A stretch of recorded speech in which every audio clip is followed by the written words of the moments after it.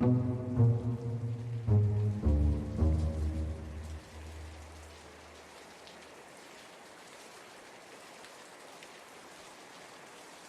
up, my family always felt watched. Not in the typical paranoid kid in the dark way. I mean, all of us. My dad, my siblings, even myself. We've all seen something. Or someone. A tall, dark figure that would appear at random and always vanish just as quickly. It wasn't until I got older that I started putting the pieces together, especially after something my dad once said. It's always followed your mom. And that stuck with me, because after my parents divorced, we spent less time with our mom, and none of us saw it again.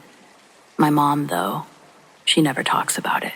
She shuts down completely when the subject comes up, tightens her jaw, looks away, changes the subject.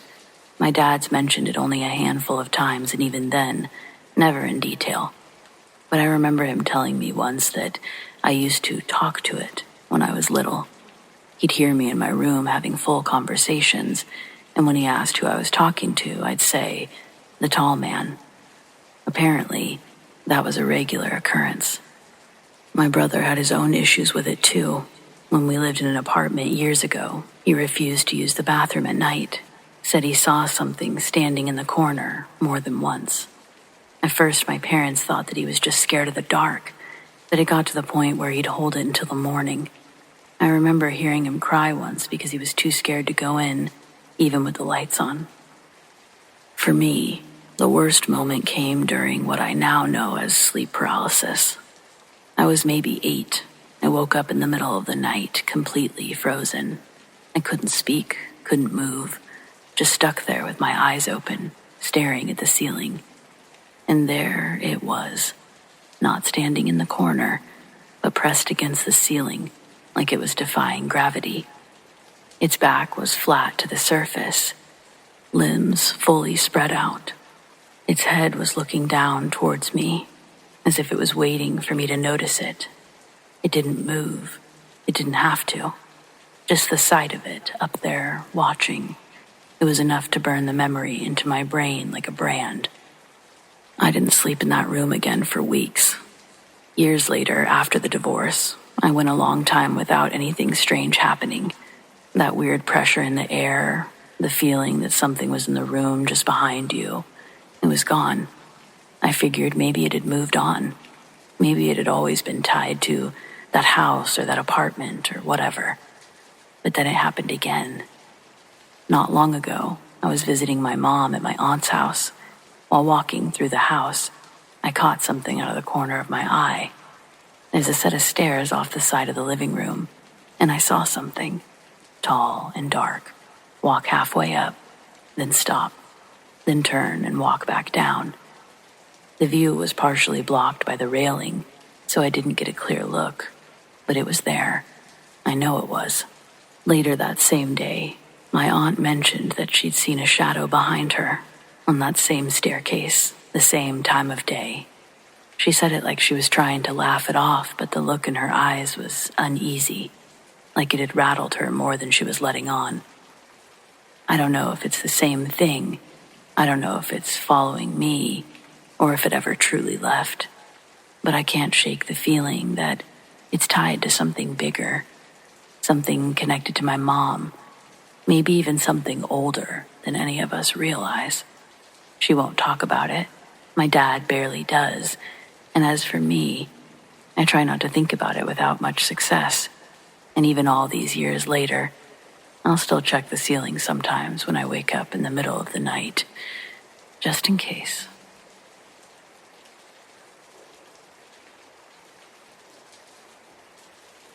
My next-door neighbor growing up was a friend of mine, and we had kind of a hangout spot in the patch of woods that ran behind our houses. We were about 14 and were experimenting with cigarettes, so that's where we went to hide. We were out there one day towards sunset and heard her grandmother calling to us. We panicked and put out our cigarettes so that we wouldn't get caught, and as she called our names again, her voice sounded closer this time. That's when we realized that, A, her grandmother lived at least 3 hours away, and to our knowledge, was not expected to visit, and B, the voice was coming from deeper into the woods, not from our backyards. We freaked, and we dashed out of the woods to the safety of our yards, and as we ran, we heard her call out one last time, but her voice sounded different this time, kind of deeper, angry sounding. We didn't enter those woods ever again, unless it was broad daylight.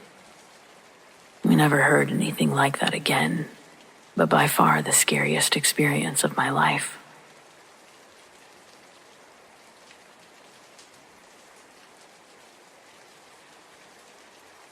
This is my brother's story, but it's a good one. He was working as a night porter at an old hotel from the 18th century in the northern English countryside.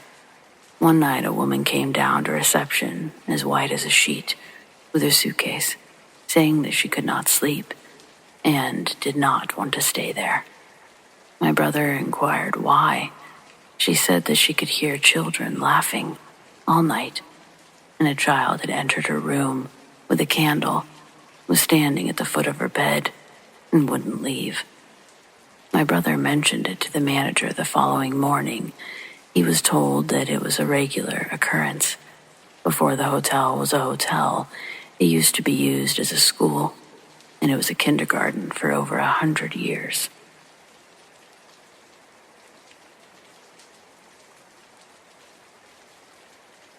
My purpose behind sharing this is not to depress anyone, so don't go getting all sad right off the bat.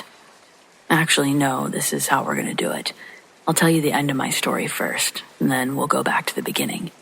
On my 11th birthday, my Aunt Becky and Uncle Ted adopted me at a California courthouse, brought me to Montana where I grew up healthy, happy, and not holding any baggage into my 30s. The end. Now, from the top. I was watching the Kids' Choice Awards on Nickelodeon. Amanda Bynes is on stage accepting an award. The place I called home was a sweltering hot trailer. The air conditioning never worked as long as I could remember. I always used to fiddle with the knobs and smack the side of the metal box, thinking maybe this one time and this one combination of turns and taps will work.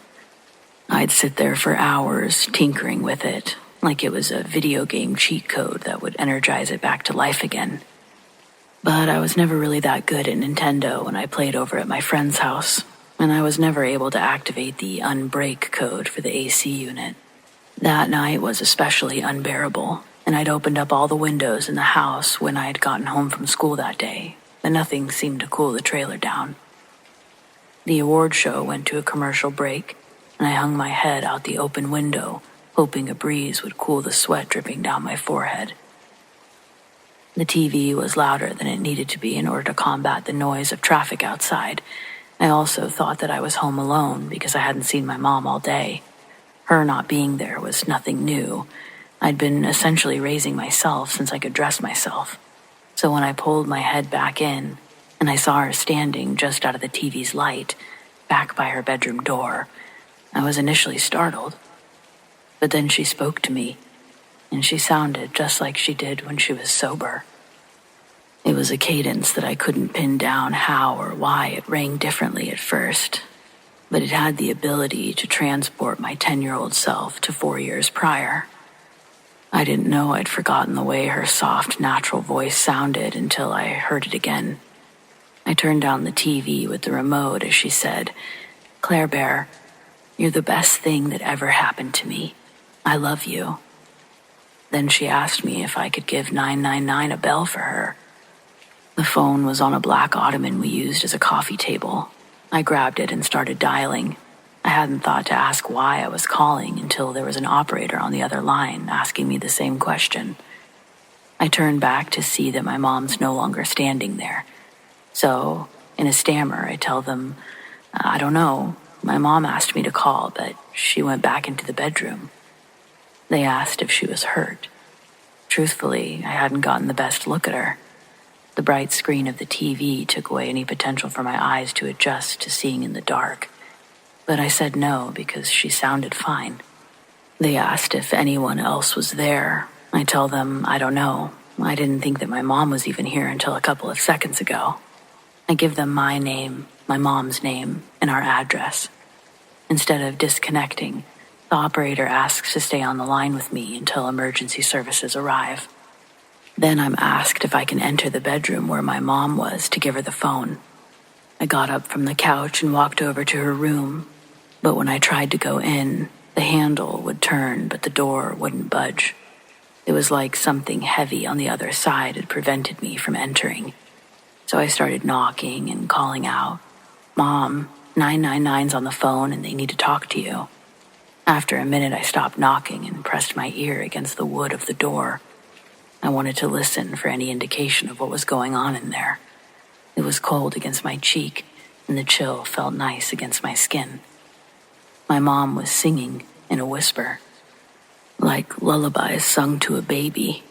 For the life of me, I wouldn't be able to remember the specific tune, but I used to love when she'd sing around the house. It was barely audible, but when I heard it, I started pounding on that door again. When I stopped to listen again, the singing had stopped, but there weren't any other sounds of movement, and the door stayed unbudging with my efforts. I went back to sit on the couch, but had to hop back up again because the medics had just shown up. When I opened the door to the trailer to let them in, I made eye contact with a neighbor standing outside, an old nom vet whose name I can't remember, but the colorful ambulance lights had alerted everyone in the park, and they'd come out of their homes to be nosy. 2 medics ran in. They looked like kids. I'm not sure what age you have to be to work as a paramedic, but the guys that rushed in, they looked like they were still in high school. The bedroom was a skip from where they came in, and when they got to the bedroom, I expected these kids to struggle with the door, but it opened right away for them. Before I could start to walk toward the door, a 3rd medic had come inside just in time to stop me from following them into the bedroom. They grabbed a blanket from the couch, and I was led outside. The paramedic with me was older than the other 2. His glasses hung low on his nose, and he slightly resembled the librarian that worked at my school. He was sweet, even made me laugh once, but despite his best efforts to distract me from what was going on, I knew when the paramedics rolled a stretcher past us, they'd covered her with a sheet like the movies. I knew exactly what I was looking at, but it didn't seem real. It couldn't have been my mom. She was just singing minutes ago. She was the one that told me to call. I ran into the trailer and into the bedroom before I could be stopped again, though I wish I had been. I wish that sweet old man would have grabbed my arm one more time, but I moved too quick. He caught up with me, but not before I saw my mom's blood splattered on the walls and carpet. Her room was torn apart like a struggle had happened. The mirror on her vanity was shattered. Drawers and clothes were thrown everywhere. There was a large dark pool of blood that soaked into the fabric of the white comforter on the bed. The plastic blinds above her window were torn down, and the window itself was pushed fully open. That's where they believe her attacker entered and exited from. The autopsy report said that along with multiple blunt force traumas that she'd experienced, she'd also been shot. It was presumed that she died earlier that day, most likely while I was at school. And to this day, her killer was never caught. The case went cold and has never been followed up on.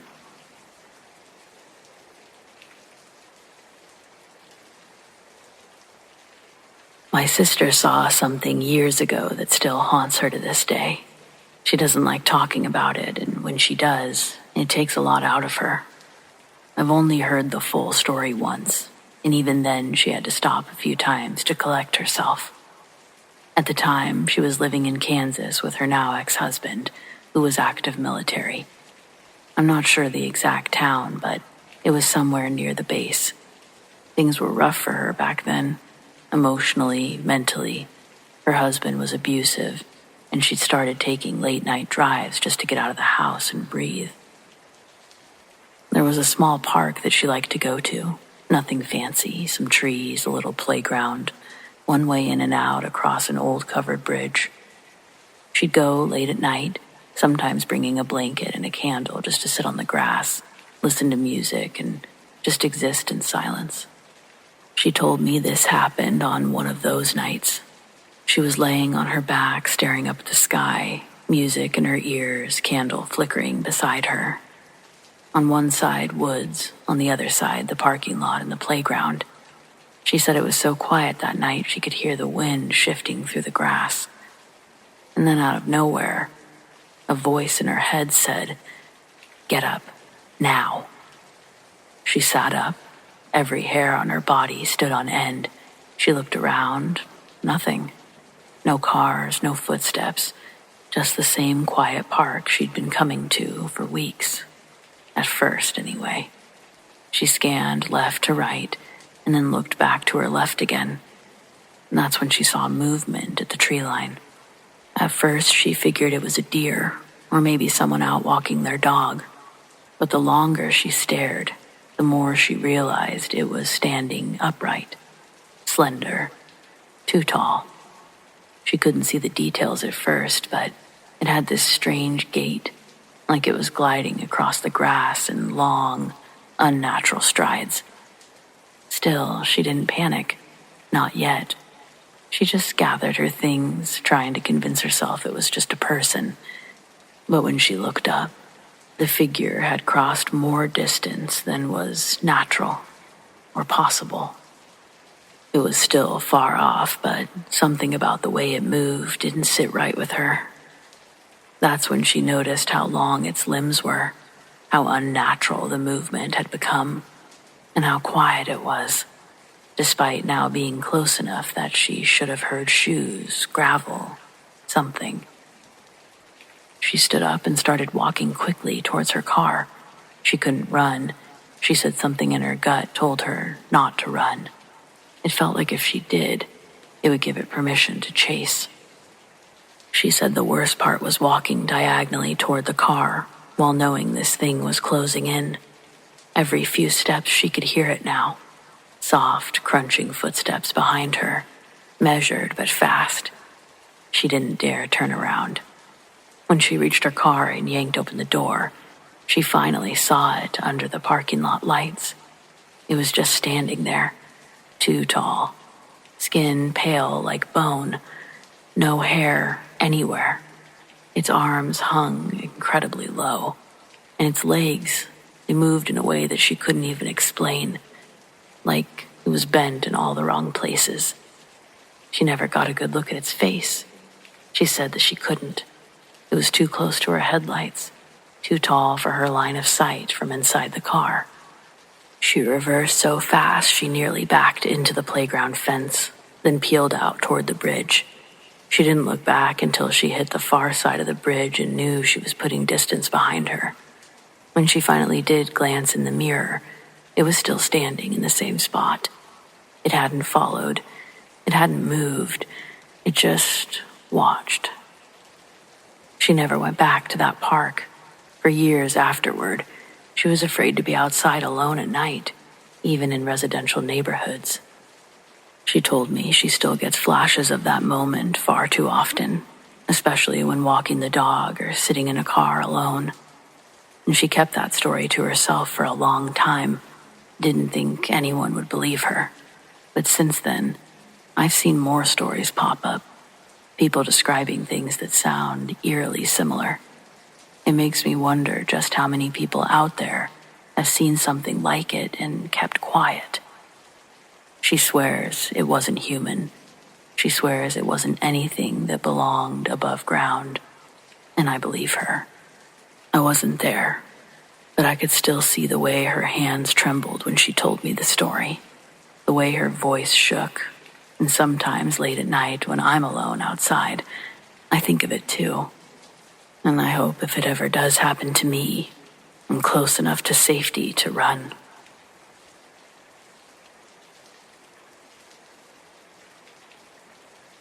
The house I grew up in was haunted. The way it was laid out, I could see my bedroom down the hall and into the living room. My parents' bedroom door was on the other side of the living room, directly across from my door. Late at night, I would hear someone pacing circles in the living room, but I was the only one awake in the house. We didn't have pets. I never said anything because I didn't want the family to think I was nuts. Eventually, I moved out and went to college. After I graduated, I was in a rough spot, financially. My parents had bought a new house. The old one was still empty. They were considering getting renters. They offered it to me to stay for a while. I said no, I didn't want to move in. Mom asked why. I finally gave in and told her that I thought there was a ghost. My mom froze, turned to look at me, and was like, "You hear her too." Turns out she'd also heard it for years and also seen something, but she didn't say anything for the same reason.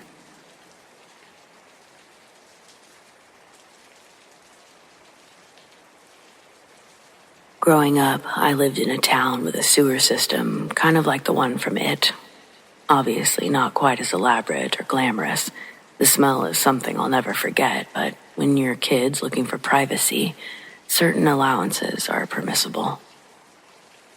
Me and a few friends would go through one of the bigger tunnels to just hang out and smoke. It led to a large open area, one that was big enough for some folding chairs and a broken table. There were other tunnels leading to other rooms, but we never thought about where they led. It was filthy enough where we were, and trudging through sewer water isn't something on our bucket list. Then my friend Holly brought her boyfriend Steve to our spot. We were 13 or 14 at that point. The next day, he brought a couple of friends and the boys took over. They wanted to see where the other tunnels went. Smell be damned. One Saturday morning, 5 of us met up with a single flashlight, bags full of snacks like we were going on an extended hike. In reality, several tunnels were too small or flooded to go through, but we found another service tunnel with a little walkway path. We followed that for a bit. Once we got further in, there were tons of directions that we could go and tucked off areas with some kind of service equipment. We were taking a break and eating some snack bars when the flashlight died. We'd been wandering around for close to an hour, and now it was pitch black. There was a brief chaos while blame was being passed around, but eventually we had to actually try to get out. We ended up forming a single file line with Steve in the front and Brady at the end. Everyone held onto the shirt of the person in front of them, while Steve waved his arms and tried not to walk us into a wall. The way we had to move, there was no telling how far we'd gone, or if we were even going in the right direction. Sometimes we'd hit a dead end and have to turn around, so we could have been going in circles and never known it.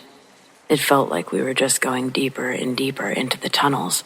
We walked through gravel for a while, and most of us were positive we hadn't passed any of that on the way in. But Steve and Holly thought we had.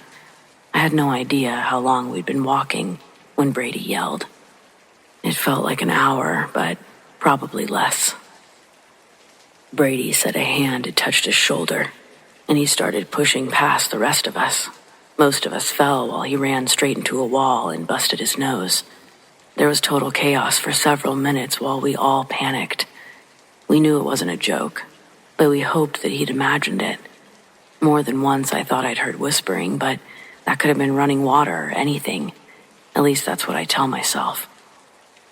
When nothing else happened for several minutes, we calmed down enough to find each other and reform our line. We were covered in grime now, so our moods had significantly worsened, and we began to argue. Once again, we were turned around, no clue which way we were going before the chaos. We walked in a random direction for another chunk of time. Now Brady was in front and Steve was in the back, but Holly was the one to scream. She was holding onto the back of my shirt and pulled me down with her as she fell. She thought Steve shoved her, but he swore he hadn't, and we believed him. Even Holly admitted that he hadn't let go of her shirt beforehand, and he was in enough trouble with her as it was. None of us were trying to drag out this experience. Before we could calm down and regroup again, a distant cackling laughter echoed around us. It couldn't have been anyone in our group. It was too far away. That's when the real panic hit. We screamed and ran. I heard the others grunt and groan as they slammed into walls. I somehow avoided smashing my face, but I fell several times, and I could feel open wounds on my knees and palms. I was crying so loud I didn't even notice when I stopped hearing the others. One minute we were all screaming, and the next, I was alone in silence. That was it for me. I sat against a wall and waited to die. I just couldn't move anymore. A long time had passed. I heard more of that cackling laughter, followed by footsteps coming closer and closer, but I was frozen in place. When the footsteps were within a few feet from me, they stopped. I thought someone was standing right in front of me, but everything was just black. I never heard the footsteps leave, but I did hear more whispers. I couldn't make out the words, but there were at least 2 voices. I think they were female, but I can't be sure. To this day, I've never felt terror like that again. I kept hearing things that way for several hours, until there were suddenly louder voices, and these were calling my name, and Brady and Holly's. I was so paranoid by then, I thought it was a trap. What kind of trap, I don't even know. I imagined crazed homeless people, ghosts, demons, every horror movie I'd ever seen, including it. And then I saw a light. It was getting closer, and there were 3 actual live people with real lights. It hurt my eyes a lot, but I didn't care. It was light, and they were regular people. It was a search team. Somehow, Steve and our other friend Jamie had stayed together and made it out. They sent help back for the rest of us. They found Holly first. She was closest to the entrance. They didn't find Brady for another half an hour after I was rescued. He had found his way to a closed tunnel that the first search team couldn't even fit through, so they had to send smaller people. Holly and I were dehydrated and in shock, but we were okay to go home. Brady had deep claw marks on his arms and back. He had to go to the ER and was in psychiatric care for several weeks. Holly didn't experience anything weird, but Brady said something attacked him. The doctor said that he must have stumbled into a bobcat's den, but Brady swears it wasn't a cat. He said it latched onto his back at one point, and he reached back to feel something cold and scaly. We didn't try to tell anyone. They would have just said that we were scared kids that freaked out. You'll probably think that too. But we didn't even believe in that kind of stuff. We were terrified of starving to death in the dark. Absolutely. But none of us even considered that there was something else down there too. That shit hit out of nowhere. So yeah, believe it or don't, but fuck sewers.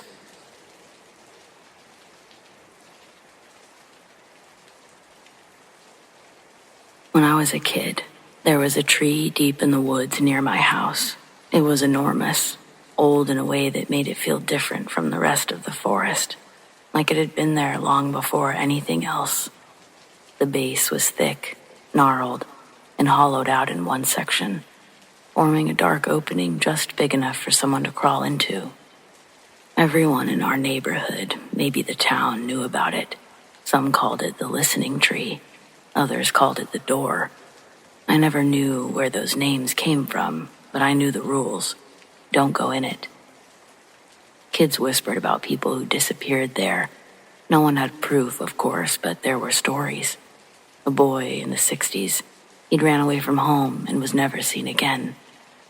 Or a hunter whose tracks led to the tree and simply stopped. A pair of brothers who claimed that they crawled inside just for a second, only to stumble out in the middle of the night, hours after the search party had started looking for them. I never put much stock into the stories until the summer I was 12. That was the year my best friend Danny and I decided that we were going to see what was inside the tree for ourselves.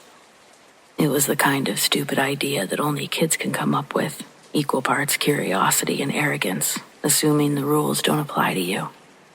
We made a whole plan, snuck out just before sunset, took our bikes as far as the trail would allow, and then hiked the rest of the way. That forest is dense. The air was thick with the smell of pine and damp earth. It took longer than expected, and by the time we got there, the last of the light was slipping away. The tree was even bigger than I remembered. The hollowed-out section was a perfect yawning blackness against the rough bark. As we got closer, everything felt off. The woods were silent, like everything was waiting for something. Danny was braver than me, or maybe just dumber. He crouched at the entrance, shining his flashlight inside. "It's bigger in there than it looks," he muttered. Then, before I could stop him, he shoved the flashlight between his teeth and started crawling inside. I panicked, but I don't really know why. Maybe it was how quiet everything was. Maybe it was the way that the darkness inside the tree seemed to swallow the light of his flashlight. "Danny, don't," I said, a little delayed. He ignored me, already halfway inside. And then he was gone. Not in a slow way, not in a normal way, just gone. 1 second I could see the soles of his shoes, and the next there was nothing. The light from his flashlight disappeared like someone had shut a door. I wanted to call out, but my throat felt really tight, like something was pressing against it. I worked up the courage to get closer to the tree. I shined my light inside, expecting to see Danny. I saw nothing, just dirt and roots. I couldn't bring myself to also go inside the tree, so I waited, and I waited, and I waited for a long time. Occasionally, I would get closer to the tree and lightly call for Danny. I was getting worried. I was going to have to tell my parents or someone what we did. Then suddenly, Danny was there again, crawling backward out of the hollow, gasping like he'd been holding his breath for too long. I yanked him the rest of the way out, asking him, "What the hell? Where did you go?" Danny just stared at me, wide-eyed. "I didn't go anywhere," he said. We argued about it the whole way back. He swore that he'd only been inside for a second, that it had just been empty, nothing but dirt and roots. But I knew that wasn't true. Sure, I'd looked inside and seen the same thing, but I didn't see Danny. By that time, we'd been gone for about an hour. That's what my parents said when they found us sneaking back into the house, and that's what the clock said. But even with all that proof, Danny stood by his story. He'd been in the tree for barely a second. But after that day, Danny refused to talk about it. If I ever brought it up, he would just shake his head and change the subject. Eventually, I stopped asking and arguing. I moved away years ago, but every now and then I still dream about that tree. I dream about that dark hollow in its trunk. Sometimes I dream that Danny never came back out. Sometimes I dream that something else came out instead.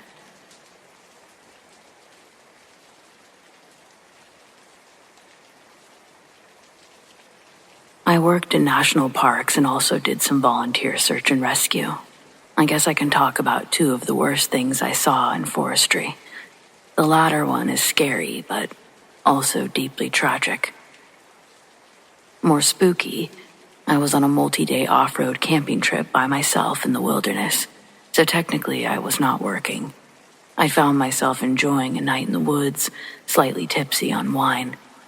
I settled in for the night in my SUV and awoke to yelling far in the distance. It wasn't screaming, but nor was it singing, something closer to chanting. Went to sleep nervous and with my army knife close. Woke up to someone knocking on my vehicle's glass. It was clearly human because they did the triple knock that all people do. As I came out of my covers to observe, I saw a person looking in the dark. I screamed something guttural, and they ran.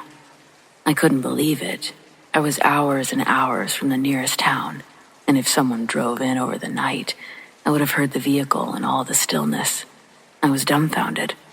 I turned on my truck and stayed vigilant for a while. Nothing happened. Next morning, I went and found a new spot to park and set up camp. The second story is sadly something that is very explainable, but very sad to see. One blizzardly night, we hear that they are on a search for a woman who had disappeared from a group that was staying in a cluster of scenic cabins nearby. Not in the park, but very close to the border of it. But certainly a remote place. It took us about 2 hours to get to the cabins and talk to the people there. It was well under negative 17 degrees Celsius, around 0 in Fahrenheit, and with feet of snow. Turns out the people staying in the cabin were on psychedelics, and at some point, the young woman got spoiled while under the influence of drugs and had run off outside, in regular clothes and sneakers. Me and my partner in the search unit picked a search pattern and started looking for footprints. We found some, but they broke off and we lost the trail. After exactly 3 hours and 41 minutes, we found her clothes. And soon after, we found her. She was naked in her entirety, including her shoes. She was barefoot. We found her sitting against a tree and we rushed over. It was clear at this point she was dead. And this time, local police were already on the scene, and after taking our statements, they left. It was a tough few nights after. Nightmares, too.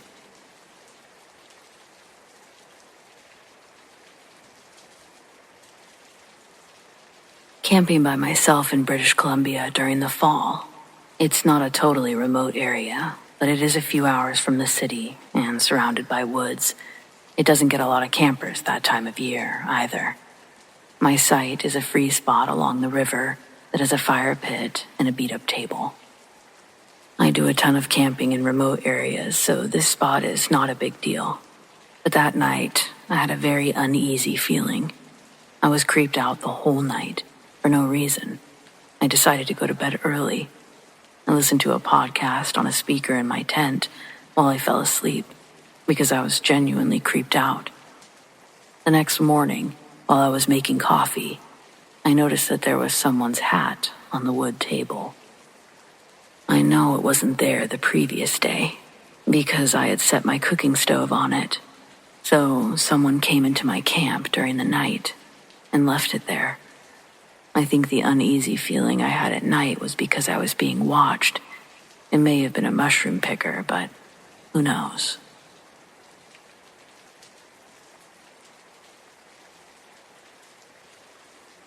The whole panic in the woods phenomenon is pretty scary in itself. I don't work in forests, but there's some land that's been in my family for generations. It's in the middle of nowhere, super rocky, pretty much just solid woods. Not useful for stuff like building a house out there or starting a farm or anything. One family member lives in a trailer out there, but we mostly just use it for hunting purposes. But since it's been in my family forever, everyone is super familiar with it and is pretty comfortable out there. My dad hunts out there all the time, without anything creepy happening. But one time, he said he was in his tree stand out there, and suddenly, he felt like something was watching him. He didn't know what it was, but he didn't like it. He didn't even bother to gather his things before he fled the deer stand, because he was so freaked out. He just grabbed his rifle and ran back to his truck. He moved his deer stand and no longer hunts in that portion of the woods. It was just so weird because those woods are like a second home to my dad, and he's never scared out there.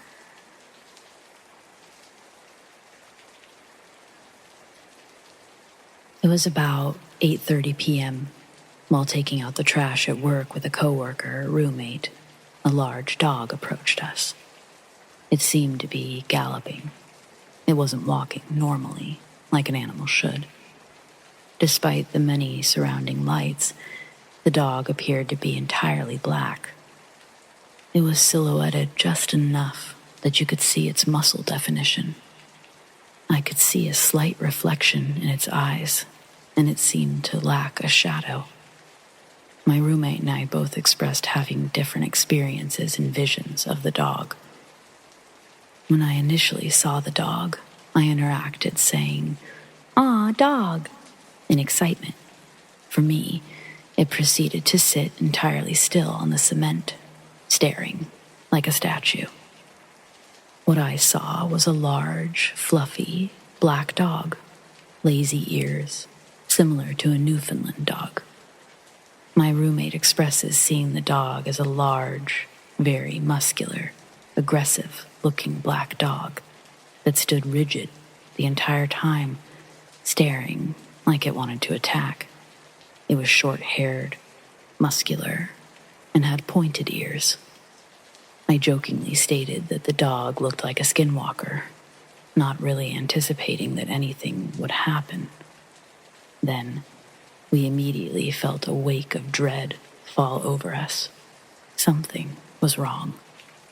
We both saw the dog's jaw open, almost as if it was about to bark. We heard a distant yet extremely clear, high-pitched yell saying, "Come here." The dog immediately turned to take off. We turned around the corner. The creature was unreasonably far up the road for the short amount of time that it was not being observed. It was wobbling, crossing its paws, walking oddly. When it turned left around the corner, it seemed to nearly stand up on its hind legs, walking on two legs, just before passing around out of sight. The rest of the night was just as interesting. We had trouble with certain objects, slightly moving places, nudging a bit, settling. It quickly became more aggressive, and then, just as we're about to leave, we heard a loud and persistent knocking coming from the front of the store. We quickly went to our cars. On the drive home, I tried to blast music and ignore what I'd seen. I heard whispering coming from my back seat. I couldn't quite make out the words. It just sounded like whistling, almost. But get this, I saw a random antique clawfoot bathtub on the left side of the road, in a field. It was certainly not there the day before, or even that morning on my drive there. The kicker? I was watching the sidelines of the roads for animals, and I most certainly saw a buck. He was leaping out in the front of the road, a good 50 feet ahead. I slammed on my brakes, but when I got closer, it was merely a bush. Perhaps I was just paranoid, but this is all very concerning.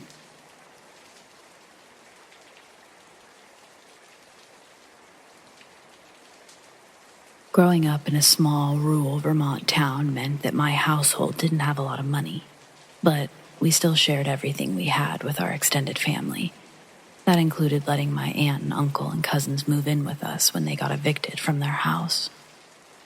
Everything was just fine until the crying started. For 2 years, from the age 12 to age 14, I had to share a room with my little cousin Katie.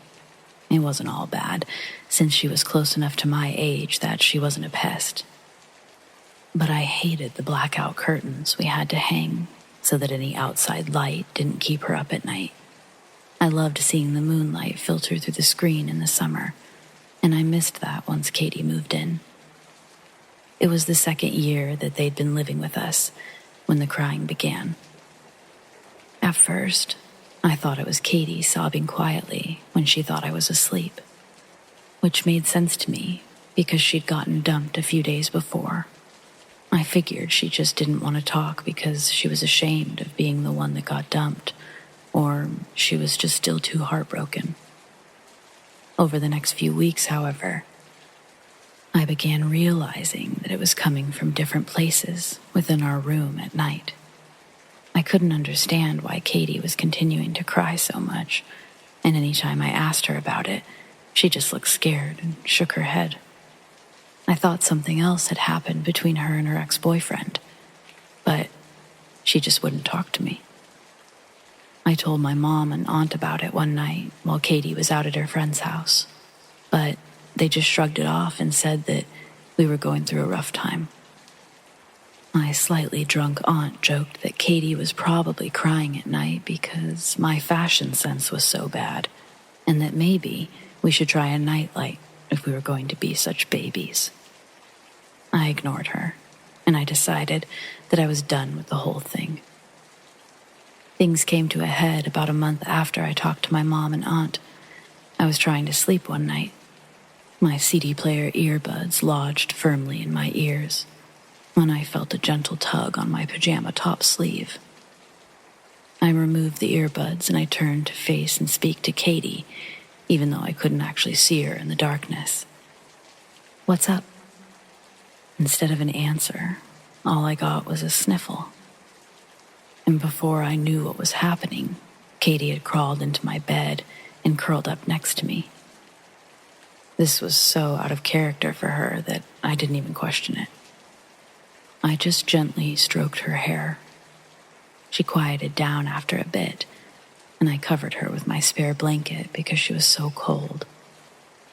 I must have fallen asleep at some point, because I woke up to Katie moving around next to me. She leaned over, her soft whisper barely reaching my ears. "Run. The one who caught me is coming for you." I had no idea what she meant. I felt her get off the bed, and then everything was still and silent again. I strained my eyes to make her out in the pitch-like darkness. But with the blackout curtains, I couldn't tell where she'd gone. "Katie, who's coming? You're creeping me out." She never responded. A primordial growl sliced through the quiet, and a white-hot pain blurred my senses. I screamed as wet, warm liquid ran down my face, and a single hand snaked its way around my throat. I tried to kick out at Katie, but my feet didn't seem to be able to connect with anything. The air was rapidly getting squeezed out of my lungs, and no matter how hard I tried, it was impossible for me to tear free of this vice-like hand. I was about to pass out when my door was flung open and my father stood there.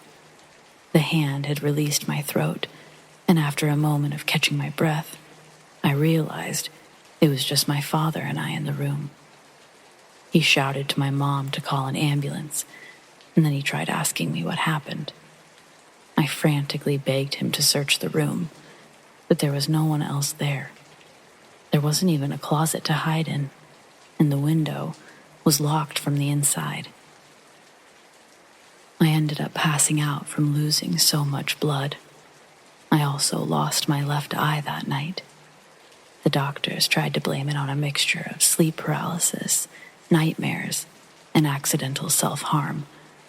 But at 120 pounds and no muscle, even my parents didn't believe that explanation.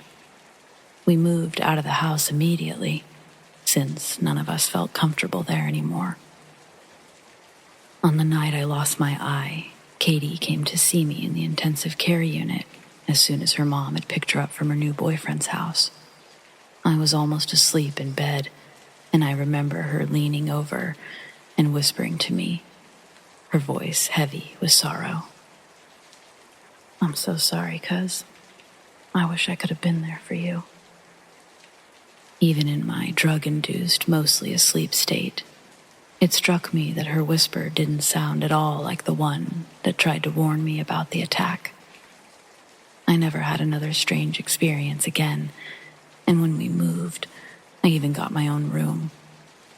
Since then, I never fail to make sure that there's some sort of light in the room, and on those rare nights when I hear crying, I always make sure to leave the house for a while.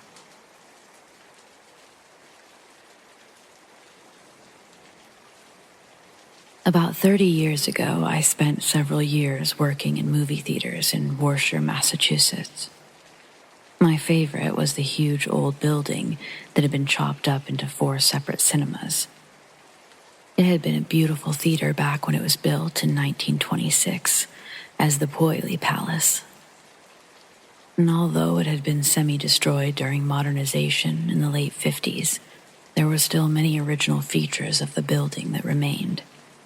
As a manager, I'd been issued a big keychain that gave me access to the entirety of the building, and I spent countless hours exploring nearly every part of that building, except the curtain loft, which would have required climbing an iron ladder about 80 feet. Nope. The building had attics and basements and crawl spaces. There was an area in the front of the building on the second floor that had 2 or 3 abandoned businesses that had been walled off. There was a music store and a ballet studio, and maybe an office. There was also a bathroom. Everything looked like it was from the 1940s or 50s, faded wallpaper with ballerina motif, a plie mirror on the wall. In another section of the building was the old manager's office, with high ceilings and crown molding and a beautiful stained glass window that I believe dated back to 1912 and had previously been part of an adjacent theater. There was still an old safe in the office. I found a newspaper article from 1942, 1944. It detailed an armed robbery when 2 men had tied up the managers in the office and robbed the safe. One of those men was later executed in the electric chair for an unrelated crime. We use the old manager's office to store giant 30-gallon bags of popcorn now. There was a crawl space of sorts under the box office. It was accessible by lifting a hinged plywood panel and climbing over a 4-foot wall. On the other side were the remains of a couple of basement rooms, broken concrete, bricks strewn about. In one of those rooms, I found an old flared Coca-Cola glass in perfect condition. I kept it for years. I also found a deck of cards in a handmade leather pouch with a snap closure fashioned out of a buffalo nickel. There were also old dressing rooms with makeup mirrors and light bulbs. The paint was peeling off the walls in potato chip-sized flakes. As you can surmise, the building was purported to be haunted. The head manager claimed to have had ghostly experiences, so I'll start there, I guess. When the building was remodeled in the late 1950s, the men's room in the basement was converted into a manager's office. One night while closing up, the manager, my boss, made his way up the stairs to the main lobby. As he emerged, something caught his eye. Way up by the ordinate 30-foot ceiling, he saw an apparition floating there. It disappeared into the ceiling. Terrified, he ran back down the stairs and hid in the office until daylight. Another time, he was again working late. There were several arcade machines in the lobby area, and they were normally powered off when the last shows were in. As he climbed the stairs, he heard all of the machines making their electronic bleeps and bloops.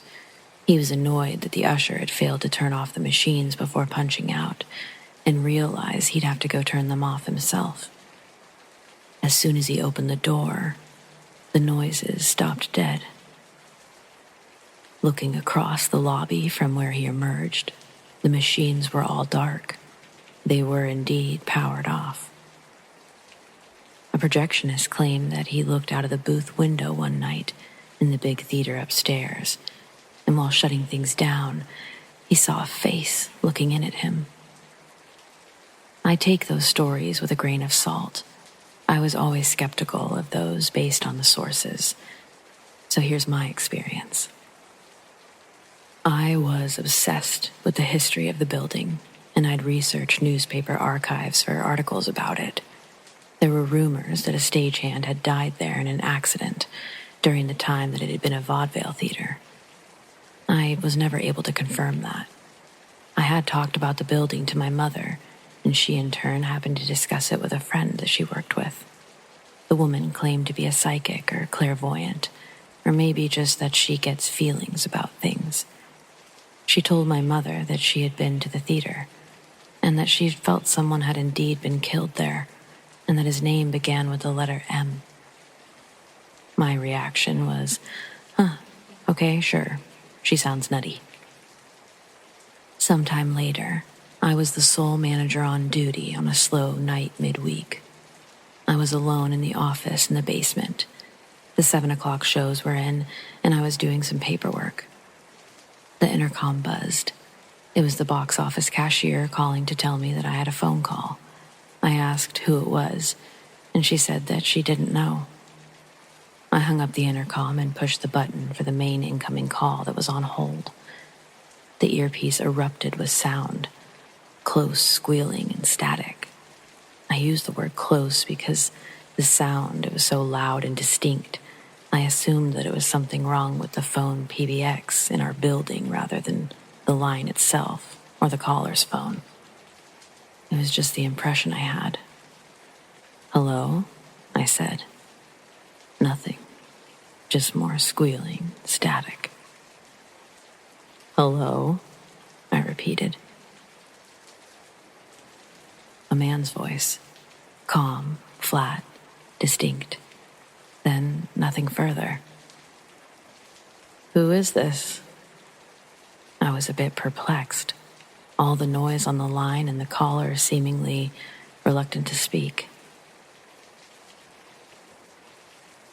Calm, quiet, not shouting over the noise of the line. Quite audible and clear. Then nothing but the awful squealing and static. I waited a few seconds for the caller to continue. After all, he called me. Presumably, there was a reason. Nothing. "Mike who?" I said, feeling a little impatient. Mike is a common name, and there were 2 Mikes employed there at the time. One of them had a fairly high-pitched voice that sounded nothing like the caller. It didn't sound like the other Mike either. The line abruptly went dead. Silent. The squealing and hissing stopped. I waited. No one called back. I called Sandy, the box office cashier, and I asked her if they had asked for me personally or just to speak to the manager. She said that the caller had asked for me by name. Suddenly, I remembered my mother's friend, a man's name beginning with the letter M. Mike? It never happened again. The phone never made those noises. No one ever confessed to the prank. I never figured out who it was.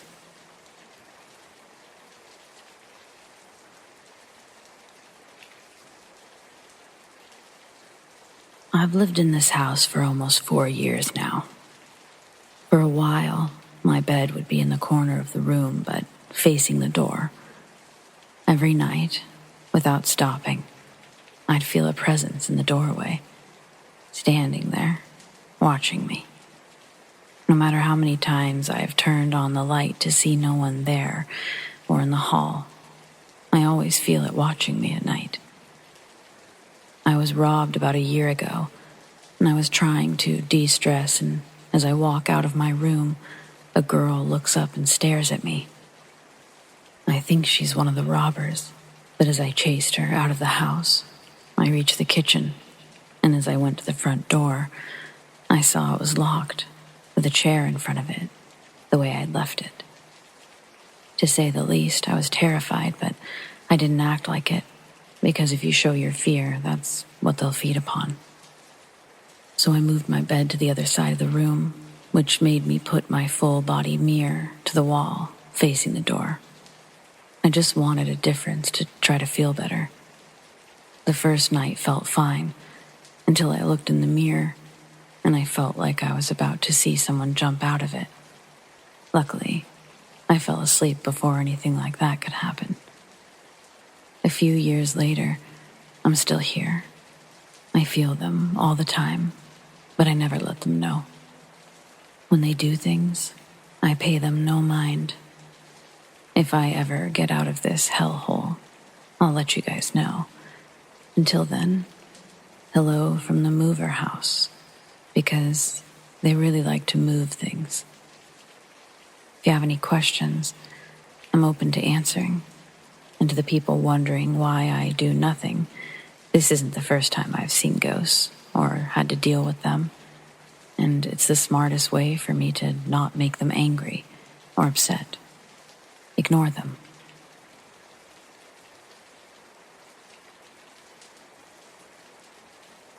Okay, so I've been kind of seeing this girl from work, on and off for maybe a little over a month. It's still kind of early and we haven't defined anything about our relationship, but we do go out, or at least communicate in person a few times a week. We're in different departments, so I don't get to see her as much as I'd like. When we get the chance to be alone, I like to seize the opportunity. So, we went to a local festival and met up with some friends. All was fine in the beginning of the night. Then, when I went to get her something to drink from one of those vendors, I took notice to her talking to a guy. I'm not so insecure that this bugged me, but I did walk over and make my presence known. She introduced me to the guy whom she'd just met, and he didn't even acknowledge my existence. He just looked at her and said it was nice to meet her, and then walked away, basically shunning me with his eyes. After she got tired of the festival, she asked me to take her to get something to eat. We went over to this bar and grill type establishment where we met up with another couple that we work with. Lo and behold, as soon as we get our drinks, this same guy walks in. He sits at the bar in a seat that was really close to her. She was also able to confirm that it was the same guy. Now, I feel bad about this because the two that we met up with had made a few jokes at this guy's expense, but it seemed to be based more in nerves rather than trying to humiliate the guy. We made one final stop for the night after eating, and that was to get feminine hygiene products for her. As we were shopping at the pharmacy, the exact same dude walks in, but this time, he gives me a very menacing smile. Dude gave me total serial killer vibes. As she's looking for her tampons, I'm like an aisle over looking at magazines. He just came right up behind me and stared. Tried to keep my cool and play it off as best as I could. When he started making me feel sufficiently uncomfortable, I started making my way over to her. After she checks out, we both leave and he decides that he's done shopping. I knew at this point that this guy was following us. 3 times isn't a coincidence. She had made mention that he was following behind us. I held her wrist and guided her over to my vehicle. As I'm unlocking the car, he approaches her and says,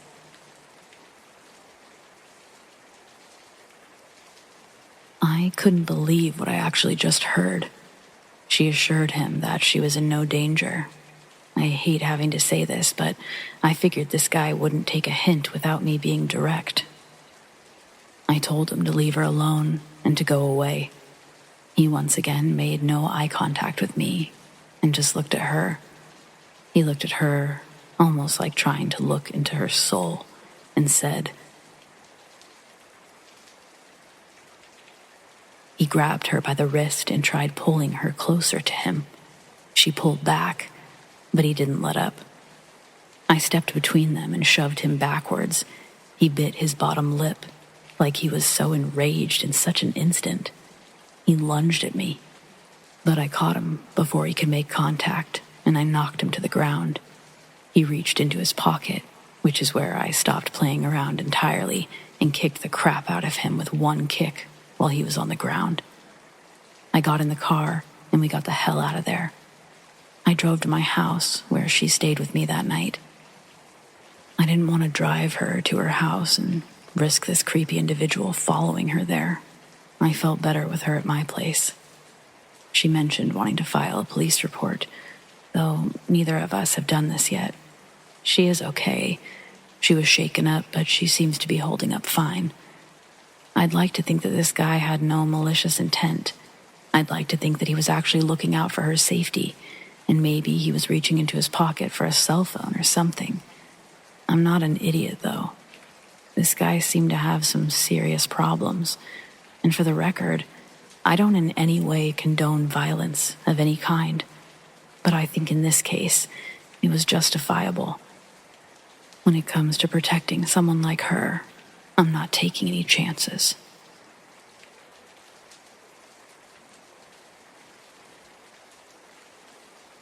First, I'd like to apologize because I know this will be long, but I've had many things happen to me, so this first one, it's actually not mine, it's my sister's. I was about 3 years old, and when we were young, we lived in this nice house. And one time, my sister was at the bottom of the stairs.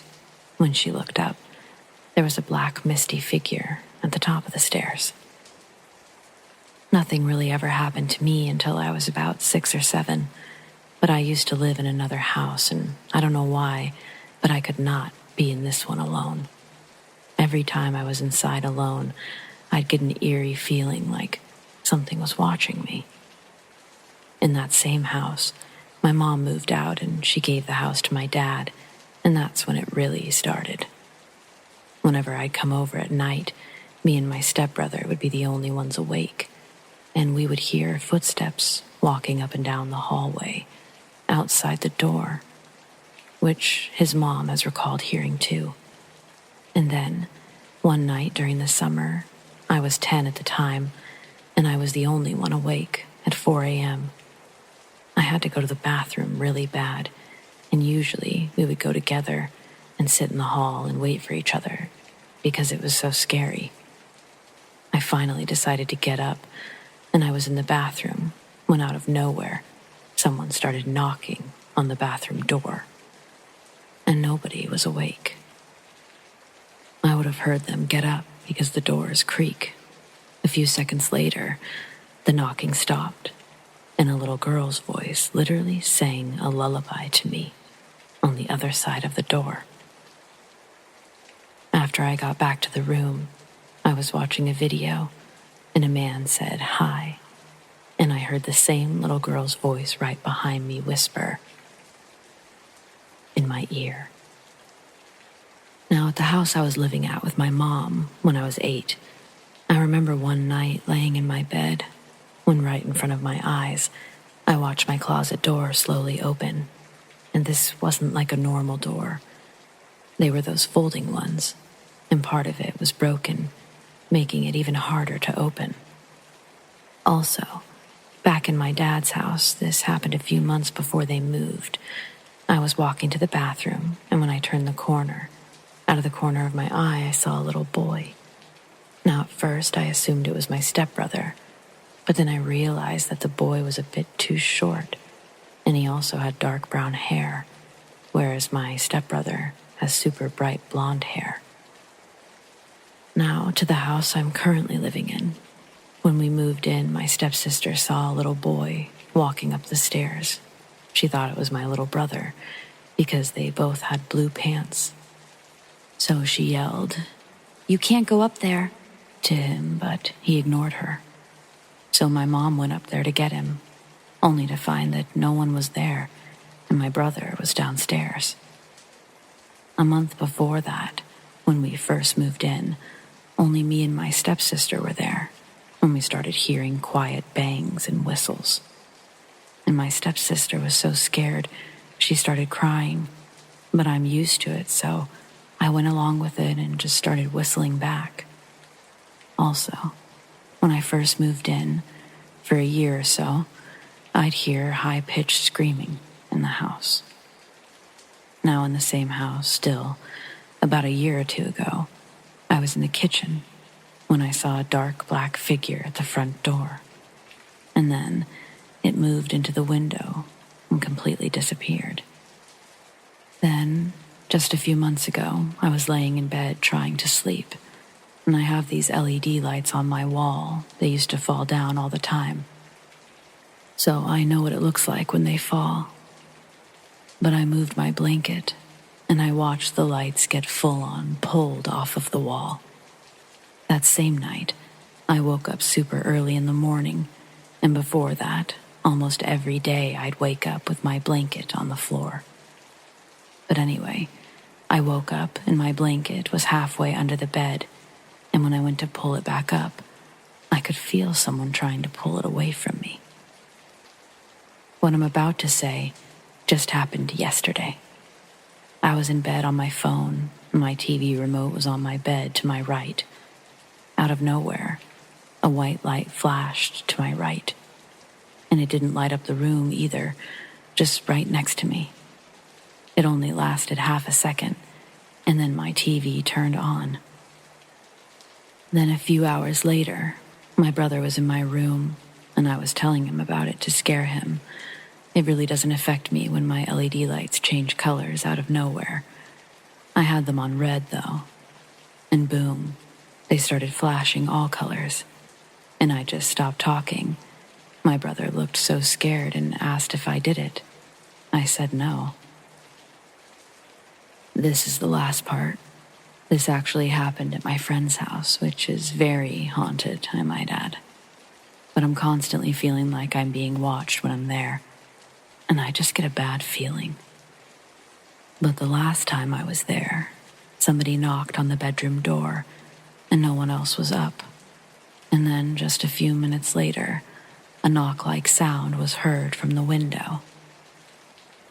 I'm honestly starting to think that it might just be me who's being followed everywhere I go by spirits, because no matter where I go, something creepy happens.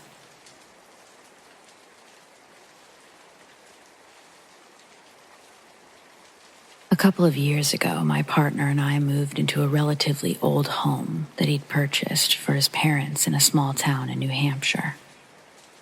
The house was previously used as separate apartments, so it was broken up into 3 different sections. There was the upstairs apartment, where my partner and I stayed along with one roommate. The downstairs apartment his parents lived in, which was also attached to the basement, and they renovated that into a party space where they could host friends and family when they came to visit. That is where the first encounter began. It was the middle of summer, and my partner was inside with some of his family members watching TV in the basement, and I was in the backyard helping prepare some things for dinner. When I went inside to the basement, I heard yelling from both my partner and her other family members. Apparently, a cell phone that had been stored in the purse of another family member went flying out from inside the bag to the other side of the room.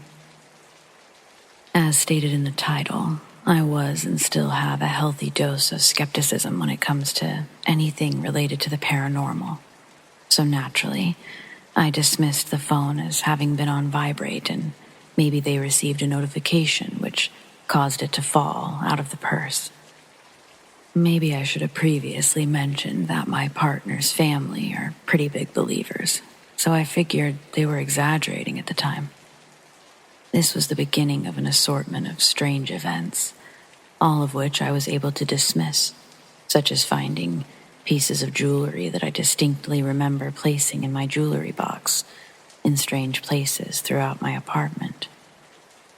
Or like finding necklaces in the kitchen cupboards with our dishware. There were countless times when our cats would stand to attention, and both of their heads would turn, as if watching something pass through the room. Even if they were sleeping, they would suddenly wake and stand to attention, and this would happen every few days or so. Not to mention my partner, roommate, who's a bigger skeptic than myself, and I always had the feeling of being watched ever since moving there. This all came to a head one evening when I was getting ready to shower. I had a sterling silver necklace that I would wear day in and day out. However, whenever I would shower, I would take my necklace off and place it on the back of the toilet. This time, I went to place my necklace on the back of the toilet as always, and it had slipped off the back, and I watched it fall on the floor and land directly behind the toilet. Not wanting to grab the necklace, I decided to leave it there and take my shower. Mind you, the bathroom door was locked, and the cats were inside of the room, so no one was in or out during the time of my showering. Upon getting out of the shower, on the bath mat outside of my tub was my silver necklace, laying in a straight line on the rug, about 4 feet from where it had previously fallen. I came out of the bathroom immediately, and about a half an hour later at dinner, I told my partner and roommate about what had happened.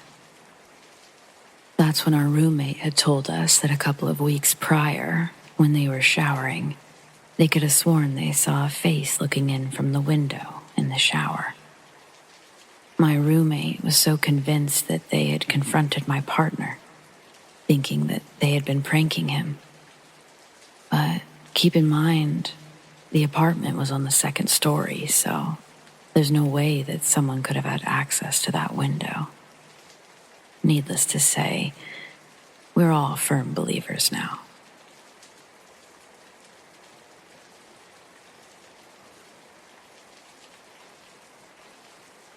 This one's always been a fun one to tell. My husband does not believe in the paranormal and thinks it's a bunch of nonsense. At this point, we were still early on in our relationship and had been living together for a couple of years. He bought an old house, built in 1929, in a suburb close to the big city we grew up next to. I would often see the shadows move out of the corner of my eyes and started having a sense that our energy was not the only energy there. Nothing too concerning. We had a 120-pound American black lab, so it could easily be her moving through the house.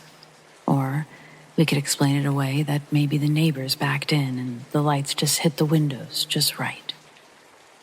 One day, I tell my guy that I saw a small black shadow walk into the laundry room. I was not taken seriously. Has to be some reasonable explanation. I mentioned it because it wasn't an out-of-the-corner-of-the-eye experience this time. The laundry room is in the finished basement. The only windows are glass block windows with a vent, and they're etched foggy. They're 4x3 blocks, I think, whatever the standard basement window size is. This part of the basement, the windows face into our backyard. There's no lights coming in from traffic. The houses were built in an apple orchard, so the backyards were long, about half an acre, and an acre between our house and the house that ours backed up to.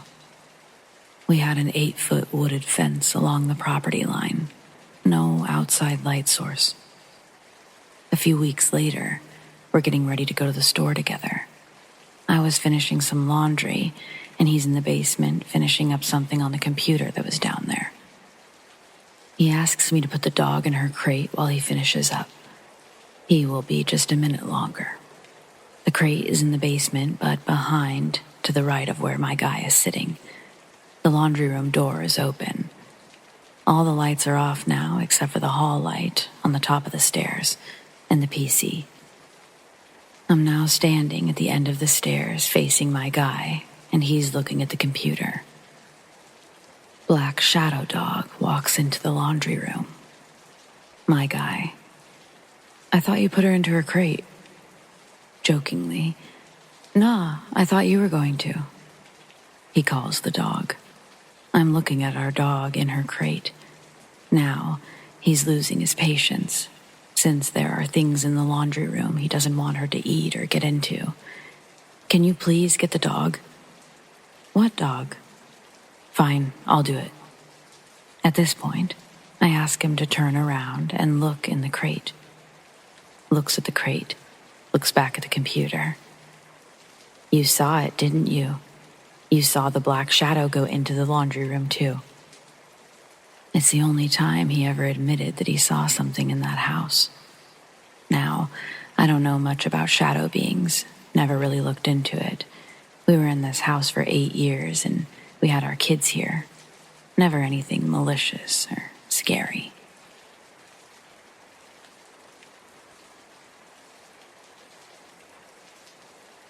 More than 20 years ago, my then wife and I took a trip to Savannah. We stayed in a bed and breakfast that was comprised of 2 large townhouses, separated by a beautiful, lush garden. The innkeeper told us stories of strange happenings that occurred in the building. Of course, just about every bed and breakfast is quote-unquote haunted, as that tends to increase the appeal with the kind of person who likes to stay there, myself included. The inn was built in the 19th century, and it sits in the beautiful historic district, close to Forsyth Park. Savannah is supposedly a very haunted city, with ghost tours and ghost stories galore. If you spend time there among the old houses and moss-draped trees, it's easy to start seeing ghosts.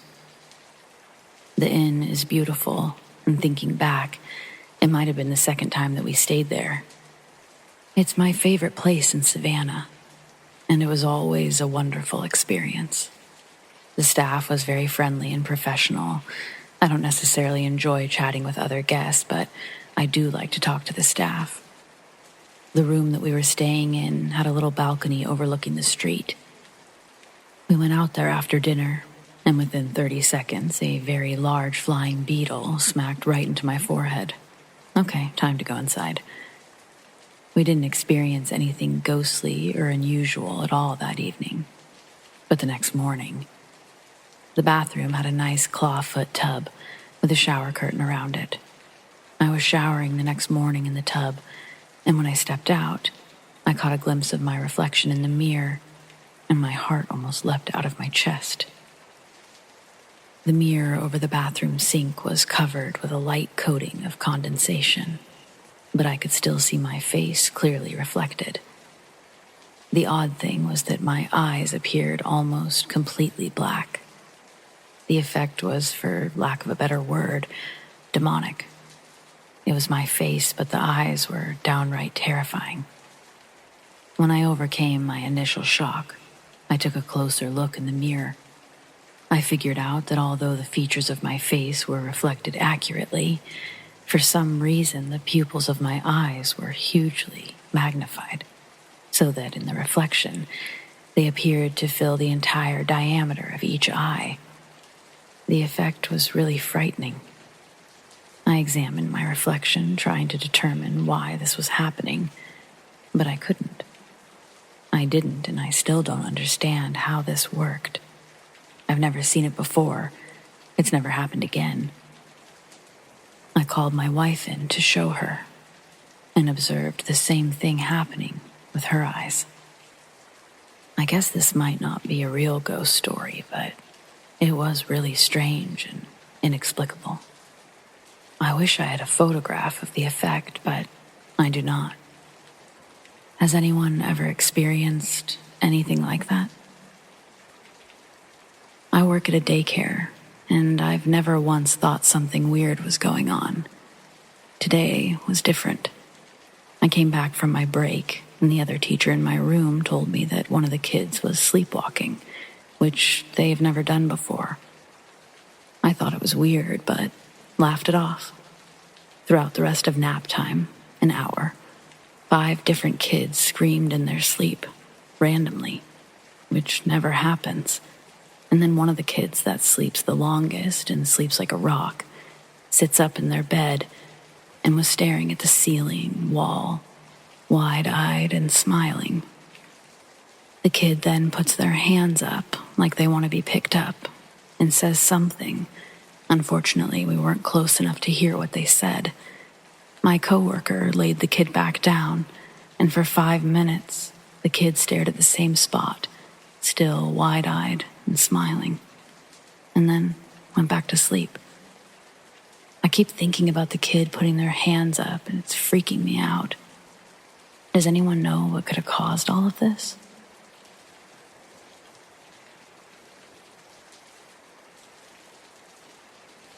Okay, so I just want to start this by saying that I'm no stranger to the paranormal. I've had tons of encounters throughout my life, 2 of them objectively being much scarier than this one, and yet this one won't leave my mind. This just happened in December, while I was staying at my dad's house. It was about 4 a.m, and I was just about to go to sleep. I was in my bed, laying down, facing towards my TV. I had my eyes closed, when out of nowhere, I heard my door creak open. I immediately opened my eyes and was looking at my TV, but was too scared to actually look at my door. But then, as I was staring at the TV, I saw a shadow figure standing beside me as if it were watching me sleep. I grabbed my phone and turned on my flashlight to see nothing there, but my door was in fact slightly open. I've seen shadow figures before, and even full-body apparitions, but something about this one doesn't feel right to me. Every time I stay at my dad's now, I'm terrified to be in a room alone, and I can't sleep without some sort of light. The energy of this spirit was so incredibly different compared to others. I can't even do anything about it because I don't live there. And my stepmom refuses to believe evil spirits could be in their house. Does anyone know what this spirit could have been? Or how to get over it so I can stop being so scared when I'm there? And I do strongly believe that I have some sort of spirit attached to me, but I've never been afraid of it, so what I saw definitely wasn't that.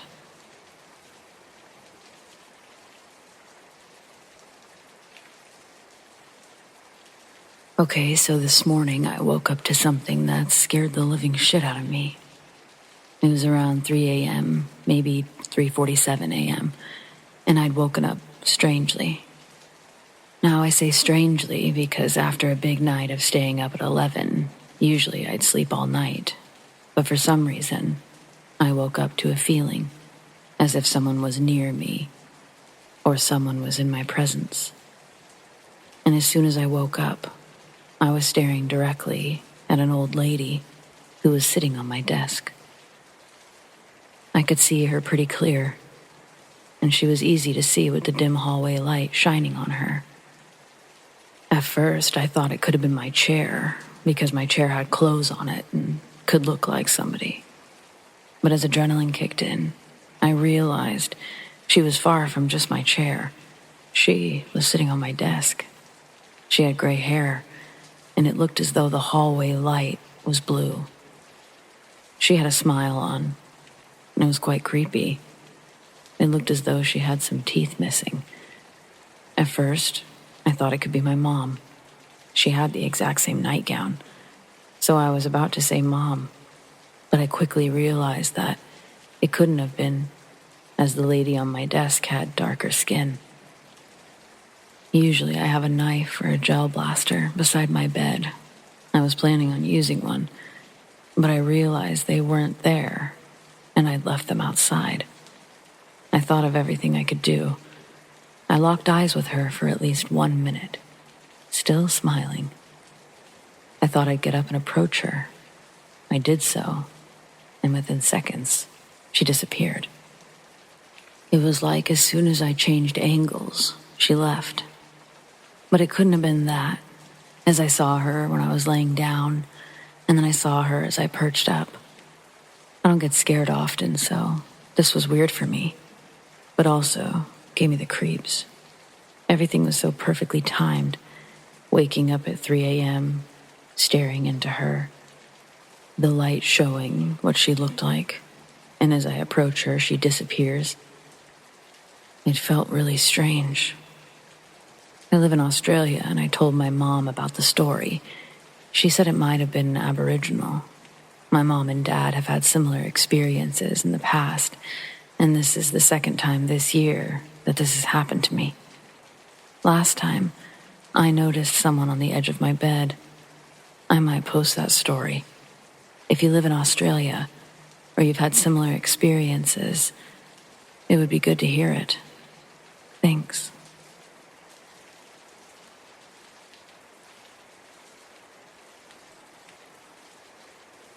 So this morning around 5 a.m., I woke up to my boyfriend nudging me in the back, trying to wake me up.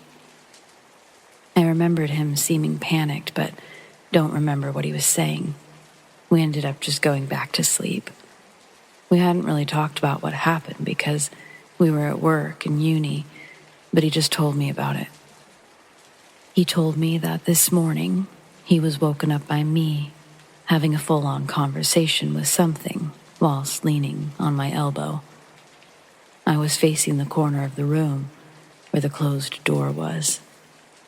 The door was completely black, and the center was the darkest place in the room. He couldn't make out what I was saying, but he said it was like I was speaking to something.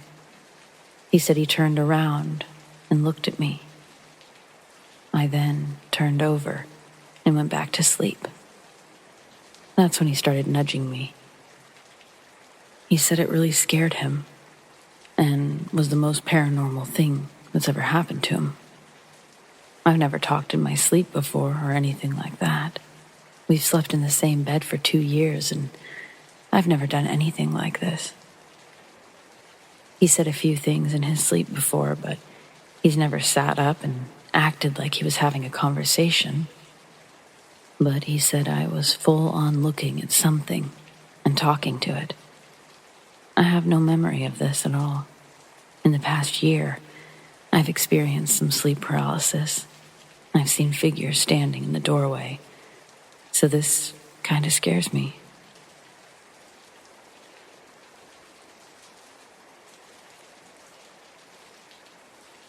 This happened to me when I was 18. I was laying in bed, trying to go to sleep. It was really quiet, and all of a sudden, I heard this little girl humming. I don't have any brothers or sisters. The girl sounded like she was trying to hum Green Sleeves, or the tune to What Child Is This? I couldn't believe what I was hearing. I thought it was just my mind playing tricks on me because it was so quiet. But then the humming grew louder. The humming was from a little girl, but the hums, they were broken, as if she was trying to remember a song. So she was trying her best. It definitely sounded like Green Sleeves. My mind panicked, and the first thing that flew out of my mouth was, "No, no, no, no, no, no, this is not happening. Nope, not tonight." I jumped out of bed, still saying nope, and putting in a DVD to drown out the little girl. I remember saying, "Nope, I feel sorry for you, but I can't help you. Please leave me alone." After hurriedly putting the movie in, don't laugh, it was Three Stooges, the old movies, something loud, silly. I literally cranked the volume up to the max, and I got back into bed, and I let the sucker play all night like that. My heart was beating so fast, and I remember just praying the humming would go away. I went to sleep, and eventually stopped. The next morning, I had to tell my mom. I told her everything. When she asked me what song the girl was trying to sing, I said Green Sleeves, and I tried to show her how she hummed it. So I began humming. After I stopped, the little girl began humming again, louder, showing exactly how she sung it. My mom's eyes widened, and the hair on the back of my neck stood up.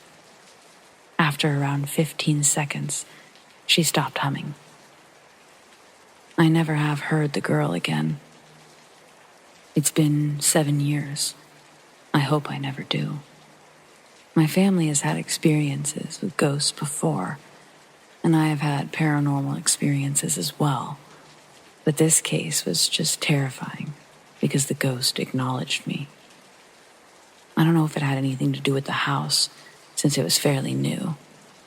I have heard that in our area, there is the ghost of a girl that travels from home to home every so often.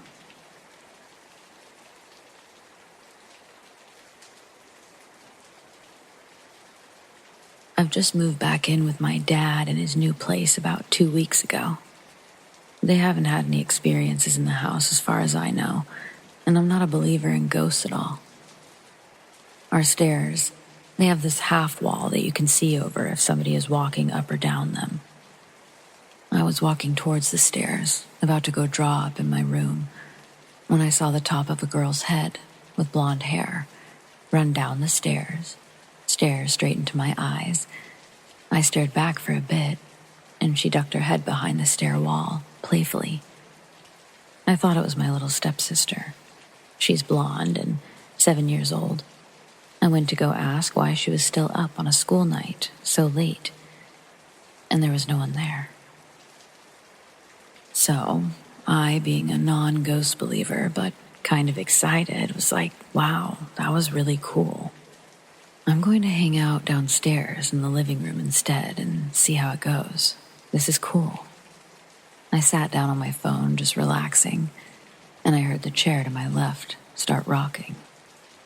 So I looked at it, and I saw it stop rocking. So I looked forward and kept the chair in my peripheral vision.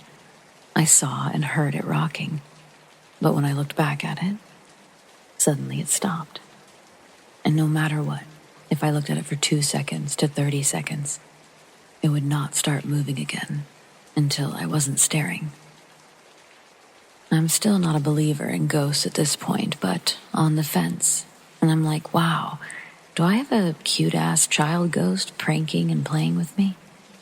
Instead of being scared, I found it very cool and kind of cute. A bit later, it finally stops and I go to the bathroom. I open up the door to walk out, and I notice that I've got a pimple on my chin. So I'm up in the mirror, lights on, the door's open, checking it out. And in the corner of my eye, I see the same little girl, but with pure white eyes this time. She's fixated on my eyes through the mirror, smiling, clinging onto the side of the door frame. We made eye contact for a second, and I looked away. Then I looked back at the mirror, and she was gone. Still, kind of playful, and to be honest, kind of fucking creepy this time. Especially because I don't believe in ghosts, but this was twice now, while sober and fully awake. I wasn't scaring myself into seeing stuff. This was a realistic human girl making eye contact with me. Plus the rocking chair, too coincidental. So I go up the stairs into my bed and I start texting my boyfriend about it. He doesn't believe in ghosts so much, but that spirits watch over us, give us signs. When telling him about it, saying I felt bad for leaving the playful, cute ghost, he freaked out, telling me that he thinks it's a demon, trying to pretend to be playful and cute, to lure me in. I don't believe in demons or ghosts, but whatever I saw was too real to me, and I'm scared shitless after this.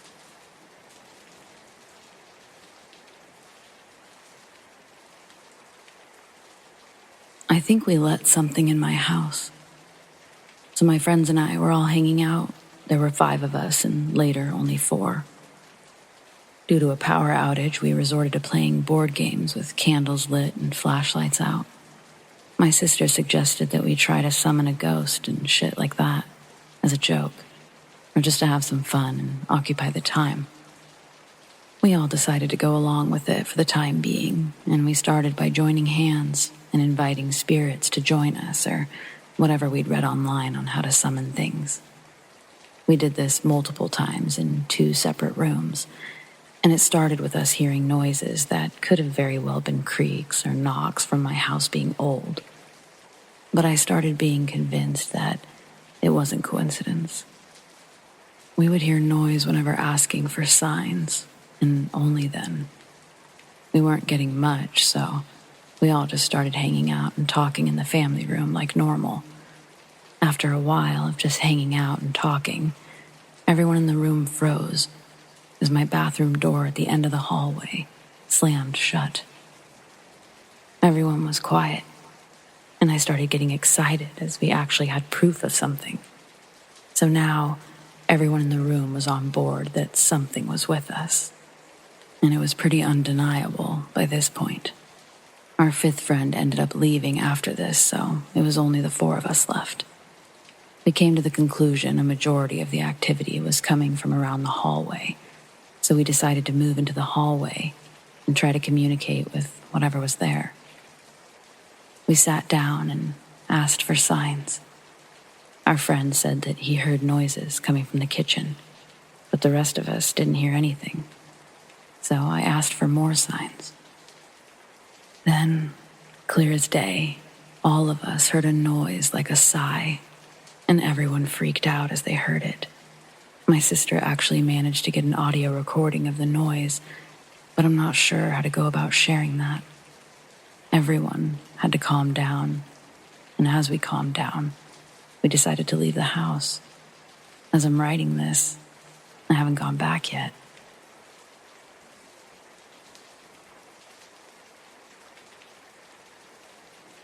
This year, I'm celebrating my 30th birthday. It's going to be the first time since birth I'm not celebrating this moment with the brave lady who raised me. Same goes for my grandfather. My grandmother died after years and years of suffering. It's a relief, but damn, it hurts. A few hours before her death, the last day I saw her, I slept a few hours to recover from this terrible night.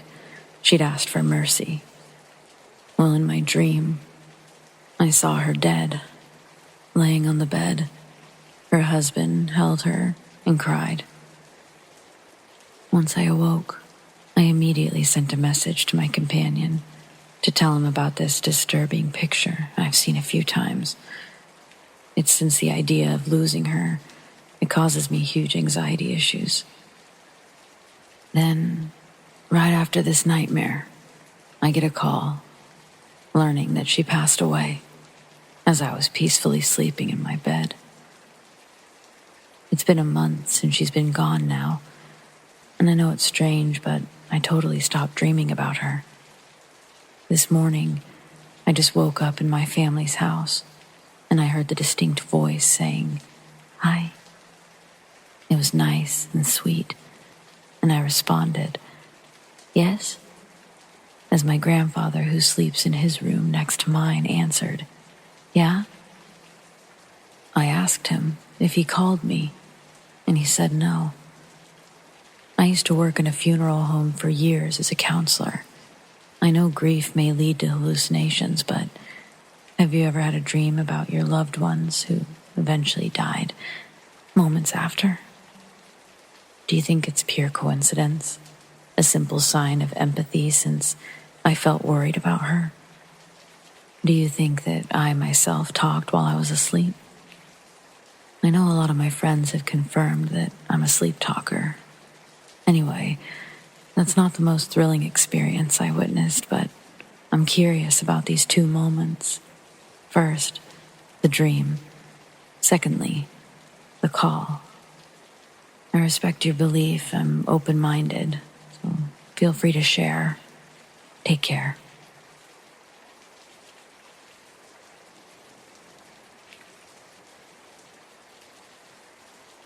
About a year ago, I was in my room doing pretty much nothing. All I remember was needing my mother for something. Instinctively, I went to go look for her. The house felt empty, but I still decided to find my mom. I checked every room that I thought that she might have been in, which was stupid of me by checking her room last. I opened the door to her room, and I saw her sleeping in her bed. I asked her if she was awake, because I wasn't the smartest child, and she responded, "I'm right here." After speaking to her about what I wanted her to help with, she didn't respond. I assumed that she'd fallen asleep again, so I left the room. 3 hours later, I heard the front door open. My mind thought it was my dad since they both work at the same job and usually finish at the same time. But it was my mother. I felt confused, so I went to check her room. After finding nobody asleep, my mother asked me what was wrong. I shrugged it off and thought I was seeing things. But I swear, I saw someone, breathing. Someone was talking to me, responding. Now that I think about it, I'm pretty sure no one was home.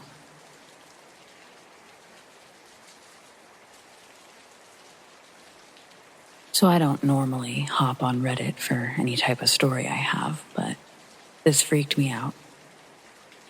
I was out walking my dog at about 2:30 p.m. sharp on Tuesday, and I walked past my neighbor's house, who's a good friend of mine.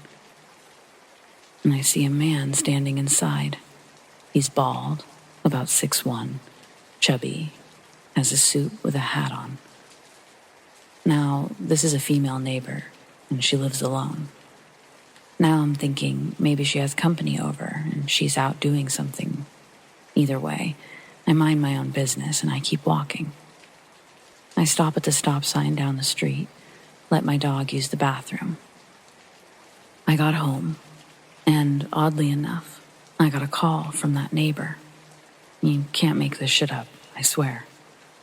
And we spark up a normal conversation about how everything's going, and I mention, I saw a man in your house. I explained how he looked, asked if she had company over. She stopped and paused for a few minutes, and then she said something.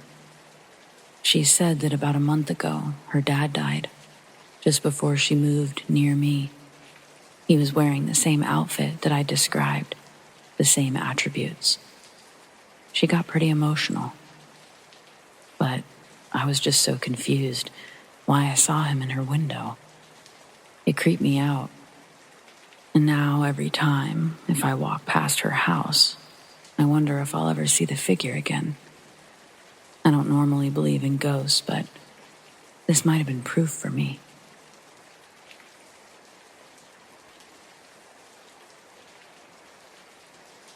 Previously, I shared the story about the ghost of a little girl that was humming in my room when I was 18. I'll go ahead and share another ghost story that happened just last year, while me, my husband, and family were on vacation. My family rented a cabin in Helen, Georgia, which was 3 stories tall. It was pretty much right in the center of town. We stayed for a week, and about 3 days into our stay, weird things started to happen. My aunt and grandma, who stayed on the 2nd floor, along with my mom and dad, who had their own room, started hearing things.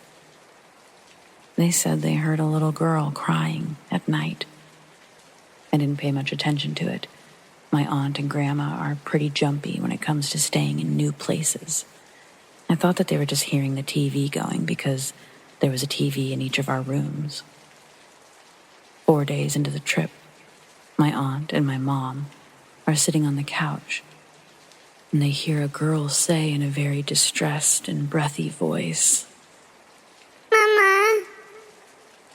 My mom yelled for me. I was out on the porch of the cabin and asked if I hollered for her, which of course I didn't. Now, my mom, grandma, and aunt were all scared. They were afraid to be left alone in any part of the cabin by themselves. I tried not to pay attention to it because we were on vacation. I wanted to have a good time hanging out at the cabin, and I wanted to have a good night's sleep. So thinking about ghosts just wasn't on my mind. Until that night. My husband and I had the top room of the cabin. We turned off the TV and we went to sleep after a long day of walking around town. I woke up out of a dead sleep, and I started hearing a girl cry. Small, moaning sobs. I went real quiet, stopped breathing to hear if it was just my mind or my ears playing tricks on me, because I'm thinking maybe it's one of my family members' TVs playing. Nothing. The sound was definitely coming from inside the room. I went back in my mind about 6 years ago to when the ghost of a little girl started humming in my room. And the fear and panic of that experience flew over me again. I grabbed the smart TV's remote and I turned it to some cartoon movie and turned up the volume. It was pretty loud. My husband turned over to complain about how loud it was, asked me to turn it off. Absolutely not. I'm not turning it down or off. He got agitated and asked me, why did I have it so loud? I told him I would explain in the morning. The sobs eventually died out over the sound of the TV. The next day, I told my husband what happened, and I told him we've got 2 nights left, and I'm going to leave the TV on loud to just get ready for it. I was afraid to hear the little girl cry again. To be honest, I was so upset about it, I was ready to just up and go home. So the next night passes, and the TV was kept on and loud. Nothing that night except mine and my husband's ears hurting and a sleepless night. The last night was a doozy. I was so tired that I went straight to sleep, left my husband up watching TV. But I asked him to please, before he went to sleep, start a movie or whatever and keep the volume up. He promised, and I went to sleep. Then I woke up again, out of a deep sleep, to the sound of how quiet it was, and the panic shot through me. The TV wasn't on, and I can't swear on the Bible, but I think I hear the little girl crying again. I looked at the TV, and it had on the screen something to do with playback issues.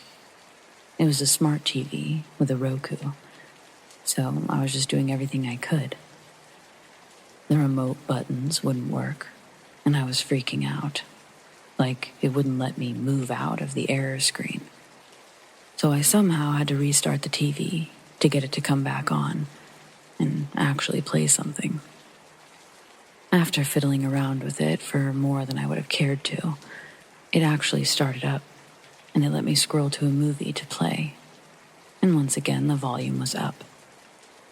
I think whatever was in that cabin, it had something to do with trying to stop the TV from playing. I was happy that this was our last night in the cabin. I will never stay in Helen, Georgia, ever again.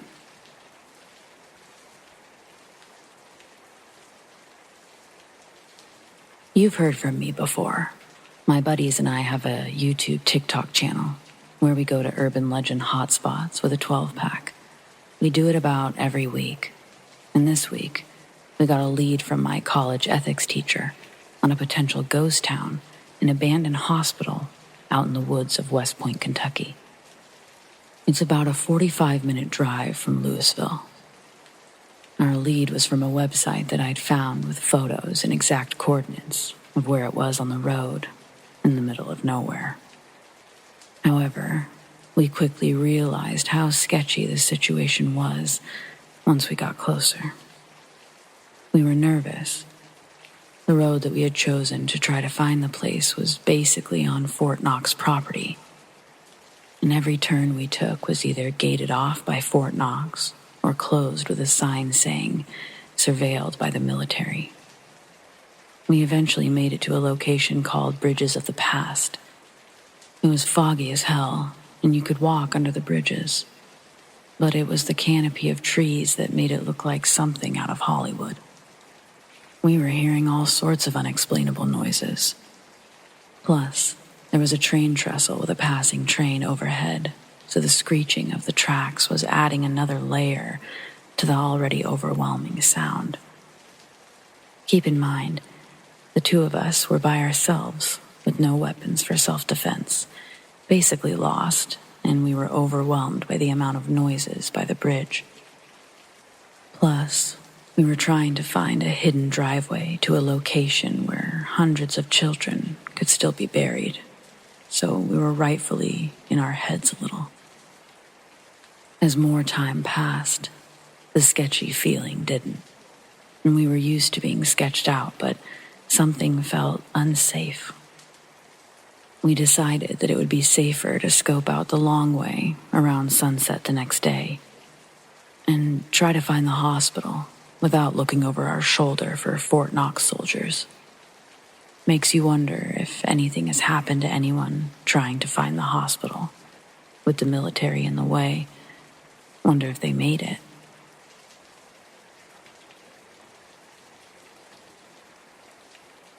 This happened when I was 10 years old. I don't remember when it was exactly, but I still clearly remember what happened back then.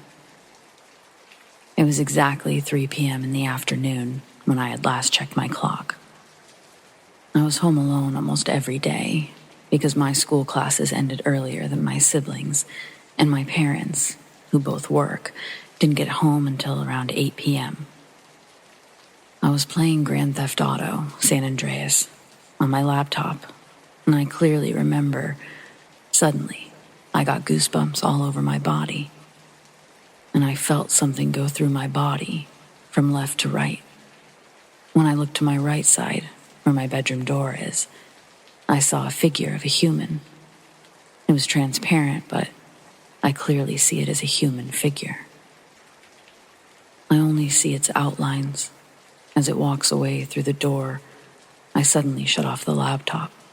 When I left my bedroom, the thing was gone. I quickly ran off to my neighbors. This was the only paranormal thing that I've experienced. I hope it's the last.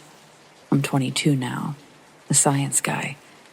But that thing that happened to me, it proved that not everything can be proven by science. At least not yet. I think humanity is closer to unlocking the secret of the universe, and that we'll be able to maybe make sense of all this paranormal stuff in our world.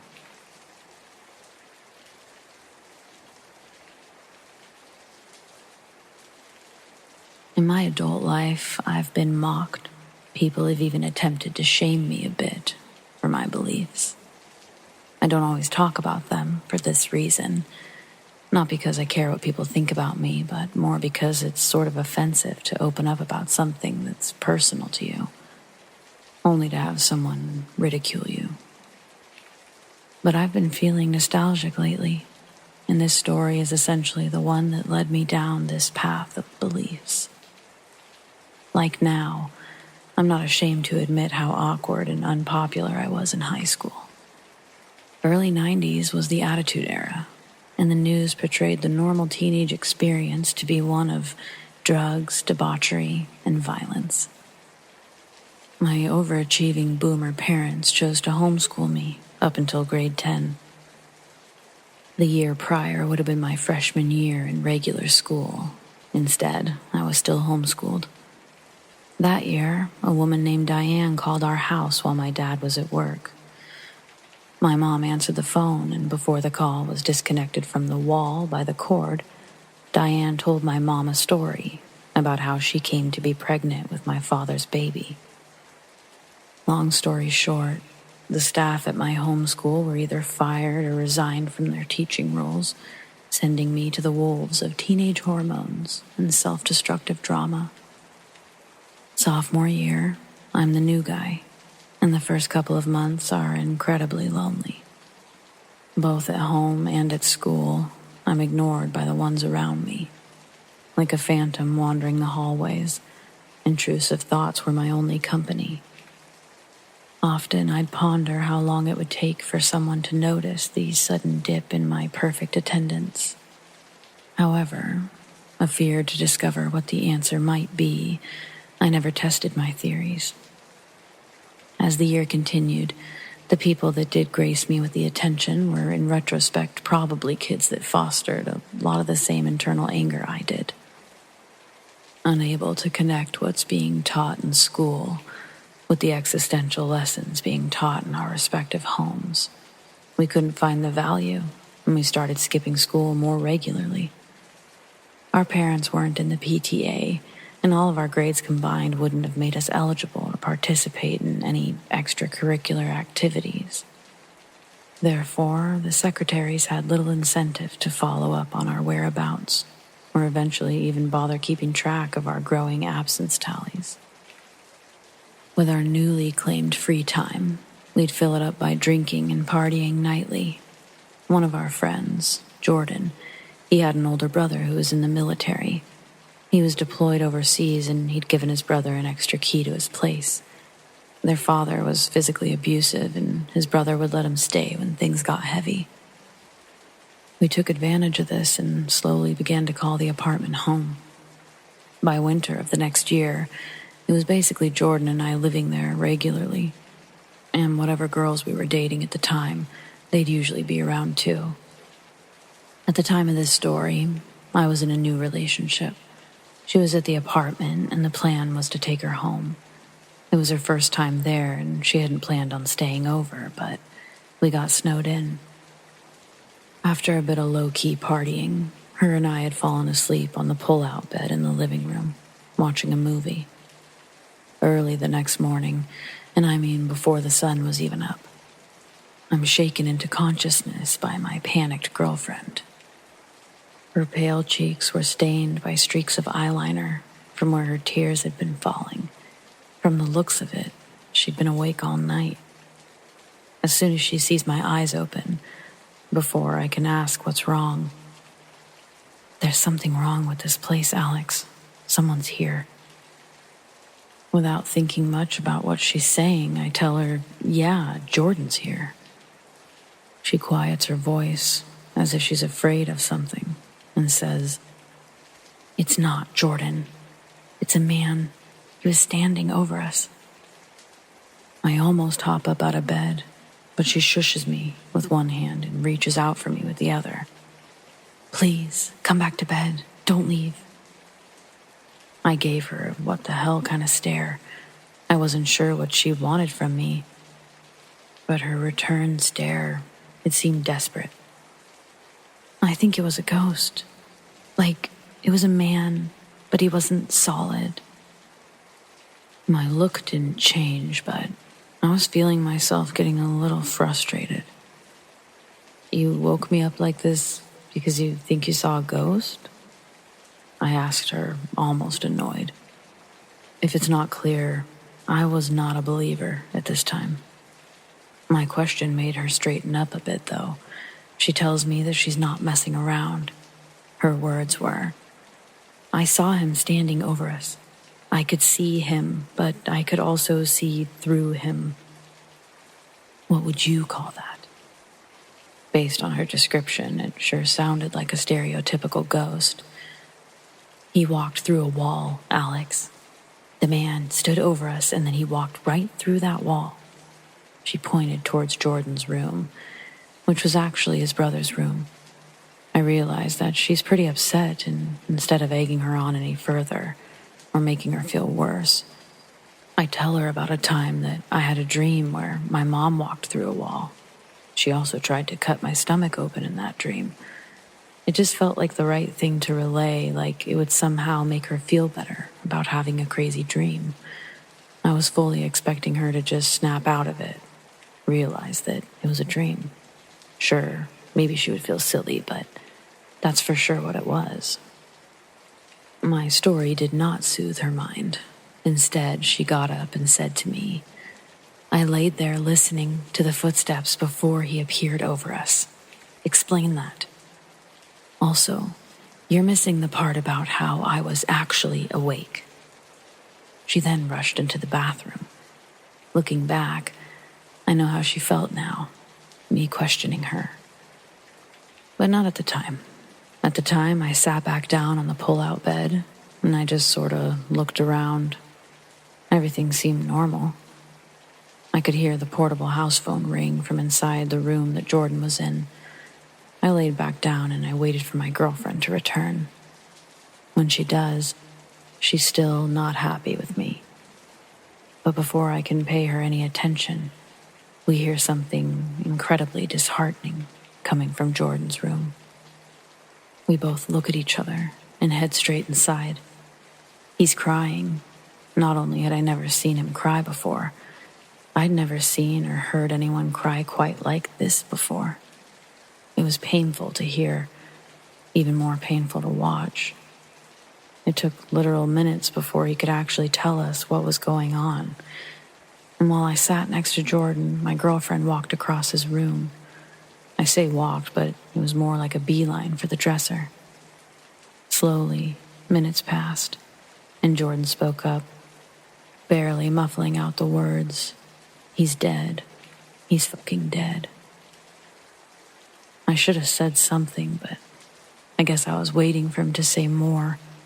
Maybe it should have clicked with me, but it just didn't. "Your brother? Is that who's in this picture? Is this your brother?"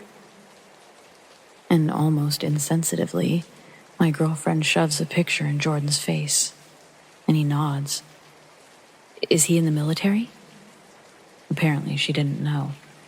He continues crying but manages to let out that, yeah, he's in the army. Well, he was. He's dead now. We're all just sitting on the bed, Jordan looking down at the photo. My girlfriend and I are looking at each other. She shoots me a look as we comfort my friend. She was looking at me, and then the photo, and then towards the living room. Still not entirely understanding what's going on, she mouths to me, "That's the man I saw," and then looks back at the photo in Jordan's hands. Full body chills as I start putting together everything that's just happened. And in the same moment, Jordan hops up and says that he's got to get out of here. He's got to go see his dad. He's manic, understandable of course, but within moments, he's trying to leave the house, completely forgetting that we're snowed in. Frustrated, angry, and grieving. For the next couple of hours, we watch as Jordan empties the contents of every single bottle he can find. He's starting to lose it a little bit, pacing the apartment, crying on and off. My girlfriend exhales like she's been holding her breath for hours. She tells me that she's going to go talk to him, and she immediately walks into his room. She removes all the alcohol, or the bottles, and shuts the door. It's while sitting in the living room alone that I start to spook myself out a little bit. It's broad daylight, yet I feel like I'm sort of sitting in the dark. I'm directly in front of a space heater, yet I have chills.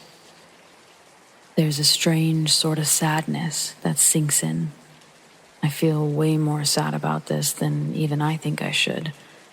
I can't explain it, but I felt like I had somehow lost my life, or my own brother had died.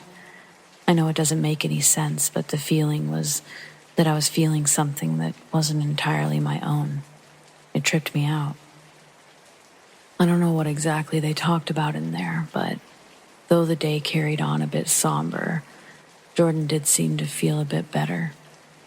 There was still nowhere to go, and so we just had to kind of sit in it. Finally, we got some relief when the snowplows came early in the evening. Jordan would go off to see his dad, asking us to stay and sort of watch the place. I offered to drive my girlfriend home, but she told me she'd rather stay, saying that now that she knew who it was, who she saw, it wasn't so scary. If anything, like me, she just felt sad. So we just stayed there, sad, but somehow it felt like the right thing to do. That night, nothing happened. At least, nothing I could see. Thinking back on the whole thing over the years, I think my ex was a medium and just didn't realize it at the time. Like a lot of things that year, our relationship ended. Not exactly amicably, otherwise I would probably try to track her down and see if she recalls this whole thing. But also to see if she is in fact a medium, and if she still sees, for lack of a better phrase, dead people. One of the last things my girlfriend says to me that night while we're falling asleep is along the lines of, "He's here." And at the time, I just really didn't like that. I didn't show it, but yeah, that made me a little uneasy. I'll save the other stories for another time. Thanks for reading.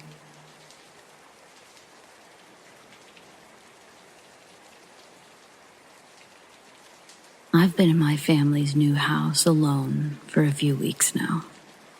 My family moved here about 3 weeks ago. It's a really cool house.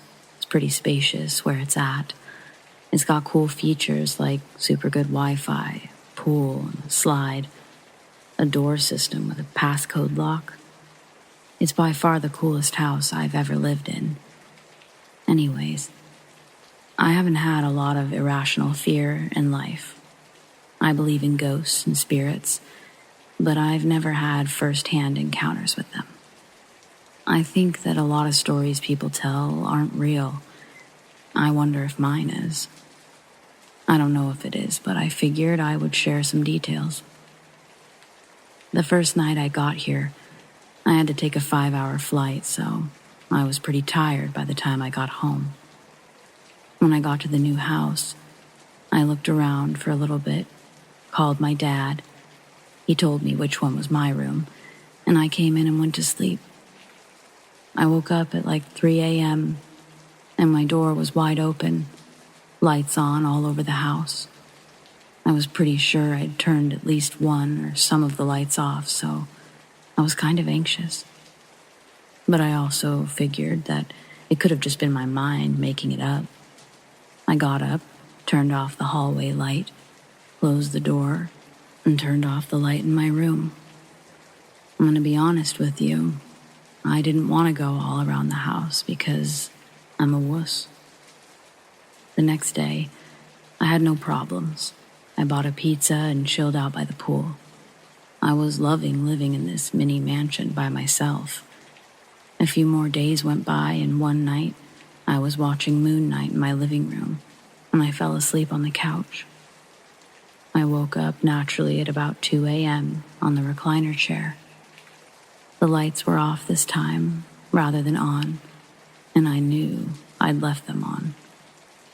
I sat there for a moment and realized there was something moving in the kitchen.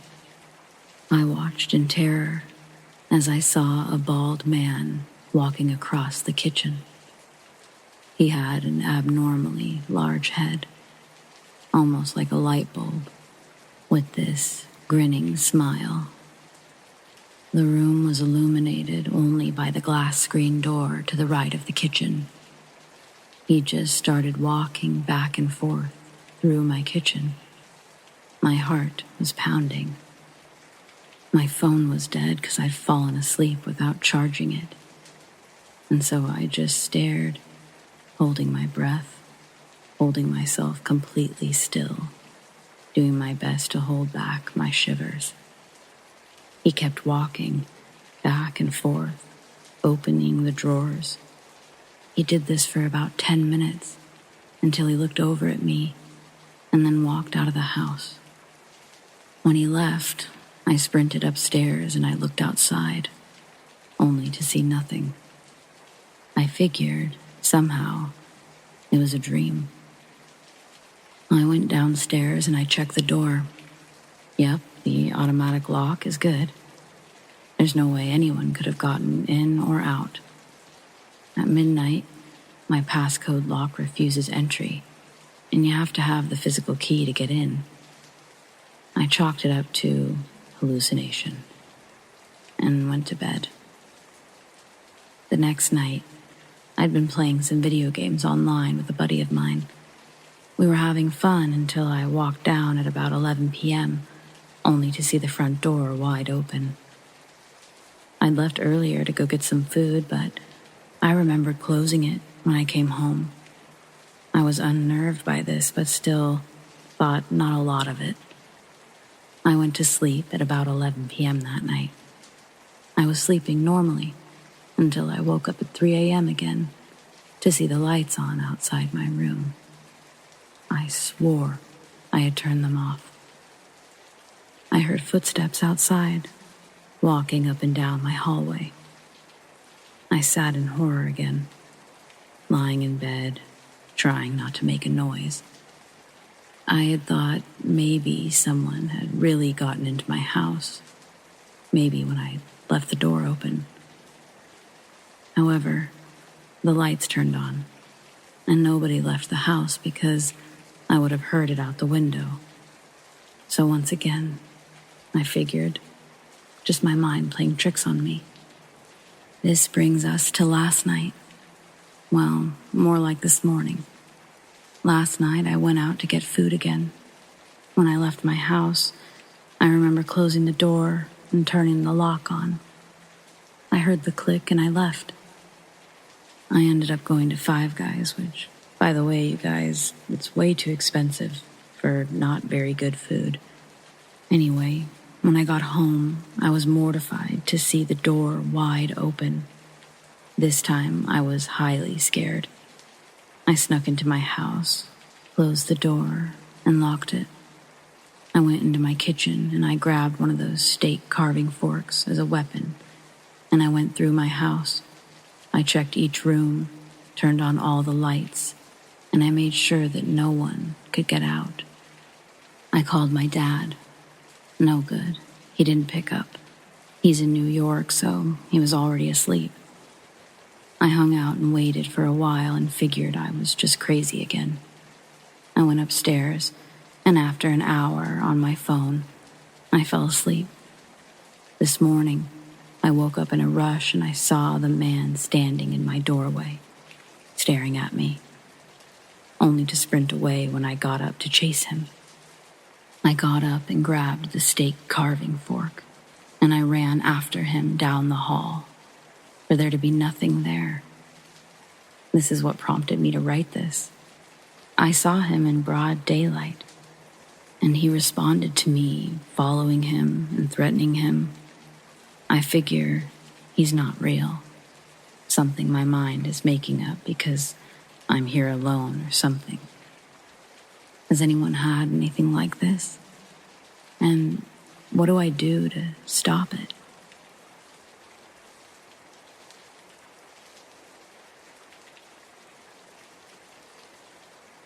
I have 2 stories I'd like to share.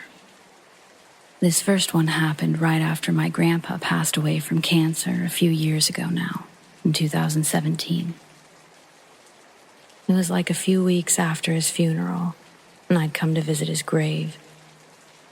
He was buried in a really old cemetery where his other family members were also buried. So I was visiting, and it was pretty bright outside. I lit a candle that I'd brought, and in this cemetery there was this old church building. It was now abandoned. But as I lit the candle, I looked at this church building and I noticed something. In the window, I noticed an older woman, late 80s, or even her early 90s. Of course, I was shocked to see her there because, again, this church thing is abandoned, and it's pretty much not safe to go inside. So I walked closer to the building. I was basically keeping an eye on this building. There was only one possible exit route, and that was the front part of the building that you couldn't really get to safely due to the floor being very old and just broken. So I walked even closer to this building, and I looked back on the window, and she's still there. And as I'd gotten to the entrance, where you could pretty much see inside this place, she just fucking vanished. I, of course, called out. I asked the basics, if she needed help, if there was anyone there. No response. I waited there for a while, and I looked around the building, confused and slightly freaked out by this whole thing. After a while, I decided to go back to my grandfather's grave. This happened like 5 years ago now, when we were still living in an apartment building on the 7th floor. We had a balcony in our home, and the neighbor's balcony was removed a few months before this happened. So basically, I was out with a friend of mine. I received a call from my little sister that there was someone in the house. I immediately panicked since she and my younger brother are home by themselves. I was very much still nearby, so my friend and I got to my house rather quickly. We listened to my sister tell us what they heard. A few toys had fallen over in my brother's room while they were playing video games in the living room. This, of course, didn't alarm them too much, but they continued playing until more noises came from that room. And then they hear something in the hallway. They stop the game to listen, and they hear footsteps as clear as day a few moments later. This is the moment when they freak out, run to the bathroom, lock themselves in there, and call me and our mom.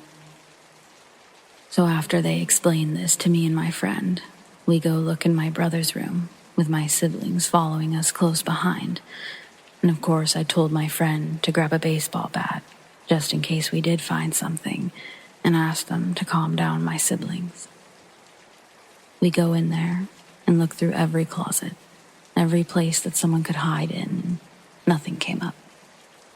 At this point, I'm questioning if my siblings had just heard the neighbors making noise, or if they got scared by their game, until my friend was looking into the hallway from the open door, and they were just staring at something. I notice this and I look at what she's seeing, But as I did, we heard running footsteps go from the hallway to the living room, out the balcony doors. On the balcony, we had these glass windows on the doors, and we heard the doors and the windows being pushed open and then hit the wall. My sister starts crying, and me and my friend run after whatever it is, only to find the balcony doors are open and the glass windows are wide open. We, of course, go look, and we find nothing on the balcony or in the living room. Until my friend pointed out that on the window there was this metal bar, and it had pollen collected on it. And on that bar were handprints, like someone had grabbed it and nothing else. We were so confused by this. We heard what we heard, and I asked my friend, what had she seen? She claims that she had seen a jacket move in a weird way in that empty hallway, and that she saw something. I tried to ask her what she had seen more than once, but she refused to tell me. Our friendship ended soon after this incident due to other issues between us, but this incident definitely put the last nail in the coffin for us.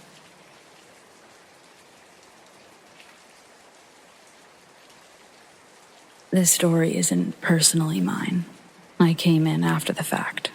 I'm a custodial supervisor for about 30 employees at a college.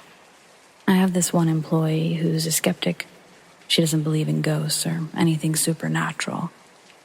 She'd made this very clear on several occasions. I had her cover the library for a week when someone was on vacation. So it wasn't a building she spent a lot of time in before. But she still knew enough at the time that she was fine on her own. One morning, around 4:30 a.m., she calls and asks, "What time do the staff start to show up here?" I go on to tell her they start to show up between 7 and 8 a.m. I could then tell that she was flustered by her reply. "No, you're wrong. They're here now. Someone's in the bathroom. They're in there making noise, walking around, flushing the toilets. I hear them." I'm like, "Yeah, no one should be in there. Go in and see." "No, I'm not going in there. Get over here and tell them to get out," was her response. So I'm like, "Okay, I'll be there in 2 minutes. I'll stop by." I get there, and she's standing in front of the bathroom, and she's yelling at me to go in and tell this person to get out of the bathroom, that they shouldn't be down there. I walk in the bathroom, check every stall, come out of the bathroom, and I look her in the eye, and I tell her, "Nope, no one's in there." She then accused me of lying, said that there's no way, said that she'd been standing in front of the door the whole time, and she didn't see anyone leave. And she heard the same noises till right before I got there. I told her to relax. It wasn't a big deal. There was no one in there at all. That it was more than likely the normal library ghost. Of course, at first, this didn't get me anywhere. She still didn't really believe that no one was in there. I then went on explaining to her why I say it was a ghost. Years ago, in the 70s or 50s, I won't lie, I can't remember which now, they'd been doing some work on the elevator. Unfortunately, a little girl who was in the library with her father fell down and died at the bottom. So basically, the basement. I even showed her the plaque that was for the little girl. The bathroom that she heard everything in was in the basement, right across from the elevator, no more than 10 feet from where the little girl died. This happened a couple of years ago, and just last month, the same employee was going on about ghosts not being real, and then I reminded her about her time in the library, and then she admitted that every time she's in that building, cleaning in the morning, she makes a point to tell them not to bug her, to leave her alone, or they have to help her work. though she still sticks to the same they don't exist.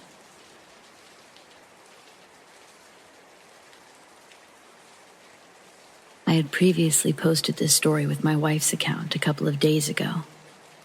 I didn't know what we had seen, and it wasn't until someone replied with, "Feel free to post on crawlers," that this caught me off guard, as I'd never heard of Glimmerman, Wendigo, crawlers before.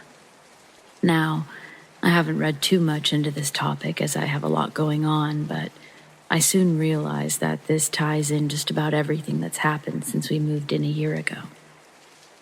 I'm going to start with the seemingly unrelated incidents that have led up to this most recent, eye-opening experience. About a year ago, I moved my family and I to a home way out in the woods in Tennessee. The nights here can be extremely loud. Between the crickets, the tree frogs, and the cicadas, it can almost be deafening. One night, not too long after we moved in, I'd forgotten something in my car and I headed outside to get it. The first thing that struck me as odd was that my dog wouldn't go outside with me. My dog goes everywhere with me, as I'm her whole world. But not this night. As I held the door open, she looked out and then looked up at me like, nope. So I walked out and shut the door behind me. The second thing that caught me off guard was that there was not a peep. It was dead silent. Still, shrugged this off and walked down my front steps and headed down to the car. When I'd gotten about 10 feet from my car, the hairs on the back of my neck stood up. I felt as though something was watching me. I looked around but saw nothing. After I reached in the car for what I'd forgotten earlier, I had this feeling like something was moving towards me. I took a step back and checked around me. All of a sudden, I heard one of my hedges next to me that lined the walkway to our front door rattle. At first, I thought it was a rabbit. Maybe I'd spooked it, as I'd just seen one earlier in that same spot. A few seconds later, I heard the sound of a large rock, about the size of a cantaloupe, landing a few feet away from me. It hit the walkway and bounced into the shrub. I drew my gun and called out and said whoever this was is about to get shot. After a few seconds of nothing, I began to think that maybe this was some local teenagers messing with the new people. I holstered my sidearm, turned, and started walking back to my front door. Almost as soon as I turned towards my house, I heard this deep, panting sound. It sounded like a huge dog, but what made me nope back into my front door was that it sounded like it was right behind me. I leapt onto my porch, turned and drew my gun again, expecting something to be right there, but again, there was nothing. A couple of weeks later, I was on my porch at night, sitting on a bench with my wife. She got up and walked inside to get something, and as soon as she shut the door, I heard that panting sound again. I couldn't see anything, yet this sounded like it was right on top of me. The sound was coming from everywhere, and it was very loud. Again, I couldn't see anything, so I noped it back inside my house. Now, at this point, I was questioning moving here, but after nothing else really happening, I let it go. A month or so later, it was a really rainy, stormy night. This is around 9 p.m. My wife and I enjoy listening to the rain and talking about how relaxing it is. Me, growing up in Oregon, I loved the rain. And for the past 10 years, we lived in Vegas, where it would dump the entire year of rain in a day, and then be bone dry the rest of the year. For my wife, who grew up in Nevada, rain was such a rare thing that she loved going outside and watching the rain. So for us, this is an enjoyable experience. Except this night in particular, things took a weird turn. As we were sitting there talking about the rain and relaxing, my wife stops me and said, "Did you hear that?" I said, "No, what did you hear?" To which she said, "I swear it sounded like a small child calling for help out in the woods beside our house." I said, "No, I didn't hear anything." After a few moments of us listening intently, she said, "There it is again." "I didn't hear a thing, sweetie. Are you sure you're not just hearing things?" I said. She looked at me offended that I didn't hear anything and said, "No, I'm positive. How could you not hear that at all? It was our son. I think he's out there and got lost." I said, "No, he's in the house sleeping on the couch." We then both looked through the blinds that were open right behind us, and we could see all of our children laying there. She said, "That's so weird. I swear it sounds like our son." I told her, "Well, it isn't him. He's right there. Besides, I don't hear anything." She then stands up and says, "Wow, he's really crying out for help. I need to go look for him." Now, at this point, if you knew my wife, you would know that she's absolutely creeped out by the woods. They wouldn't be caught dead walking around them during the daylight, much less at night during a storm. I grabbed her hand and said, "I've been listening intently, and there's absolutely nobody calling out for help. You need to stay here." At this point, I'm getting worried about her. She was acting completely out of character. Not to mention, at this time, she's 8 months pregnant with our baby daughter. She then says, "What if there's some child out there, lost in the woods?" And I told her, "Well, first off, I would be able to hear them too. Secondly, there's no one with other kids around here for miles. The odds of them being lost around our house that's lit up like a Christmas tree is nil." She then says, "I know, but what if it's a kid?" Before I could say anything else, she stands up and starts walking towards the stairs. I jumped up and grabbed her hand again, and I said, "No, you're not going. Get in the house. I don't know what's going on, but you need to go inside." She then complies, and we both go inside. I didn't know what this was, but it freaked me out.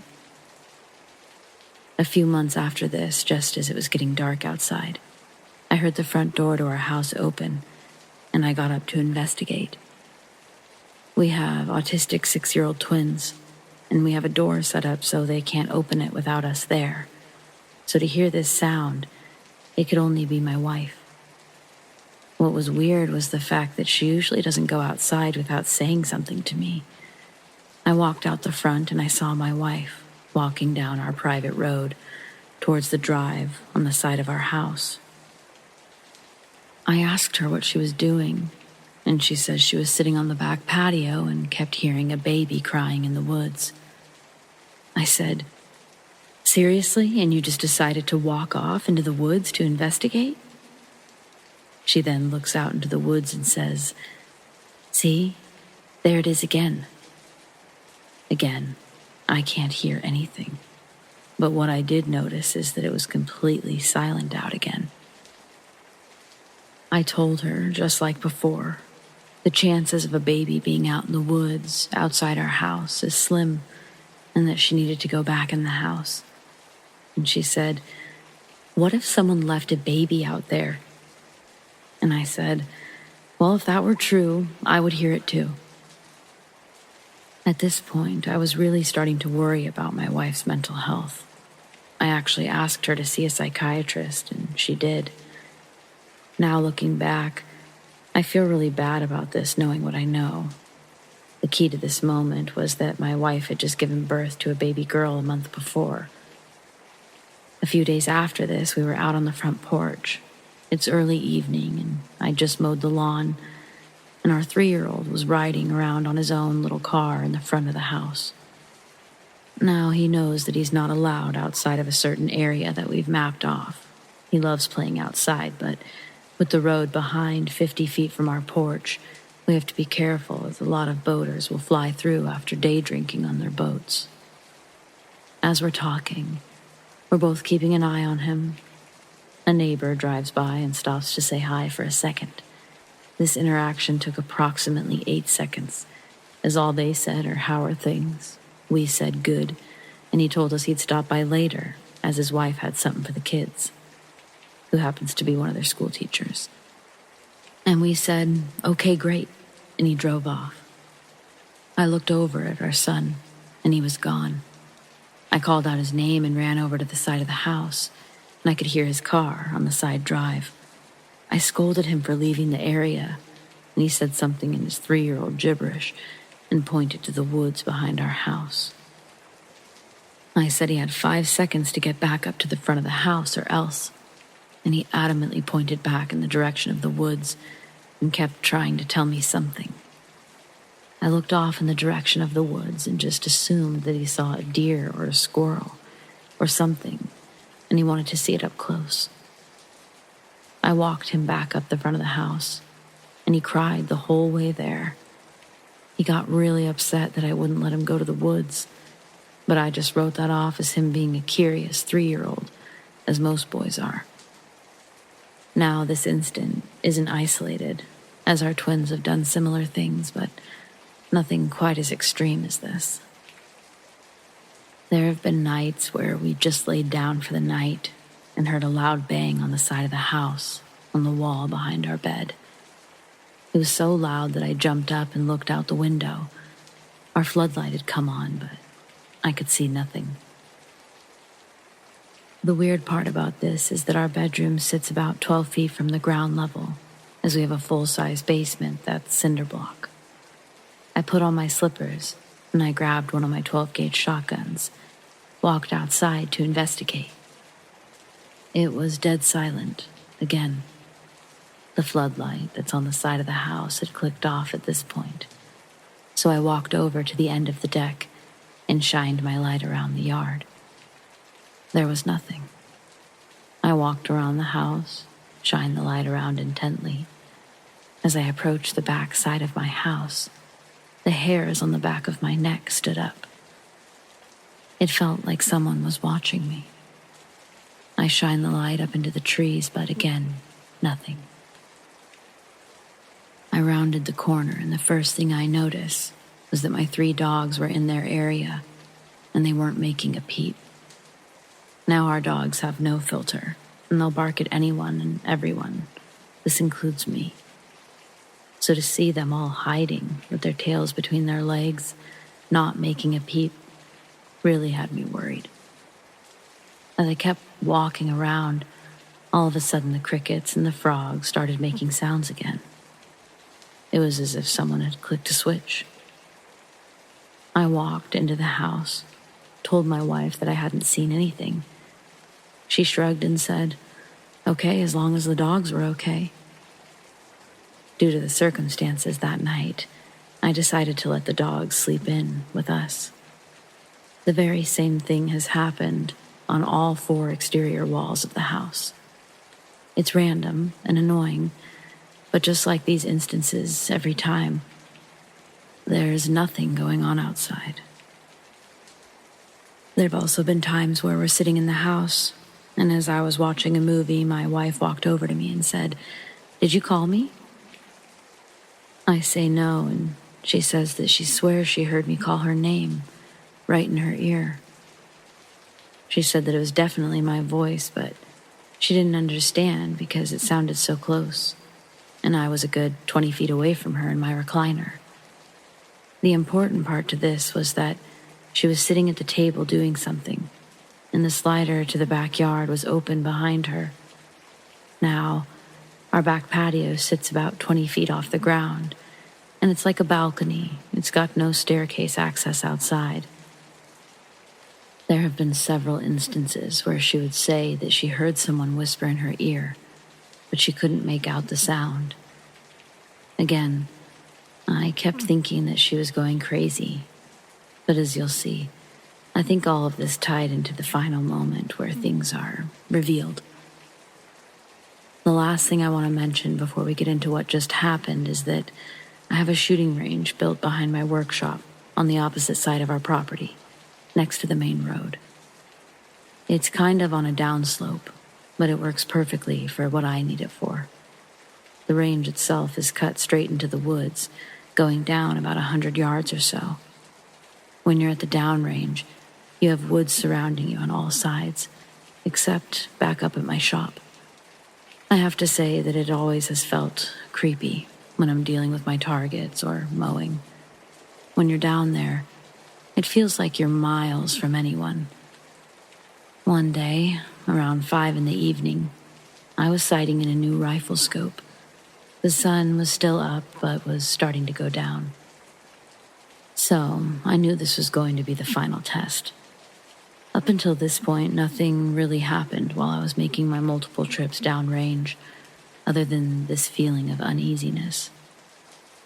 As I got downrange, I kept getting this feeling like someone or something was watching me.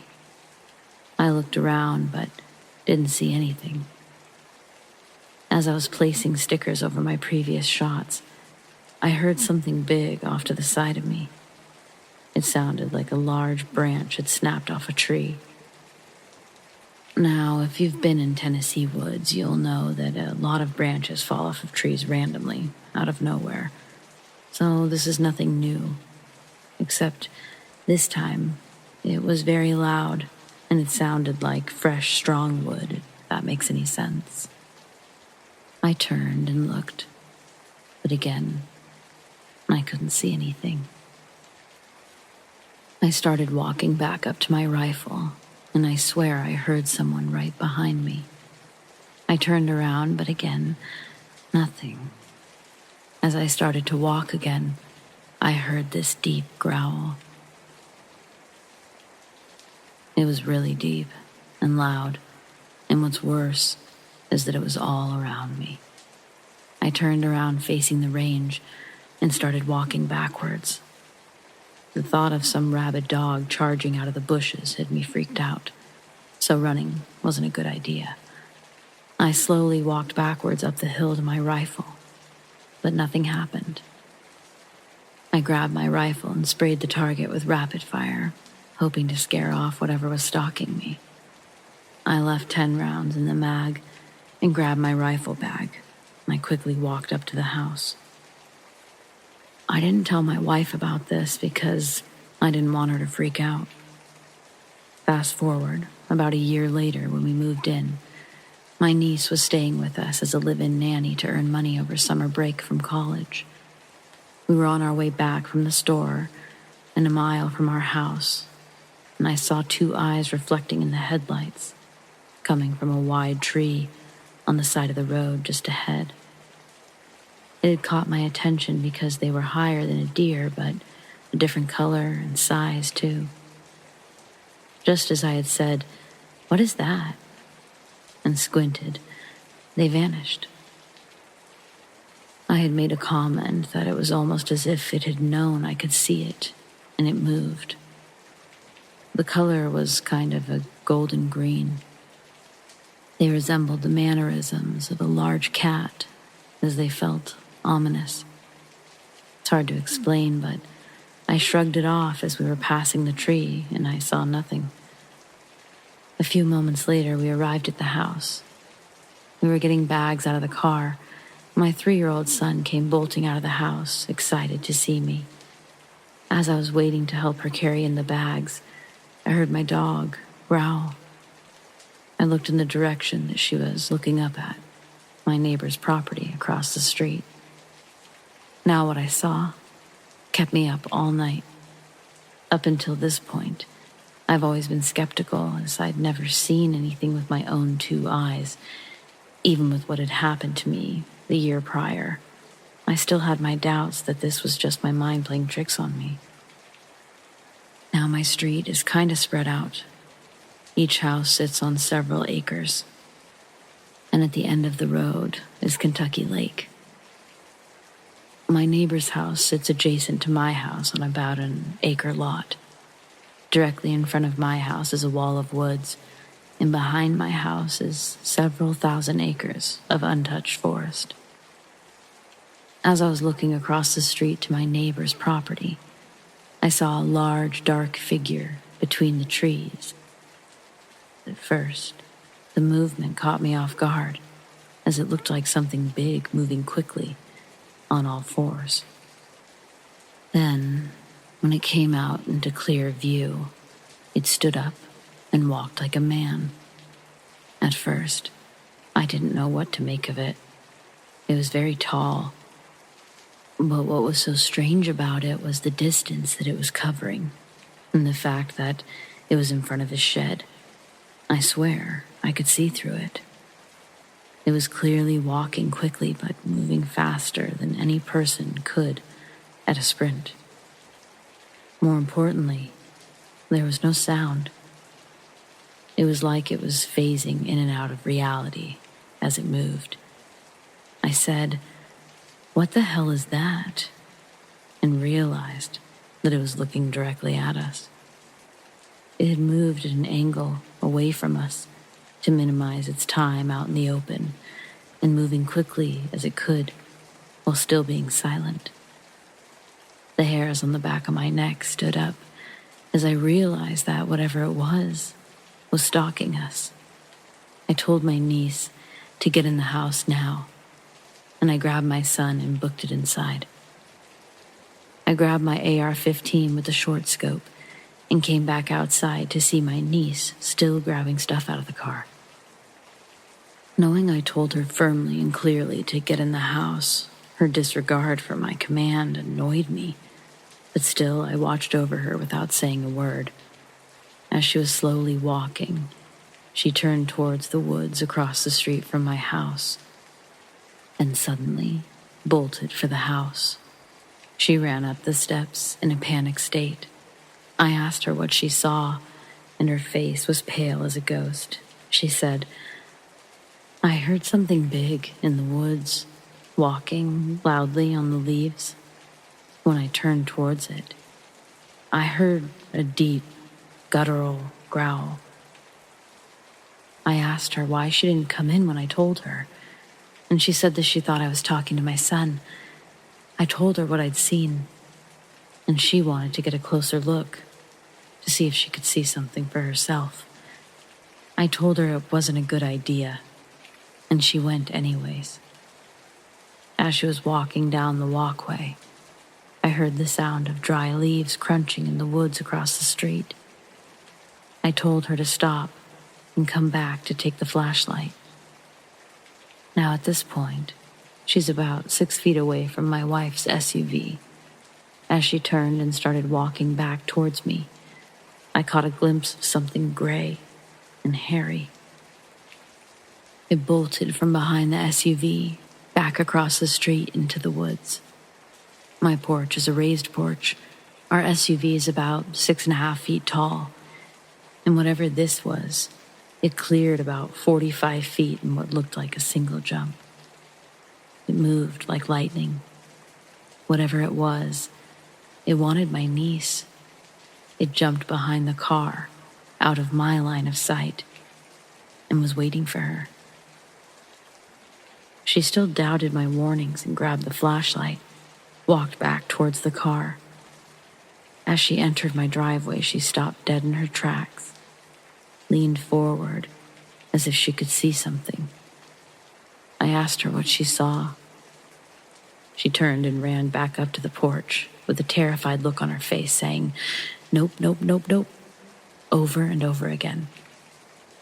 She said it was a figure hiding inside the tree, and she saw its eyes. I asked her what they looked like.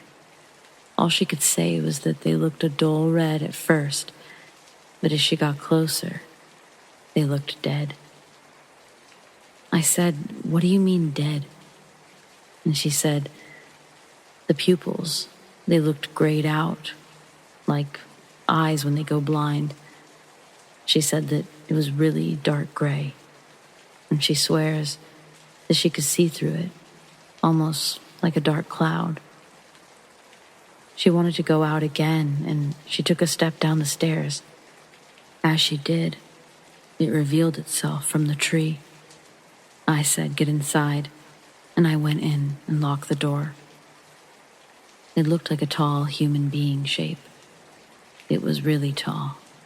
and it looked ominous as hell. The next morning, we did a height comparison to the tree limb that she saw it stand over, and I put its height at around 9 feet tall, and its eyes were about 6 inches apart. At this point, I don't know what this thing was. After doing some research, I think that this was a glimmerman or crawler. I looked to see if there have been any other sightings in Benton County, but nothing. More importantly, I swear it would phase in and out, almost like a shadow person, but bigger and more obvious. I originally posted this on a Bigfoot sub, but after doing a bunch of research, I believe that it belongs here. One of the things that makes it fit is that it can communicate telepathically. This explains why everyone was hearing something that nobody else could hear. Secondly, it has a playback-like communication. So when I heard a dog panting, it was probably one of my dogs that it had heard. My wife was actually hearing our son crying for help, as he'd recently fallen and cried for help. The baby crying would be our newborn baby, who she'd given birth to recently. And it must have heard me call my wife's name and kept telepathically calling my wife's name with my voice. Another thing that my niece had said that night was that she felt compelled to go back outside to it. She said she felt like this thing was communicating with her somehow, and it wanted her to go back outside. The more I read about this thing, the more everything that's been happening over the past year makes sense. One thing that I find extra convincing is that down the road towards the lake, there's a property that's barbed wired off, and it's a wall of forest with no driveway. A lot of the property down our road is undeveloped owned land, and on one of those trees, there's a large old sign that says, "Screamer lives here," with an arrow pointing back into the woods. Now, I have to admit, when I first saw this sign, I laughed, thinking maybe the owner screamed at trespassers who entered his property, and teenagers put up the sign to mess with him. But when I did a satellite search of the neighborhood, the entire section of road has no houses or trails or anything, and is just pure forest for as far as the eye can see. One of the things that this thing is said to do is make a loud scream when threatened. Now that you understand my story, I doubt that this is ending. The next question is, what can we do? I don't want my wife or kids to disappear one day. And if there is more than one of these things out there, this really makes the missing 411 make a whole lot of sense. I feel perplexed and scared, as what can I do? Any advice? I'll try and keep this post alive with as many new experiences as I can.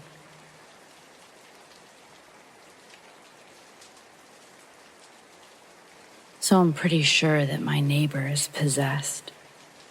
I know it's a hefty statement, but I just can't get this out of my mind, and I've been thinking about it, so I'm going to be writing about it and just seeing where the chips fall in the end.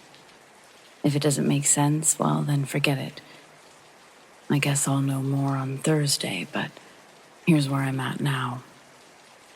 My neighbor, Hank, he's a middle-aged single man. He's a bit older than my own father and is generally very helpful, personable, and I'd consider him a healthy guy.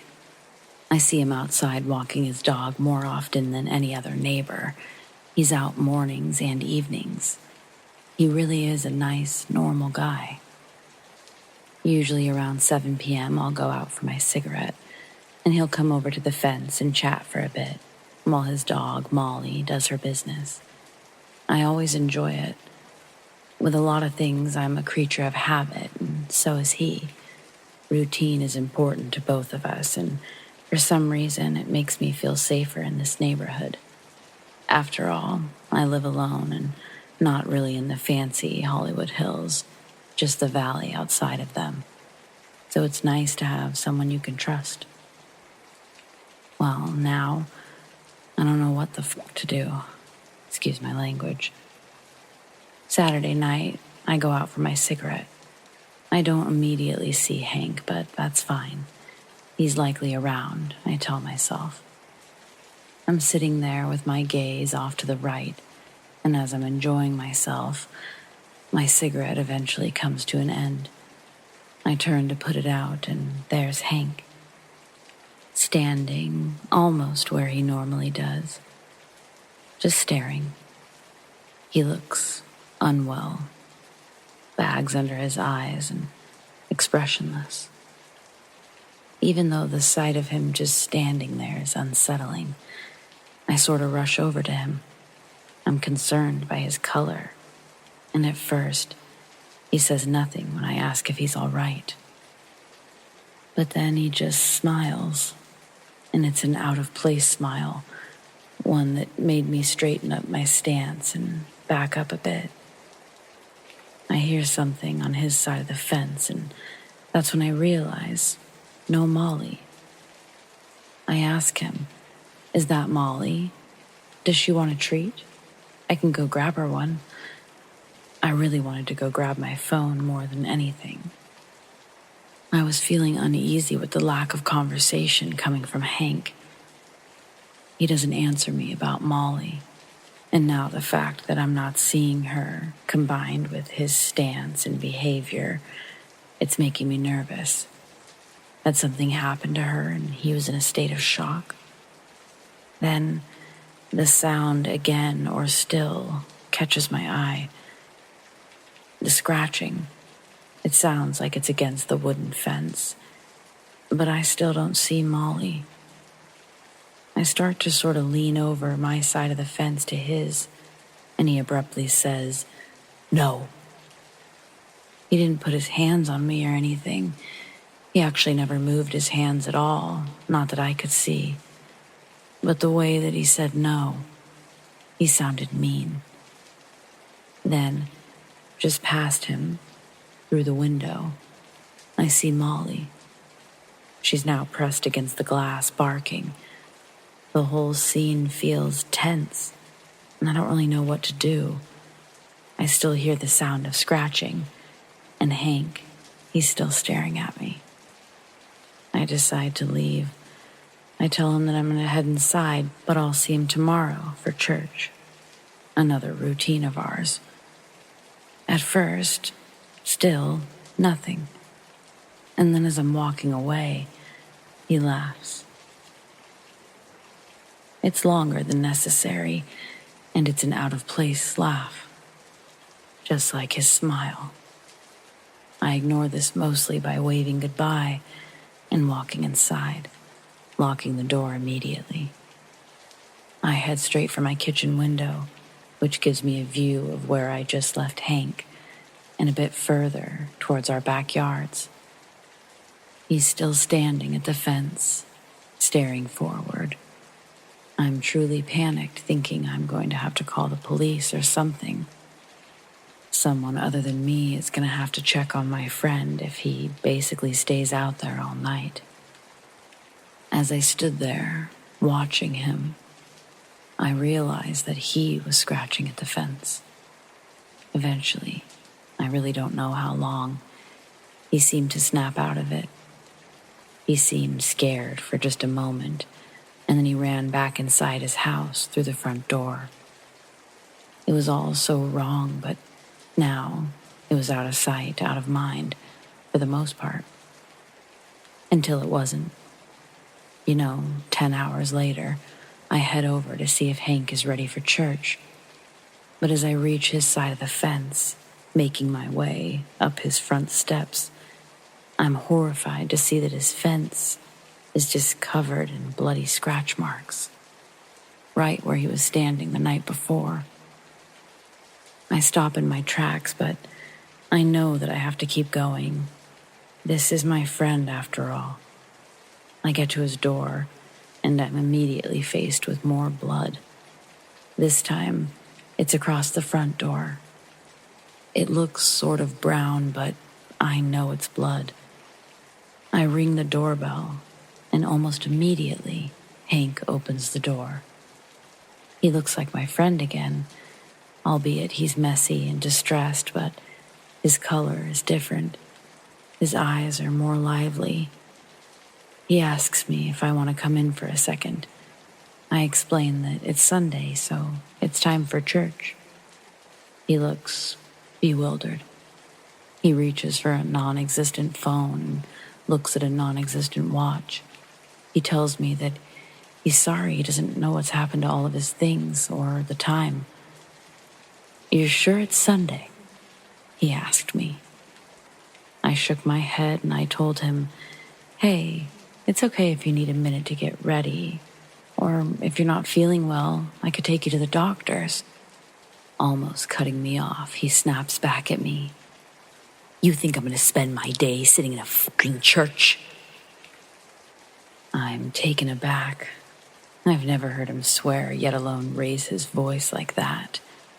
He sounded awful. A deep rasp I'd never heard from anyone, yet alone Hank. Dumbfounded, I tell him, "Well, if that's all, I better get going. I'll check on you after church." I start to leave before he stops me. "Look, oh gosh, I'm so sorry. Gosh." I wanted to believe that he was really remorseful, as he was apologizing for snapping. He then asks if I wouldn't mind taking him by the doctor's instead, explains that he hasn't been feeling well. So, I agree. When we get to the doctor's office and we're in the parking lot, he tells me that I don't need to wait for him, that he'll catch a ride home afterwards or take the bus. It's when he's leaving my truck that I realize he's not wearing his cross. I consider it sort of like a staple item for Hank. The church we go to in town, it's just a small Presbyterian church, but Hank's cross is somewhat reminiscent of a rosary. He loves to talk about it, and most importantly, he's always got it on. It's either tucked in under his jacket or shirt, and you can see it through the collar, yet on this day, it's missing entirely. I couldn't recall if it was missing the night before, and why I hadn't noticed. He was out of my car before I could bring it up. I didn't immediately leave the area, though. Instead, I waited just to make sure he was safe. He walks in the front entrance, and before I can make a sigh of relief, I watch him walk back out. I had no idea what the heck he was doing, but I watched him walk into the woods. These woods do eventually lead back to our houses, but why was he walking that way? Why was he going home? I wasn't really sure what to do, so I called a friend of ours, a woman named Miriam. I knew that every Sunday after church, they would go for Sundays. Sundays on Sundays, they called it. They were basically old people best friends or lovers. I'm not really sure. But I know she was the only other person that was really close to Hank. She's old-fashioned, however, and she didn't appreciate me calling her as church was about to get started. "Anything you've got to say to me is better said with God anyway, so get down here." I was frustrated, to say the least. When I showed up, she looked concerned. I figured that she would when she saw that I was in fact not with Hank. About 30 minutes into Sunday service, I get a phone call. Normally, I keep my phone off, but the buzz of the morning had me all messed up and I must have forgotten. I don't immediately recognize the number, so I let it go to a message. But they don't leave one. Instead, they call again, and I excuse myself. It's a local sheriff's deputy asking me if I'm indeed who I am. I confirm, yes, I am she, and he continues. "Your neighbor," he says Hank's name, "He's asking for you, ma'am. We've got him here at the station. He's not under arrest, but he's in pretty bad shape."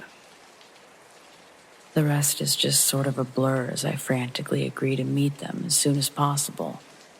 When I get inside the station, I see that Hank looks terrible. He's sitting and facing a wall. Not in a cell, just a bench in the lobby. No police even greet me as I enter and walk around. I tell Hank to sit tight, but he's already ahead of me, frozen, staring at nothing. Without much of anything, they let me walk him out of there. I ask them, did anybody call the hospital? Should I take him there? Nobody knows what to do. Church is about over, so I go to meet our friend in the church parking lot, Hank sitting in the passenger seat. He still looks terrible. But I need Miriam. I need her to see it for herself. When we park the car in the church parking lot, Hank immediately starts to liven up. He's no longer slouched. Instead, he's huffing a bit. Grunting may be an aggressive term, but it started to sound more and more like that. I have no idea what words followed the grunting. They were in a language that weren't ours. It wasn't Spanish. I don't know any other languages, but to my knowledge, neither does Hank. He repeated something over and over, to the point where I just had to get out of my car. I begged him to stop, and he laughed wildly in my direction. I quickly reached to grab my keys. I was afraid that he would try to take the car. As I did this, he reaches for my arm and says, "God never saved anyone, you fucking whore."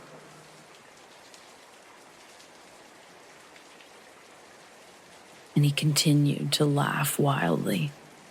I ran in the direction of the church doors, and as everyone filed out, I grabbed Miriam. She grabbed 3 others and followed me to my car. Hank was gone. I took far too much time explaining everything to this group, all for them to tell me that Hank was a solid man, that he could handle anything. Finally, 2 of them, Miriam included, agreed to check on him with me. They followed me home, and as we approached the house, we could see that Hank was in the front yard, my front yard, burning something. I don't have a fire pit. The man with us, Ed, he runs towards Hank and the fire. When he does, Hank sticks his hand straight out, grabbing Ed by the throat, immediately letting go, shrieking almost like he's in pain. He runs right past myself and Miriam. Ed is still stomping the makeshift fire in the yard and rubbing his neck. But he shouts, "Call the police." And damn it, the next 4 hours, they're bad. Before the police arrive, Ed tells us what he found burning on the lawn. It was a mini Bible, one that Hank loved, one that I gave Hank. We wait for what feels like forever for the police to make their way. And then it's on me to press charges. I'm literally in tears at the thought of having to send my friend to jail. But what choice do I have right now? I beg the officers to go inside and see if they can find his cross, to please bring it with them, and they tell me that they will. But as I see Hank get loaded into the police car, he's not wearing it, and I'm filled with so much dread. I don't know what I've done, and I don't know what to do. I just know that somehow, as selfish as it sounds, I felt a lot safer knowing that Hank wasn't at his house. I find out Monday morning that Hank's going to be released. He's been evaluated by a physician, they say, and he's not showing any signs of being a danger to anyone or himself. I get home from work that evening, and I'm half expecting to see a fire. Instead, I see Hank watering his front yard. waving a nice wave in my direction, acting completely oblivious to what had just taken place the night before. I sit in my car for a while, and before getting out, I find myself putting 911 on the speed dial, and I hate this. I walk to my front door, almost not going to say anything, but I'm terrified when I hear him start to say something to me, and it's again something I don't understand. I pick up my pace, and I hear, "Rah!" causing me to jump. He laughs that laugh that won't leave my brain. I slam my front door shut, locking it immediately out of fear. A new routine that I've adopted. Soon after, I'm in my kitchen, and I see through my window Hank standing in front of it. I'm startled, but he's not looking in my direction. He's looking at his own house, but just standing there. I close the shades to offer me some relaxation for a minute. I ate some food, and I started to research providers in the area. My friend is clearly struggling. After reading several stories about families dealing with mental illness and articles relating to such, I stumble upon something that draws parallels to psychological disorders and possible demonic possession. And that's when I needed to take a break from reading. It was about 7 p.m. I go outside for my cigarette, and I see Hank. And it's so unsettling because he's back to watering his lawn. Or maybe he never stopped. He then stops for just a moment, and he walks over to the fence. I'm trying to sort of ignore him, worried that he'll have something terrible to say or something creepy to do. But then I decide to ask him a question that's been on my mind for a whole day now. "Where's Molly?" He looks down, smiles this new smile that I despise, and he tells me, calmly and almost sarcastically, "Oh yeah, Molly? Yeah, she was a good girl and all, but I just had to get rid of her, you know? I'm just getting too old to keep up with her, you know?" No, I don't know, Hank. What the fuck? It's not like Molly is a spring chicken. He's had her as long as I've lived here, which is about 4 years now, and Hank loves her. My heart just broke and I started unexpectedly crying. Hank, though, he just smiled. He was pleased to see me so sad. He sighed like a fake sigh, and he looked away, continuing to smirk and continuing to water his lawn. That was last night. I didn't hardly sleep, and I didn't go to work today. And for hours, I've done nothing but call every Catholic church I can in search of a priest who can help identify possession and obsession. I've been told that someone will visit us on Thursday, but that seems ages away. The days are long and the nights are longer. It feels heavy around here. I miss my friend. I miss his dog. Someone please tell me that there's hope after something like this.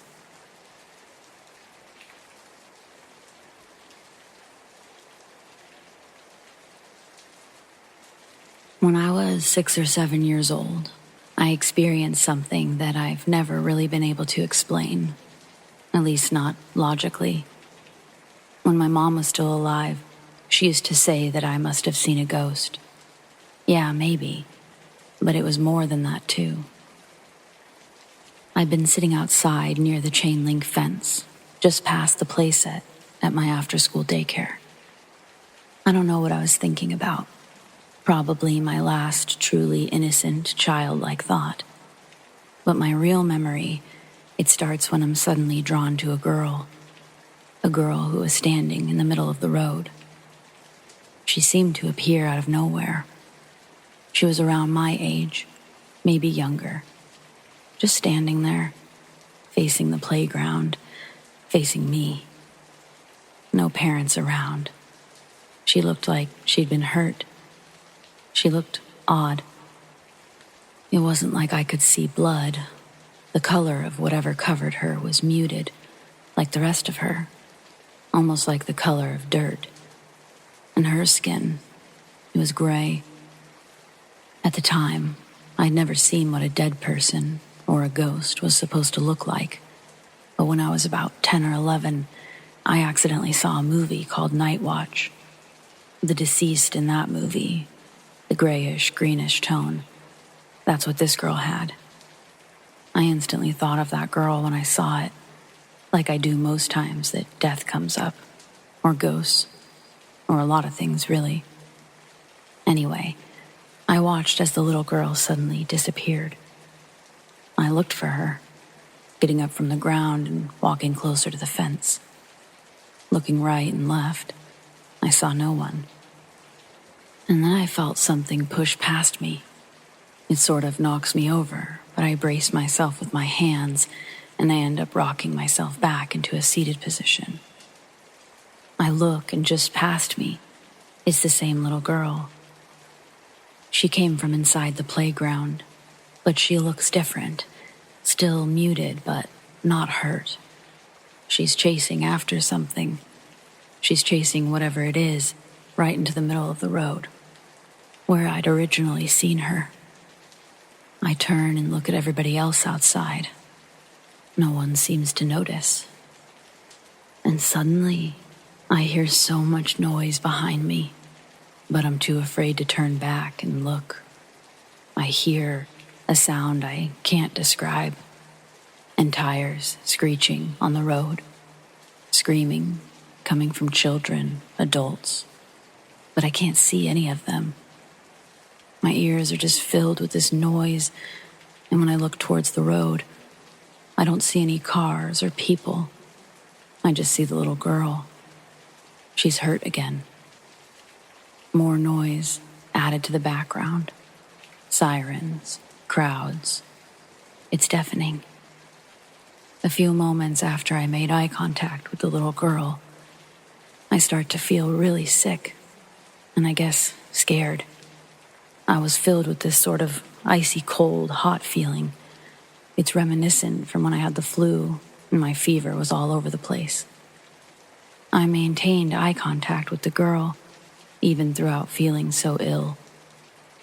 I was already sitting on the ground, but I then felt myself begin to lay on the ground, as did the girl. I felt the wood chips scratch my face as I sort of fell into them. Before I knew it, I was closing my eyes. I felt so relaxed, but I remember also thinking, I can't possibly sleep right now.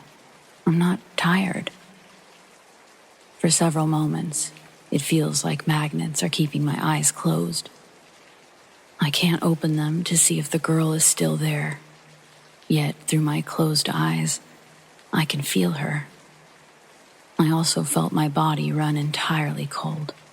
It was like I was dipped into ice, but it didn't cause my body to move as I'd expect. Instead, I was just lying there with my eyes closed. And though I was relaxed, I tried to call out, to make some sort of noise. Someone has to see that I'm laying down. A teacher, a friend, someone. The noise filling my ears became muted, like the colors of the girl. They were still there, but quieter, as though someone was turning down the volume on a movie or radio. Suddenly, I let myself fall asleep, if you will, and the noise, it just trailed off entirely until it was silent.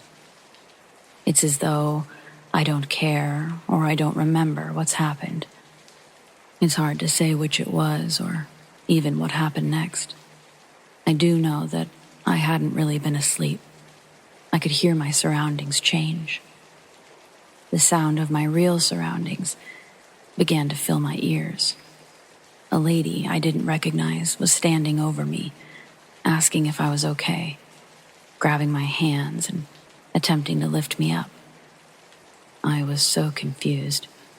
I kept looking in the street for this girl, for the scene. I told the lady what I had seen, trying to get it all out like it was a dream I may forget. Except I didn't forget. Not that day, not that year, not so many years later. I've never forgotten this experience. The older I've gotten, the wilder this whole thing feels. The lady didn't dismiss me, though. She gave me a snack and asked me what the girl looked like, her hair, her clothes. So I told her all the details I could remember. Brown hair, black pants with some sort of stripe, a gray sweater or jacket. She wrote it all down. I remember thinking she was going to show my mom. Part of me was wondering if I was in trouble, and the other part of me was wondering, had this lady seen the little girl too? What's sort of strange is that the lady never did tell my mom. I can't tell you how nervous I was. I had this feeling that what I saw was unbelievable. I just also knew it was 100% something that had really happened. I wasn't making it up. I just never wanted my mom to be mad at me, which is so funny because she truly never was mad at me for much of anything. Anyway, I waited for my mom to ask me about it, but when she never did ask, and instead asked me what was wrong, I ended up telling her on the way home that day, and several days moving forward in life. The first time, she was sort of shocked at what I was telling her, but she didn't seem scared or anything.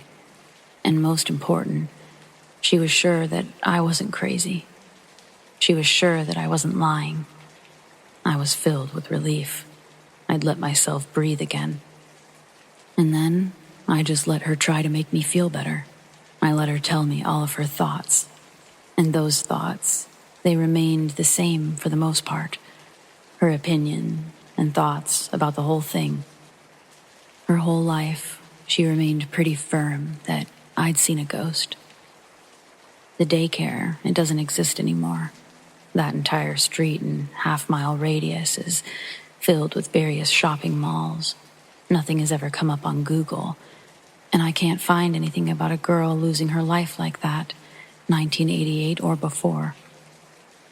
When I was a little older, my mom added to her theory, saying that she thought I'd seen the ghost of someone who'd lost their life, most likely at that daycare, most likely before there was a fence. She used to say that some people have gifts, that I could be one of those people. I never understood that as a child, as a teen. It never felt like a gift, more like a curse. However, as an adult, my real experience and my mom's confidence in what it was has left me with a sense of peace instead of angst. I only wish I could really know her name, because is it strange that I feel her name was SARA? I mean, I know it's SARA, but SARA who? Either way, I hope she's at peace.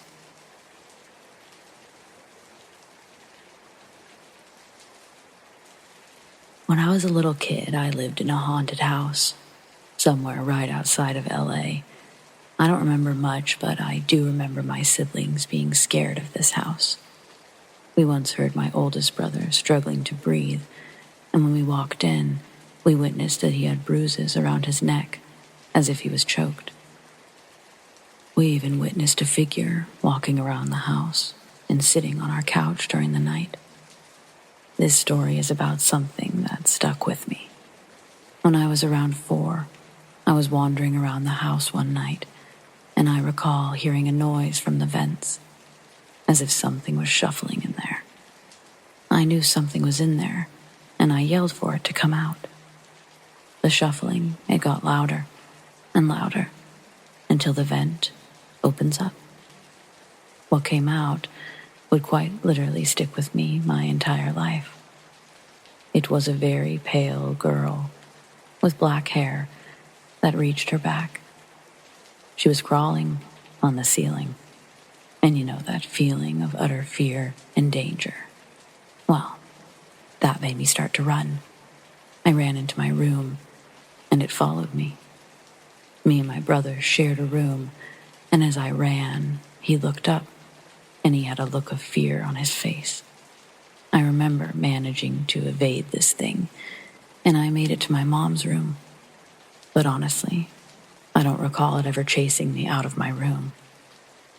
I'd believe it was my crazy imagination if it wasn't for my brother, who to this day still asks me if what he saw, I saw. Since that day, however, it kind of followed me throughout my life. I'd always see it in the corner of my eye, just staring at me from corners of rooms, always just hiding and staring.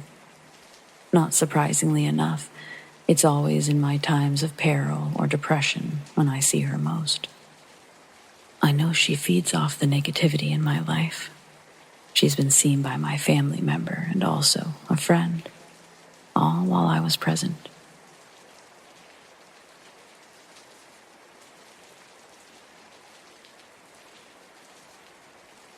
Throughout my life, I've had many encounters with ghosts. This is the story of the first time that I can recall. I was 12, maybe 13. Currently, I'm 24, but I remember this like it was yesterday. My mom bought a new house. She was hoping for a fresh start. The house needed some cosmetic work, but otherwise, it was really nice. It was a nice size 3-bedroom, perfect for us, and it had a big fenced yard, so we could finally get a dog. Once we moved in, things seemed great. Never noticed anything too weird. I guess that's how these stories always start. I don't remember exactly when this started, but I remember how. Every morning I would wake up to find my closet door open. I didn't think too much of it. My sister was 6 at the time, and she was always getting into my stuff. And then I started having weird dreams of a shadow man that stood in my closet. I knew that he was watching me, but I was too scared to move or say anything. This kept happening every night. It was affecting my sleep so much that I was falling asleep in class. My mom asked what was going on, and I explained my dreams. At first, she brushed it off as a recurring nightmare. One day, I got this bright idea to bring all of my heavy school books home and put them in front of my closet door, thinking that this would stop this creep from watching me.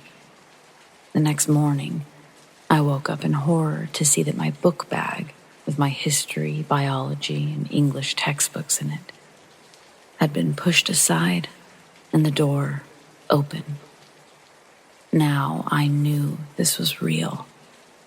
I told my mom everything, and she decided to do some digging online about the house. Like, why didn't she do this before we bought the place? Well, she couldn't find anything. So she went around to the neighbors and asked if anyone knew anything about the house. They told her that a drug dealer used to live in the house and that they were murdered, apparently stabbed multiple times. Honestly, I don't know how my mom felt, but she put on a tough front and she figured out a way to cleanse the house. Well, the story doesn't end here. The last time that he appeared to me was probably the most terrifying. One night, trying to fall asleep, I heard the door creak open, and stupidly, I looked. I saw the man again, but this time, I saw his face. He was a heavier-set guy with a bald head. He had dark-colored eyes and a blank look on his face. Kind of sad-looking. He had a tattoo on his neck, and he was probably in his 40s. I can still picture him, clear as day. That night, I ran to my little sister's room, and I slept on her floor. The next day, we were playing outside when a car that I didn't recognize pulled into our driveway. My mom came out concerned about this stranger stealing her girls when a young girl hopped out. She had to have been 17 or 18. Her and my mom talked for a while, and then my mom called me over. The girl explained that she used to live here and that it was her dad who was killed in the house. In fact, she was in the house when it happened, along with both of her grandparents. She told us that her dad had decided to quit dealing drugs so that he could be better for his daughter. Then one day, a guy who was looking for some drugs, he came by. He didn't like that he couldn't get any there. They broke out into a fight when her dad tried to make him leave. And well, he died protecting his family. After I heard that, I became overwhelmed with emotion. This was a lot for a young teen to take in. My mom asked me if I could explain to her what I'd seen. So I did, and as I described his face, this girl started to cry. She said, "That's my dad." I was so confused and honestly kind of scared. She pulled out a picture and she showed me.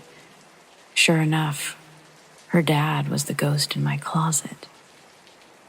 My mom let her walk through the house one last time. After that day, I never saw him again.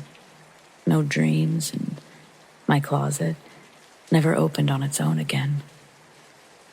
Honestly, I think he thought I was his daughter. When she came and walked through the house, he must have gotten some kind of closure and moved on.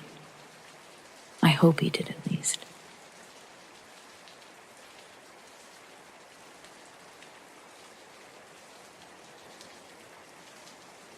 When I turned 18, me and two of my friends decided to take a trip to our local casino. We mostly just played simple games like slots and video roulette, since it was our first time going to the casino. After losing some money, we decided to search for something to eat. Pretty much everything was way too overpriced, so we wandered around for quite a bit. Eventually, we reached a hallway along the border of the main floor. We made our way down the hall looking for food, but everything was closed. We started to notice that the hall was completely vacant of people. As we wandered further down the hall, we reached an oddly intriguing small room through a double doorway. This was the only entrance into the room. It was completely empty except for us three and about 10 to 20 slot machines. We were bored, so I decided to throw a $5 bill into the slot machine and spin it a few times. After my second or third spin, an odd-looking man, early to mid-30s, appeared from behind the slot machine, seemingly out of thin air. He began watching me play and started getting uncomfortably close to us. We weren't worried, since we outnumbered him 3 dudes to 1. However, we were very confused. We grew more and more uneasy the longer he stood there, not saying a word. Eventually, my friend decided to ask him, "What's up?" The man looked at us for a second before asking if we were all brothers. None of us look even remotely similar, so we told him we're all just friends. And he said, "Oh, that's great," and proceeded to ask if he could join our group. We told him that we had all come together and lied and saying that we were actually planning on leaving soon. He told us that we should stay and play with him, and he says, "My good friend Rachel over there, she knows all the good machines." And he points towards the other side of the room. We slowly peer around the machine, and all immediately became horrified. Nobody else was in the room with us. He was pointing into an empty corner. We all stand up from our seats and slowly back out of the room, not letting our eyes leave the man. Once he was out of sight, we turned around and sprinted down the hallway, back to the main game room. We all vowed to never go back down that hallway ever again.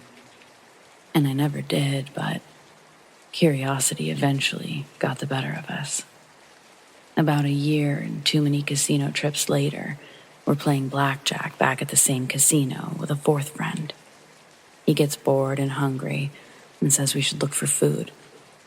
After walking around looking for food, we made it back to the entrance of that very hallway, the one we vowed never to return to. The fourth friend said that we should search down there for food. The rest of us tell him no and explain to him that we can't go back down there. He asks why, so we tell him our experience down that hallway 1 year prior. He said we're bullshitting, and that there's no room of slot machines in the location that we described. He explains that his mom was a worker at the casino, and he would know if there was some rogue room of slot machines in the middle of nowhere. So, we did the one thing that we could do to convince him of our experience. We decided to lead him to the room. We made our way down the hallway in search of the room, but after walking for a few minutes, we reached the end of the hall. Confused, we turned around and searched again, thinking somehow we missed it. No room. We came to the conclusion that they must have moved the machines out of the room, since the casino changes things quite frequently, so people don't gain a sense of direction of the game floor. So we once again walked down the hallway in search of an empty room, or at least a set of closed doors that would enter the room. Nothing. No doors even remotely close to where we remember the room. We were completely dumbfounded. We started to question our sanity. All three of us remembered the room in the same location, yet there was nothing. There was no room with slot machines. There was no room at all. To this day, neither me nor my friends understand or can explain how this happened.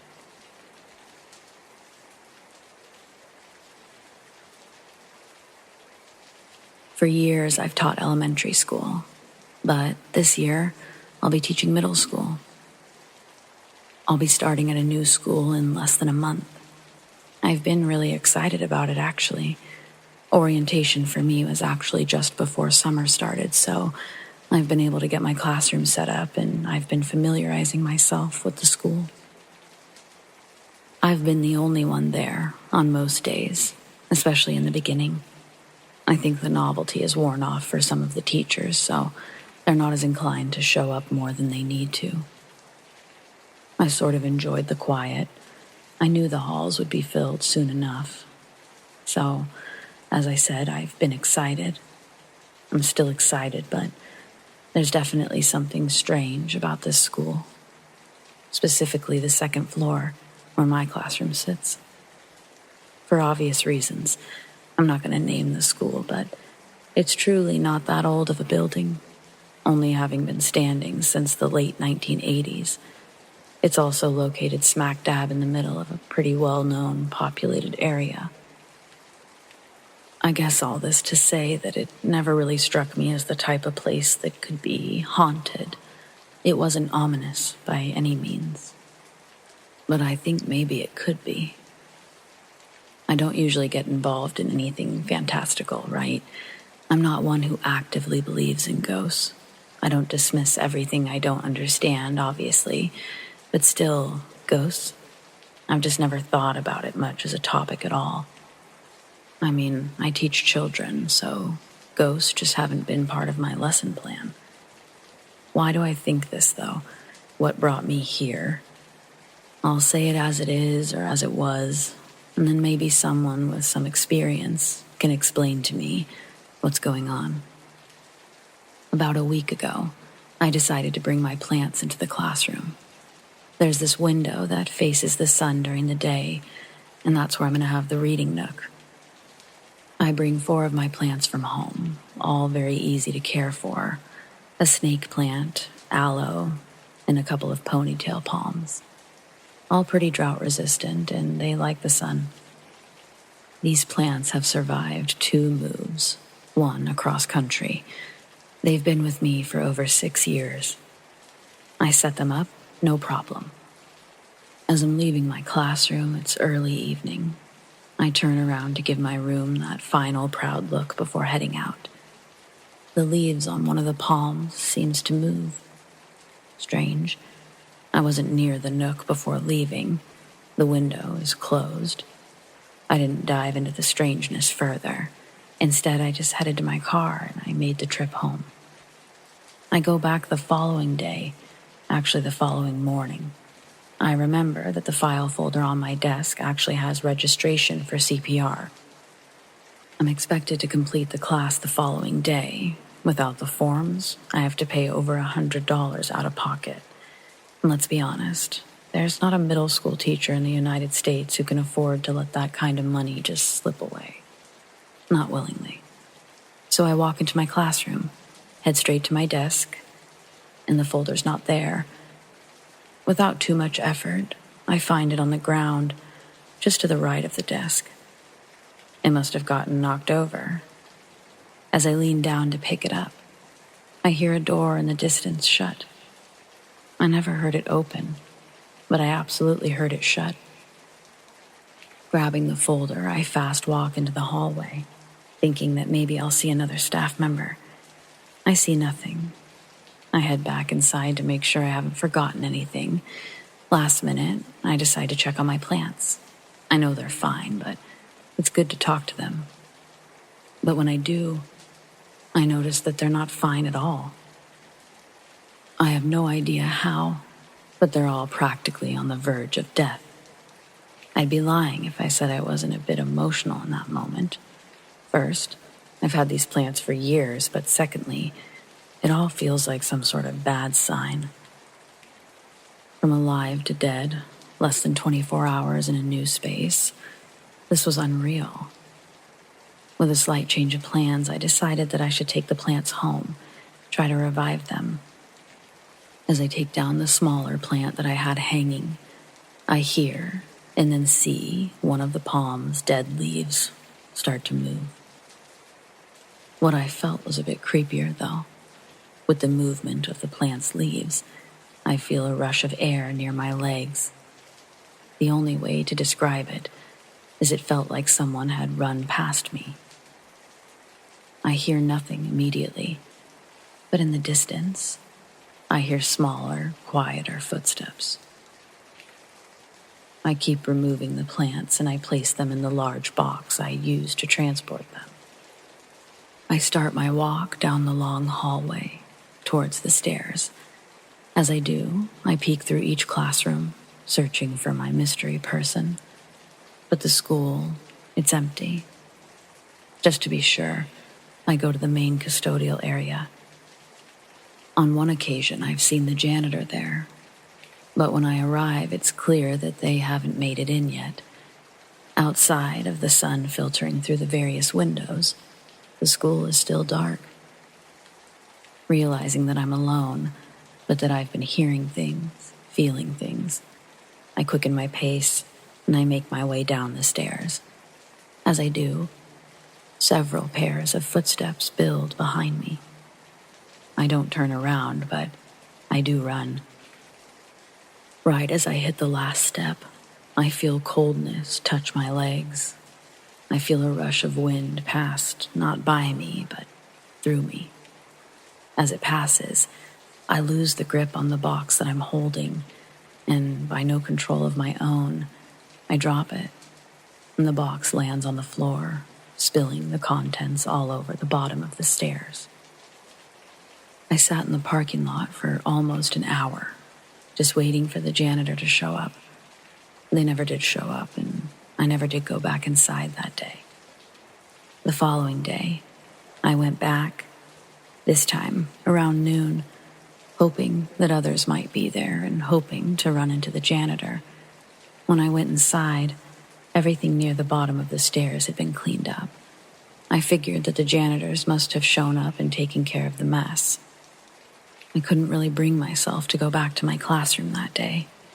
So, seeing that the mess had been cleaned up, I feel better about leaving, and I head to my CPR class. In the class, there are 3 teachers from my school. During class, they ask how I'm liking my classroom. Do I have everything I need? Aside from telling them how excited I am, I mention the mishap with my plants, mainly the part where they all died. I left out the other piece to avoid being the crazy new teacher. But it's interesting that when I mention the plants, one of them offers some strange advice. If you're putting them on the windowsill, that could be part of the problem. Try hanging them higher or keeping them away from that window. I tell him that these are drought-resistant plants, that they actually like full sun. Look, it could be superstition, but people have always had issues when trying to block that window, if you will. Plants die, shelves fall. It's just something I've noticed, that's all. The other 2 teachers sort of dismiss him. They certainly don't seem to agree with this man or take him very seriously. But I think I do. As much as I have no idea what to think, I'm also sound of mind. My experiences are my experiences, and you can't tell me that I didn't feel what I felt.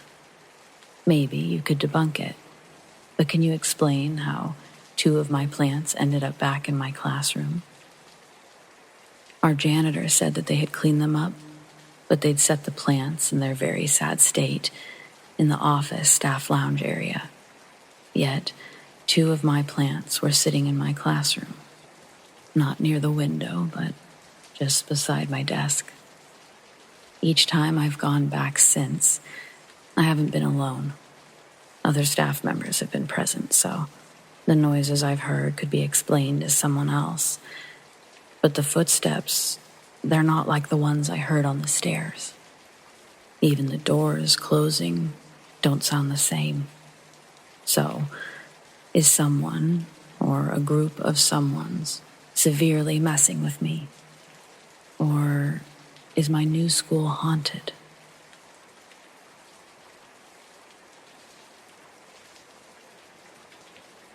I'm half Japanese, and every summer I would go to Japan to visit my relatives. There are some occurrences which haven't left my mind today, so I wanted to write them down a little bit. Excuse my writing skills. I don't have any experience in this, and mostly the reason why I write this is for myself. As probably most Japanese people I know, my family believes in spirits, ghosts, and superstitions. My great-grandfather died when I was about 2 years old or so. And my grandparents, they had a shrine called Botsudan in honor of him in their house.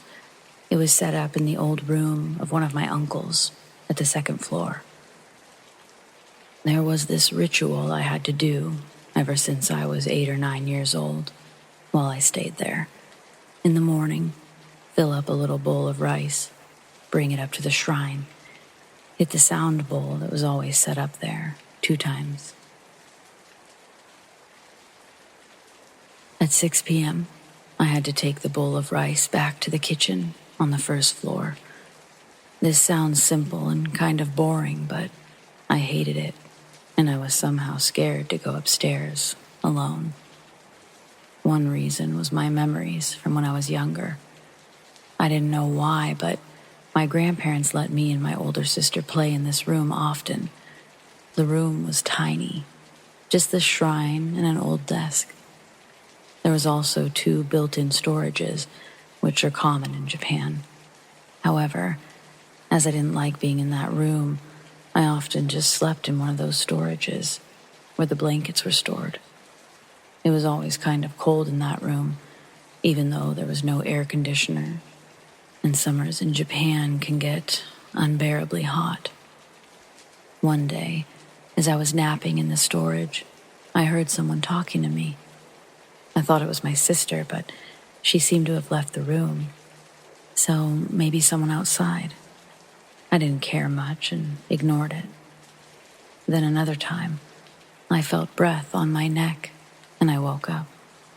Again, no one to see, was pretty fearless and carefree as a child. I never thought much about it for too long. I don't know why, but pretty suddenly, I began to fear this room.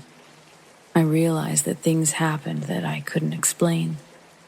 I kept going with it, not knowing that things would get worse. The curtains sometimes moved without reason, or I'd hear footsteps coming from inside the room while I was in the hall. The second reason was the missing rice. Every evening when I went to get the bowl, there was some rice missing. First, I thought my sister or another family member was pranking me, but that wasn't the case. Even when we went on a family trip all day, and I made sure that no one went up there before me, there was some rice missing. A rat or something, that wasn't possible. Why would such an animal just take a bite and leave it every day? My mother told me that the spirit of my great-grandfather was eating it. This didn't make anything better for me. There were these little things that made me more and more uncomfortable in this house. Every summer, I had a fear of going to my grandparents'. One event made me almost faint on the toilet. I never have to wake up to pee in the night, but maybe because of jet lag or the climate, I always woke up at 3 or 4 a.m. when I went to Japan. There was just one toilet at the second floor, and since I slept with my mother and my sister upstairs, I had to go down these steep, narrow stairs. The toilet is one small room, just enough to stand or sit at the toilet. The door had a little peephole, like most front doors have. What I hated most was that the light switches were so badly placed. I didn't have any light until I got to the toilet. On that one night, I reached the toilet already feeling uncomfortable. I finished peeing. I stood up, flushed, and turned to the door. I was just the height of the peephole, so naturally, I looked at it. There was this eye staring right back at me. I couldn't scream or move in any way. Just staring back and hoping that it would move away. I stood there, frozen and trapped. I don't know how long this lasted, but suddenly, I heard steps coming closer. A knock on the door. "Are you in there? Speed up. I need to pee." It was my sister. I opened the door, almost crying, and told her about the eye. She was scared by my experience, so I waited for her while she left the door open. Since then, we always woke each other up to go pee and left the door open. One day, I sat with my uncle in the living room, and I told him about my fears of this house. He wasn't surprised. He said that there was a little bit of supernatural or spiritual power in every room. For example, in the bedroom of my grandma, which was directly connected to the living room, the door was always open, and there was this mirror which could be seen at all times. At first, I didn't recognize this piece of furniture as a mirror, just because there was always this colorful cloth covering it. Not just like hanging over the mirror. It was tucked in carefully on every side. I just knew that there was a mirror because one time I tried to move the cloth, and I saw a little bit. And my grandma came running and shouting that I should never remove the cloth, as she told me she didn't want any dust on her beloved mirror. My uncle had another story to tell. The mirror was kind of cursed. A woman who was living inside of it. According to him, he's kind of like a medium, and he sees many spirits. When he was younger, he tried to communicate with every spirit he saw, and he tried to help. So one day, he saw her in the mirror, a normal-looking, middle-aged woman, not like someone everyone would imagine in a horror movie. As he sat in front of the mirror talking to her, she told him to come closer, and he did. And suddenly, her arms came out and tried to pull him into the mirror. My grandma, who was in the living room, noticed it and pulled him out of the woman's arms. Since then, the mirror is covered. Besides these little episodes, there were these Japanese dolls who would move around. The feeling of someone right behind me while I walked up and down the stairs, and some normal creeps like the jobless neighbor who would sometimes stare at the house all day. Now, I have a job and my own money, so I stay somewhere else. I visit my grandparents every time I go to Japan, but I don't stay overnight anymore.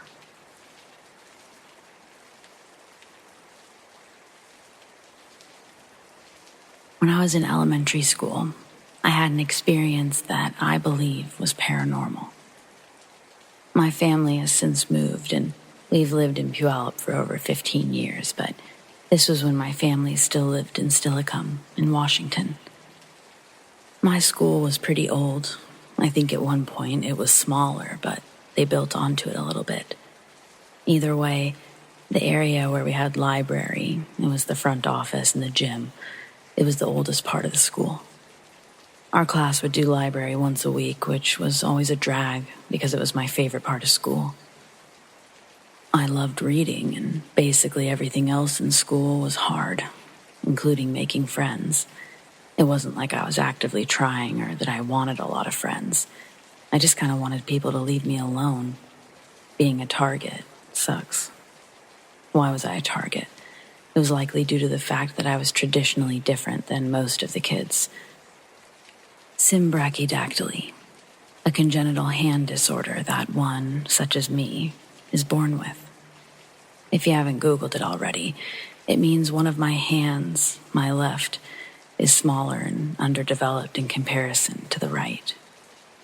An over-exaggerated example of this, but subjectively funny, would be Scary Movie 2. It's okay. You can feel uncomfortable, or you can laugh. I'm funny now. Anyway, the library. I loved free reading time. I had a perfectly hidden nook that I quite enjoyed tucking myself into as I read the latest installment of Magic Treehouse. I'd chosen this spot because a specific classmate had taken a liking to messing with me when I sat in the general circle area or at any of the tables. You know, he was one of those kids that either didn't know how to read or just didn't like to. As a child, I was smart enough to know that adults should be doing something to help me, to stop this, but I also wasn't going to do anything about it. I wasn't going to tattle or make a scene. It never worked out for other kids. I'd seen it time and time again fail for others, so the nook, that was my solution. And just for a moment, I'd like to talk about this nook more specifically. Before this event that I'm about to get into, I'd always felt really welcome in this corner of the library. In fact, if I'm really honest with myself, from the moment I found the nook, it felt like I was led there by something. I read a lot of fantastical books and I had a big imagination, so it didn't seem so strange to me that maybe there was some sort of invisible friend here, perhaps an alien. I was a big fan of E.T. I recall a carving on the inside of the nook. C.L. was here.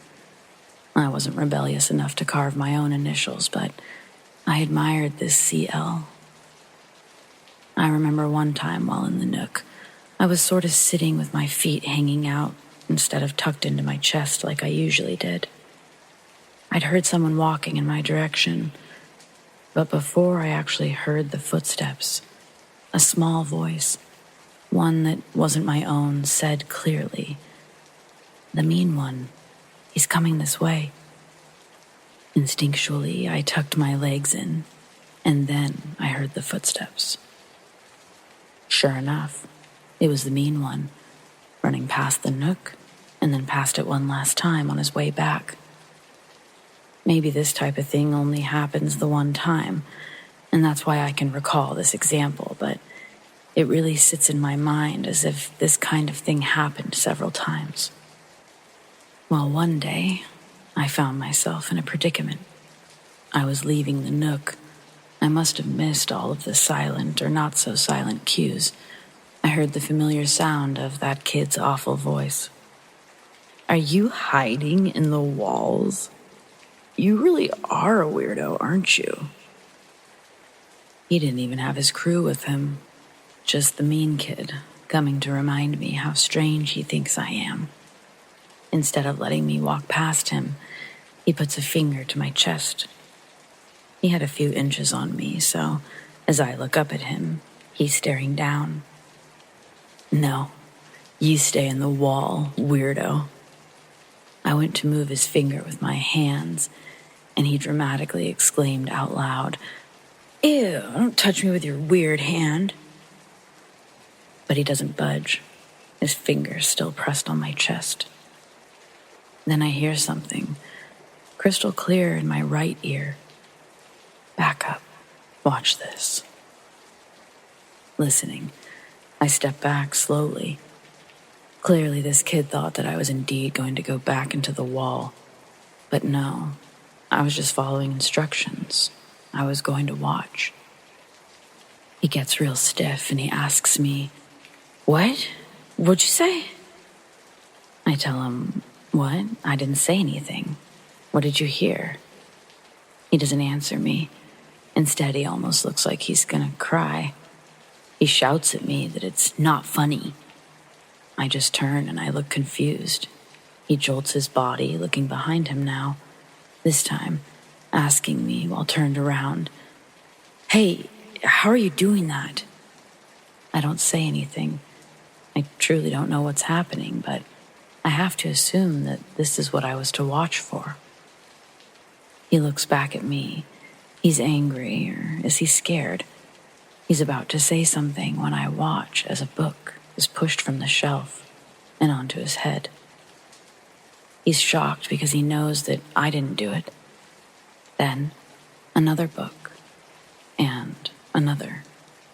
3 different books pushed from the shelf and onto this kid.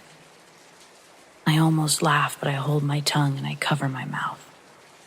If he was angry before, he was absolutely terrified now. Without a word, he starts to well up in tears, taking off in the opposite direction. After just a few moments, I slowly pick up the books and I start putting them back on the shelf, whispering a sort of thank you before walking off. Honestly, it worked. I wasn't bothered the rest of the year, and the next year was middle school, a whole different ballgame. I do wish that I could have spoken to that kid afterwards, but in some sort of weird role reversal, he was now afraid of me. So even though I'll never know exactly what was said to the kid, I'll always be grateful for the spirit that resided in that library. I have to assume that's what it was anyway. Perhaps it was the infamous CL from the Nook, or an old librarian. I don't know. All I know is it wasn't something that followed me, because I've never felt or seen anything like it since.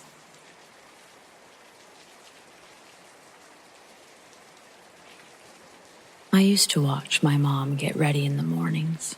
I would sit behind her on the bed, and I'd watch her put on her makeup, take the curlers out of her hair, smiling at me through the mirror. But my favorite part was at the very end.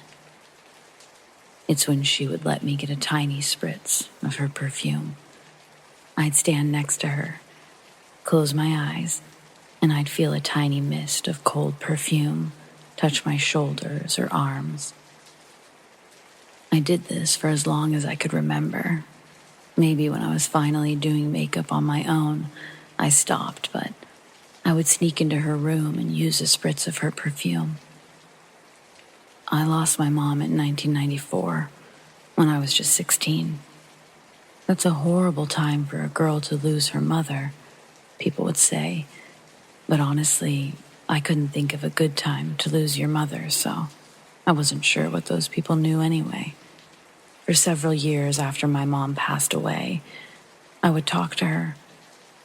To be honest, I never felt like she was with me. I never felt that thing that others feel. That feeling that someone is with you, watching over you. I thought, that's just bullshit they tell you because no one knows how to deal with the idea of someone being dead. People can't deal with death. So, I stuck with that for a very long time. I think in some ways it helped me cope. In other ways, I felt entirely alone. Like when I was 18, I just bought my first car, like bought it on my own type of deal. The car that I'd been driving was my mom's, and right when I got into my new car, I watched as they moved her old car somewhere else on the lot, and I just lost it, bawled my eyes out. I know it's strange, but half of me was expecting her to just show up, that her ghost would just be there and comfort me. Of course, that didn't happen, and it felt like for a long time I didn't cry. And then I gave birth to my daughter. I cried before, during, after. These were different kind of cries, though. These were the happy kind. Still, I sort of always took inventory of big moments in my life to just see, And no, I never felt my mom's spirit or whatever. And then somewhere along the way, I just stopped taking inventory, and I sort of let it go, I guess. My daughter got married in 2019. The wedding, or leading up to it, was so emotional. My dad was sick. I thought about my mom constantly. Even the vendors started falling through.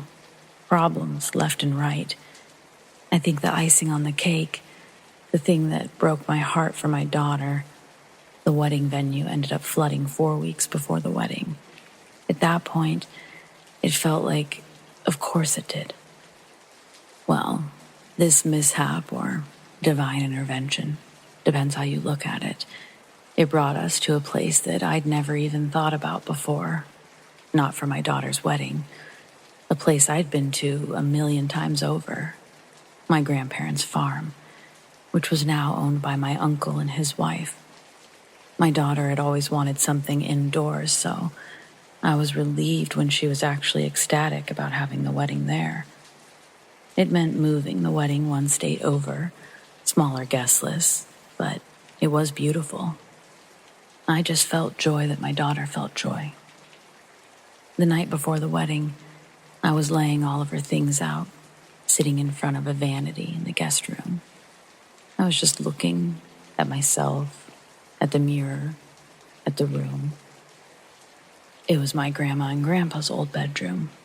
Well, really, it was my grandma's. They definitely each had their own separate sleeping quarters. They were very old school like that.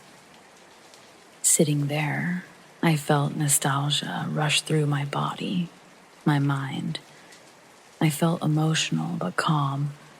I didn't cry, but I felt like I could. I was so nervous, but I was so happy. I closed my eyes and I just sort of sat there.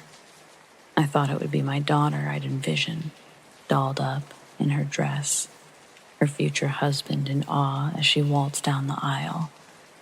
But as my eyes stayed closed, it was my mom I saw. It was me watching her get ready, her smiling. She was just getting to our favorite part, and that's when I smelled that most amazing smell, her perfume. I'd brought it because I wanted to wear it on my daughter's big day, a piece of her grandmother she never knew, More than smell the perfume, I felt the perfume. It was a light dust to my shoulders, as it always was. I immediately opened my eyes, and I see nothing, but I felt it. Whatever I was searching for, that I'd stopped searching for, it was more. It was subtle, yet intense. Like that buzz that a TV gives off when it looks like it's off, but you just know it's not. You can hear it or feel it. My mom or her energy. It was definitely in this room. For just a moment, the air, it felt like love. It was cold and warm at the same time. The little lamp next to me flickered ever so slightly, and whether I imagined it or I heard it, my name filled my ears, and it was unmistakably my mom's voice. I haven't a clue what it means about how things work. I don't have answers or anything like that, but I do understand deep in my soul what people mean when they say they could just feel something. That's real. You can't force that. I had tried to for years, and it just didn't work, After the wedding, I was helping clean up and put things away.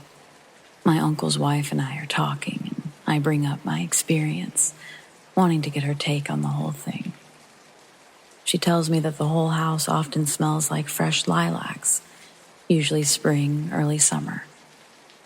My grandmother used to grow lilac trees right outside the windows for this exact effect. However, those trees were removed when my uncle and her took over the farm because she's allergic to lilacs. Strange as it may be, I smelled those lilacs there too. Life is a mystery. It's practically magic, Anyway, thanks for listening.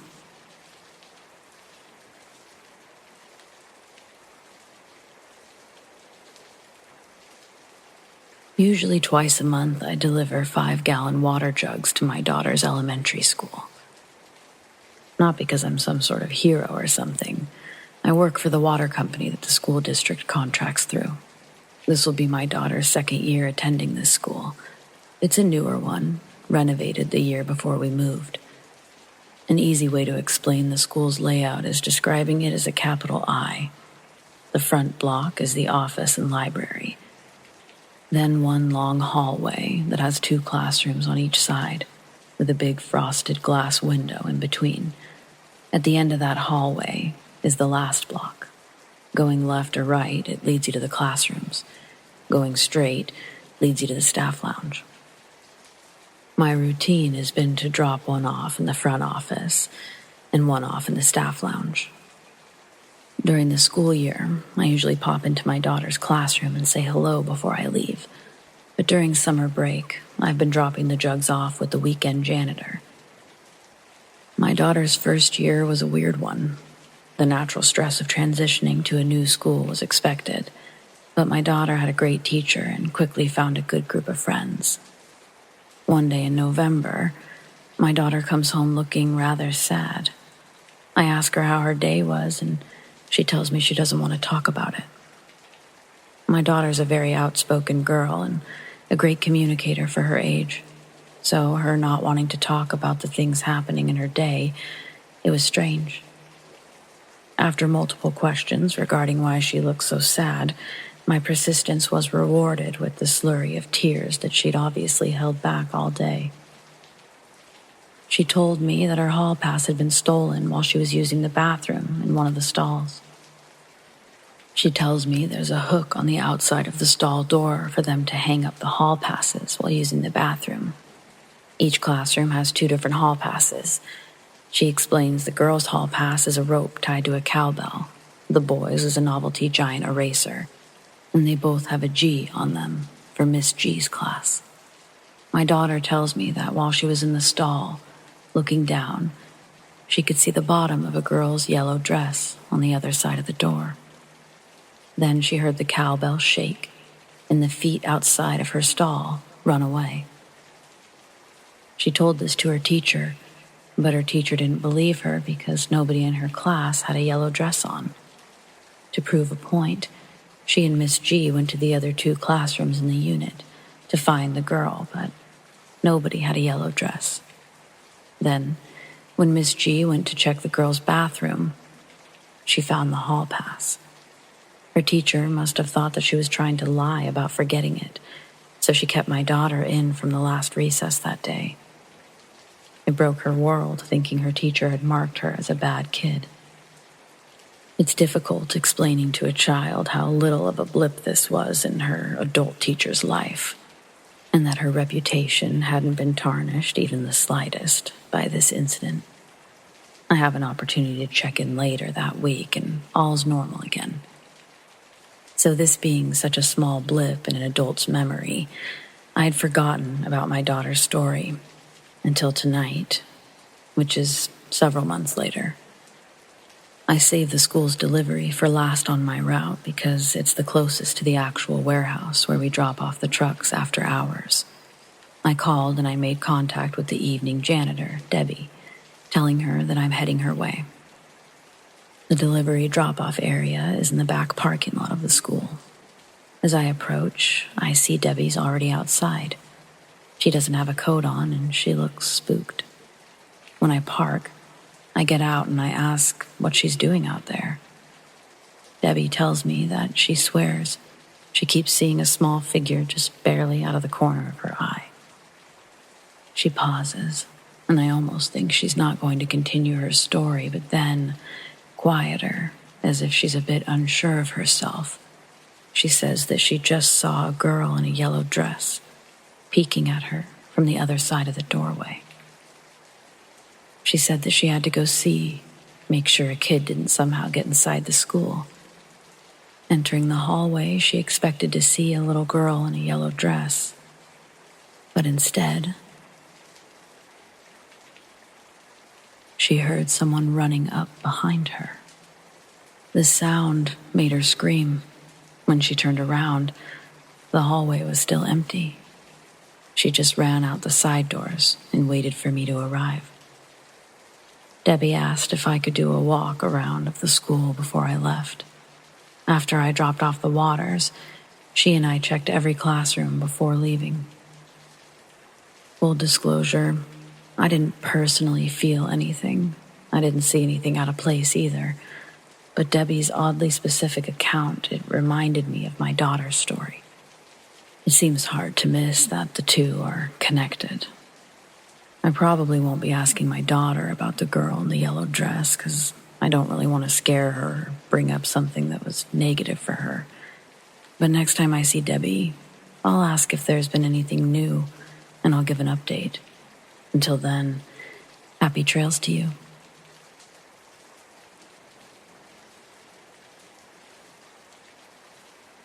So at the time of this story, I still lived with my mom, but I was 21 and I had a job, so I was paying rent. My mom went to Europe on a trip, so I invited my best friend, who was also 21, to sleep over. Usually we drink and play video games, but we both had to wake up early for work. We also happened to work at the same place, so we went off to bed in the guest room. And yes, we both sleep in the same bed because we've both had too many ghost experiences to sleep alone. Hence why I invited him over to begin with. Anyway, we were laying down and trying to sleep with my dog sleeping next to us. It's around 3 o'clock in the morning when all of a sudden we both hear a weeping, crying sound coming from the door or the closet. We both sit up immediately and we look at each other. And then to my dog, to see who it was, but it wasn't any of us. We just sit there, listening in, and finally my friend says, "What the fuck, bro?" And it stops. I then get up to turn on the lights, and we proceed to cautiously look throughout the entire house to see who or what it could have been, and no one. It was 3 a.m., and it was only us, so we got dressed in our work clothes and left the house to go to a 24/7 Walmart near the house. And we just hung out at Walmart until our shift started, which was around 7 a.m. To this day, we don't know what the fuck it was, and my mom didn't believe us when we told her what happened. It was crystal clear, a girl's voice, and she sounded like she was crying, mixed with laughing. Creepy as fuck. Also, another friend I have who doesn't believe in ghosts was over at my house one day, and at night, he was leaving to go home, and in our driveway, he heard a girl calling out to him, and he told me he looked around, and he saw no one. He ran to his car and sped off. It was around 1 a.m. when he left, so I doubt any of my neighbors would be out at that time. What if it was the same girl? Well, thank God I don't live there anymore.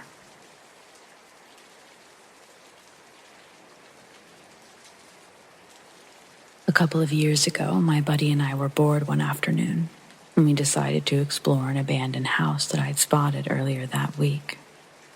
I'd been out on a drive. We live in a small town that's mostly suburbs, but if you drive 5 minutes north, it's all country roads, farmland, forests, etc. The abandoned house I spotted was in the middle of a field. There wasn't a paved road or gravel driveway that led up to it, so we parked as close as we could to the side of the road and walked through the tall grass to reach it. The house looked pretty old, most likely built in the early 1900s. There were plants engulfing the entire home, and part of the roof was missing from what looked like fire damage.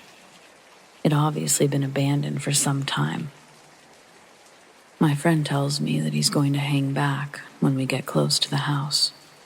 He couldn't shake this feeling that something was off, and he said that he was getting bad vibes.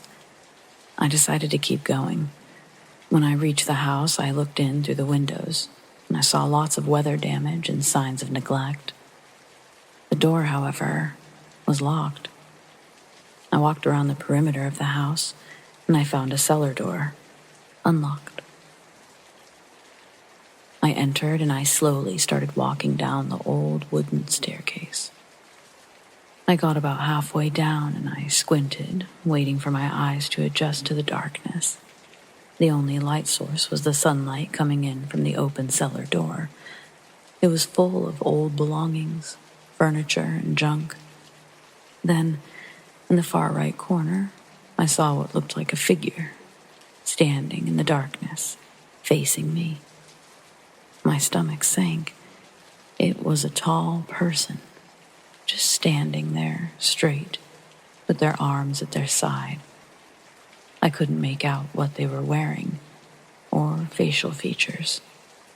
I stood there for a few seconds, staring back at them in shock. I thought it had to have been my mind playing tricks on me. I squinted harder, trying to make out if what I was seeing was actually a tall figure, when suddenly it moved slightly and made a deep grunting sound. I panicked. I ran up the stairs as fast as I could. When my friend saw the look on my face when I exited the basement, he started running towards the car. He said it looked like I'd seen a ghost. When we drove away, I kept looking back to see if we were being followed. Nobody was there.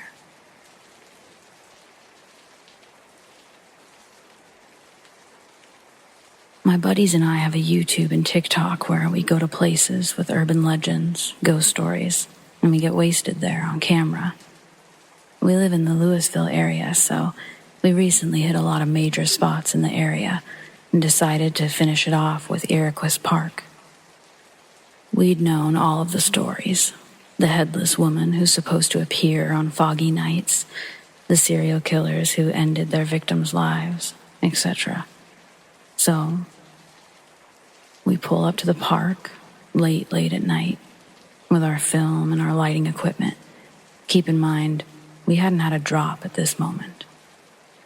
We're walking on the closed road in the park, and right away, you can tell that the real danger in coming to this park at night is the pure isolation you have at the top of the hill. And while it's supposed to be a beautiful nighttime view, any Louisvillian will tell you not to go at night. We get to the top after walking about an hour, and it's apparent that my buddies are just as sketched out as I am, so we decide to do a full lap before we set up. We're about halfway through the lap, having heard the dogs barking. We saw the fog, and we even smelt burning wood, and we stumble upon a point with a large stone wall. In the dark, it looked to us like there was a figure sitting on the wall, swaying back and forth, but much taller than the average person. I immediately get freaked out and I say, on camera, I see somebody by the wall. We turn our lights off and we sit for a second, trying to work out the figure in the dark. I start to turn around thinking that it was a homeless person up to no good, but my friend on camera decides to approach it. By the time we get to the point of where it was sitting, there's nothing there. It scared the shit out of me. Not sure how scared my buddies were because I couldn't see their faces in the dark. Not sure what it was, but in that moment, it got our hearts pumping.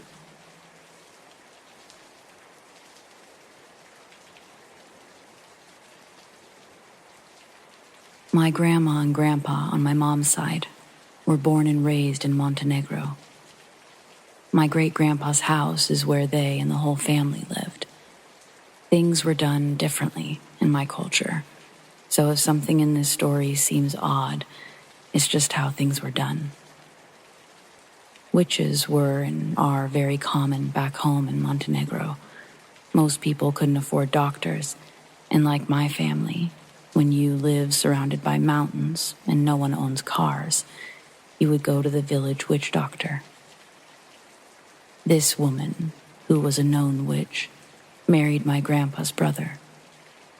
Before she could get pregnant, my grandpa's brother was murdered. So even though she didn't bear any children, my great-grandfather still kept her in the house as his daughter-in-law. The only thing I've heard about her is that she was an evil woman. Her and my grandparents lived in the same house. My grandma got pregnant for the first time and had a dream that a woman in a wedding dress came to her and said, "Congratulations, you're pregnant and it's a boy. But do not get excited, because he's going to die." My grandma had the baby, and before he was a couple of months old, he died. My grandma got pregnant again, and the same woman visited her in her dreams and said, "Congratulations, you're pregnant and it's a boy. But just like before, don't get excited, because this child will be taken from you too." Sure enough, it happened again. Before the baby was a year old, he died. The third time my grandma got pregnant, she believed the land or something had been cursed, so she had the baby far away from home. After a year or so, she woke in the middle of the night to the baby dying. She can't explain to us exactly what the baby was doing because our language doesn't have a lot of descriptive words. But she called the witch to come help. The witch cracked an egg on the baby's chest, and my grandma said that she saw the yolk slowly move up to the baby's neck and stay there. The witch turned to my grandma and said, "The baby won't die with you in the room. You have to leave." And suddenly, my grandma was not in the room. My grandma said the moment both of her feet were outside of the house, she heard her baby die. My grandma had 11 children, and only 5 of them are alive today. The worst she went through was when they had a son in Italy while they were refugees coming to America. And when he was 8 years old, he got hit by a car when his ball rolled into the street. My grandma and my family are convinced that the witch cursed her. This next story, it's about the Florida house. This was my dad's house in Clearwater, Florida. My grandparents moved out there in the early 90s, and the whole family experienced things there. And I wonder if anyone who's lived in the house after them, or even now, experiences it as well. My grandpa bought this foreclosed house. They lived in a condo or something in the meantime while they finished the house. My uncle told me that when he went there to smoke and chill with friends, the house had pentagrams spray painted on the walls, empty beer cans everywhere. So he assumed teens used to use the house to party and do weird shit while it was empty. He took a girl there one day, and he said he heard pipes banging upstairs. And when he went to the spot that he heard the pipes, they started banging downstairs. He thought it was weird. They finally moved in, and my aunt, the youngest sibling, came home from her first day of school crying. She said the kids were telling her how a girl hung herself in their attic. That's where both of my aunts slept. The attic wasn't like a crawl space either. It was a finished room.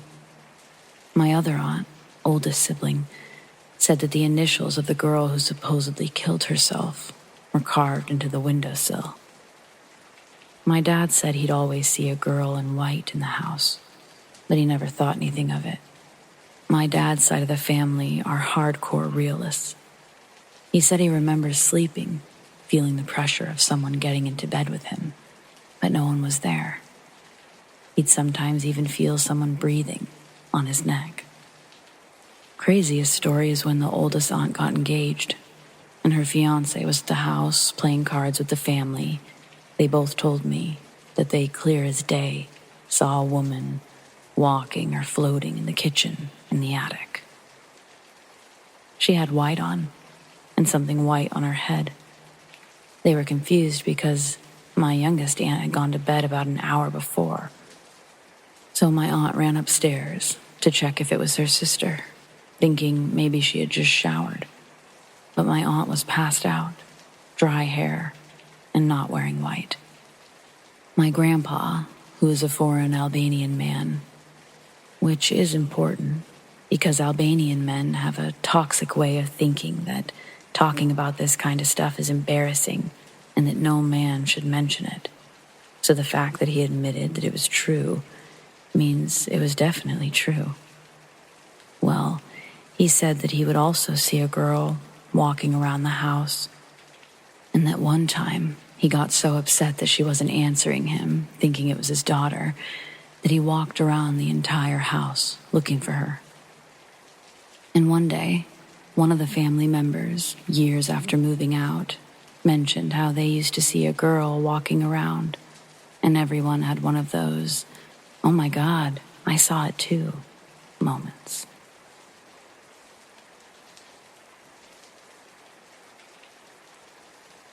In the summer of 2007, a rideshare company launched their startup in San Francisco, California.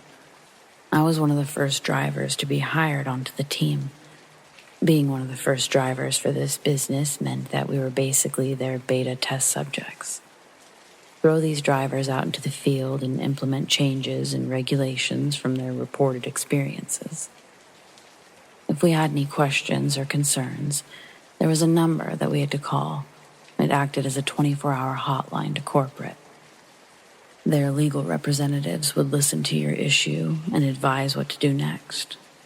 I'm proud to say that of my 3 years driving with them, I never ran anyone over with my car or even dinged a fender, but I did have to use that number once. Here's why. It was late, and I had just driven a few Skyline kids back to their dorms from a party when my next ride request pops up.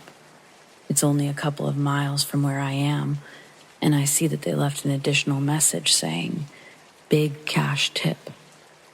With the new rideshare program, drivers didn't deal with the money side of transactions.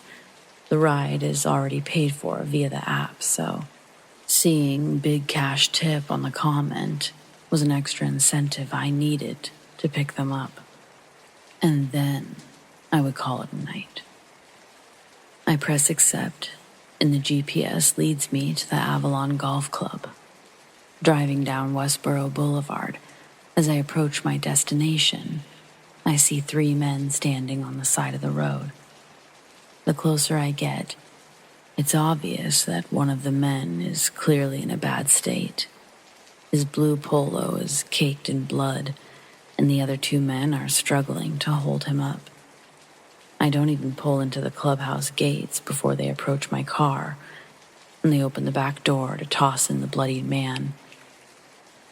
Then one of the men opened my passenger side door, and I start telling them that his friend better not bleed on my seats or puke.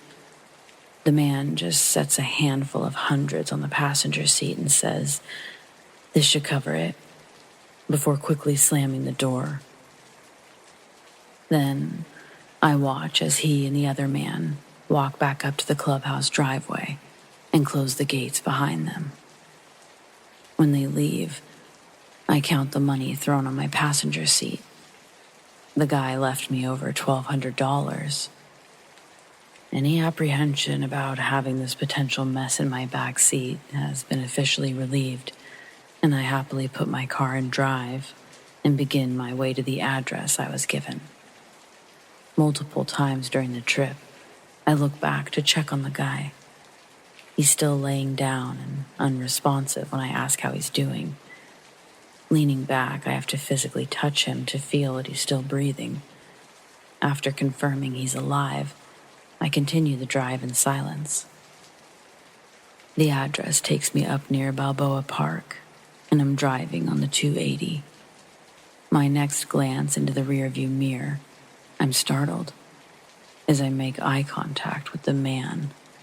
He's now sitting fully upright in the back seat, looking back at me in the mirror's reflection. His stare is intimidating, and his brows are furrowed with rage. He's grinding his teeth, and I watch both of his nostrils begin to leak. And down his face, 2 steady streams of blood, and they continue onto his already stained polo shirt. Seeing this, I try to remain calm while retrieving a napkin from my glove box to offer him. One hand on the wheel, I lean my other arm back, but he never takes the napkin out of my hand. He just lets the blood splash onto his khaki pants and my leather seats. His gaze never leaves my rearview mirror. I'm continuously checking back between having to look while driving, and every time I look up, his stare never leaves. Finally, trying to suppress the shakes of fear in my voice, I didn't even dare to look into the back seat again, but I'm able to ask if he's needing emergency help.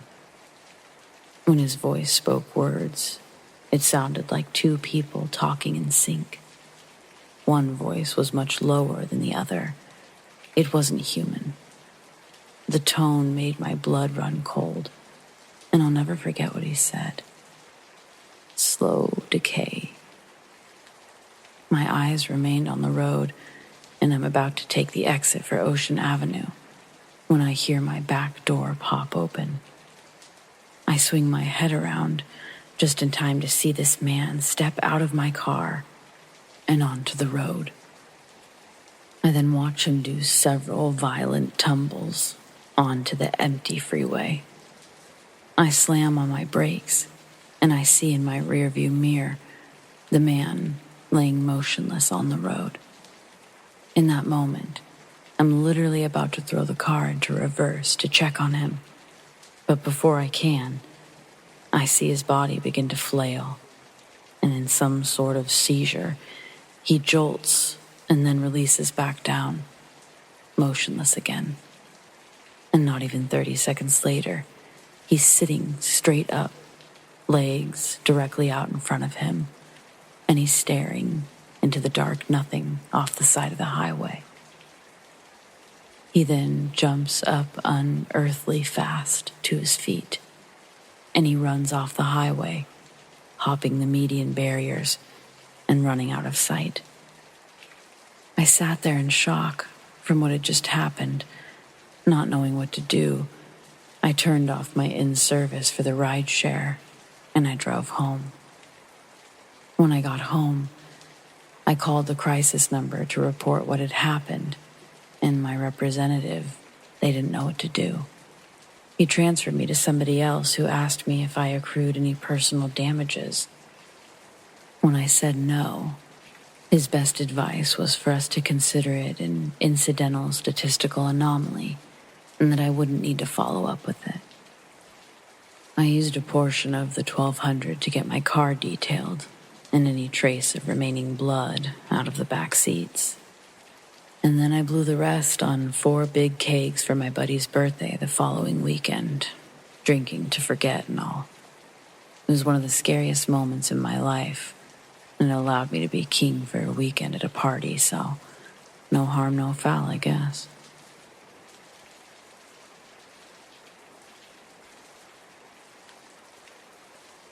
Once, when I was little, my mom had become furious with assumed dishonesty. She didn't believe my excuse in regards to how my sliding closet door had been bent off the hinges. My adolescent linguistics were unable to clearly explain in detail what had actually happened before she let her anger get the best of her. My mother was of a generation where physical abuse amongst one another was socially acceptable. So was my father, but he was at work that day, and I'm sure my mom subconsciously used me to regain her sense of power. But psychology and philosophy aside, I was honest when I had told her what had happened. The night before, my imaginary friends were making scary faces at me while they sat inside the closet. I told them to stop, but they would just laugh at me and change into even scarier faces. So I got out of bed and I closed the closet door, and then I locked it. When I woke up, it was like that, totally bent off the hinges. If my mom would have investigated my claims more, she would have noticed that the latch was still locked on the closet and the metal frame was bent out. To come to the conclusion she did, I would have had to climb up to the top of the closet door, shimmy to the corner, and then generate enough swing with my little body to have the frame bend out in a way that it did. I was a very quiet child. I would have never risked making a racket like this, in fear of the beating I inevitably received. She thought she was doing me a favor by taking the sliding doors out and bringing them to the garage before my dad got home to see. She'd lie and say it allowed more access to the stuff in my closet. My dad bought it and didn't ask questions when he saw the thin bent doors in the garage. That wasn't the first beating I'd received for something I hadn't done. I think my imaginary friends took joy in watching my misery. Even at that young age, I began to realize this isn't how friends treat each other. When they first presented themselves, they were nice, then progressively started getting me into more and more trouble. Black crayons scribbled on the wall, reaching taller than my arms could stretch. Spilled cup of juice and phantom noises after bedtime. These would all result in swift discipline from my parental units. My imaginary friends even advised me that my mom was pregnant before she had known. And that's around the time they originally started showing up, telling me that they were waiting for the baby to be born. Hearing that then didn't give me chills like recounting it as an adult does. 3 children, 2 girls and 1 boy. Looking at them was like viewing someone through frosted glass. Opaque grays muted in different shades, giving construct to their features, and they moved like morning fog. When my brother was born, the entities no longer visited me. I never saw them again. I was grateful not having to worry about their antics getting me into trouble anymore.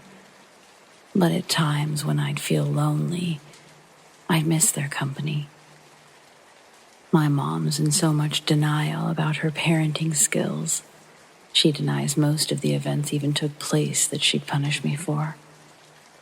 I have no resolution past what's unfolded. I was too young to really take everything from this event that I would need to compile its meaning.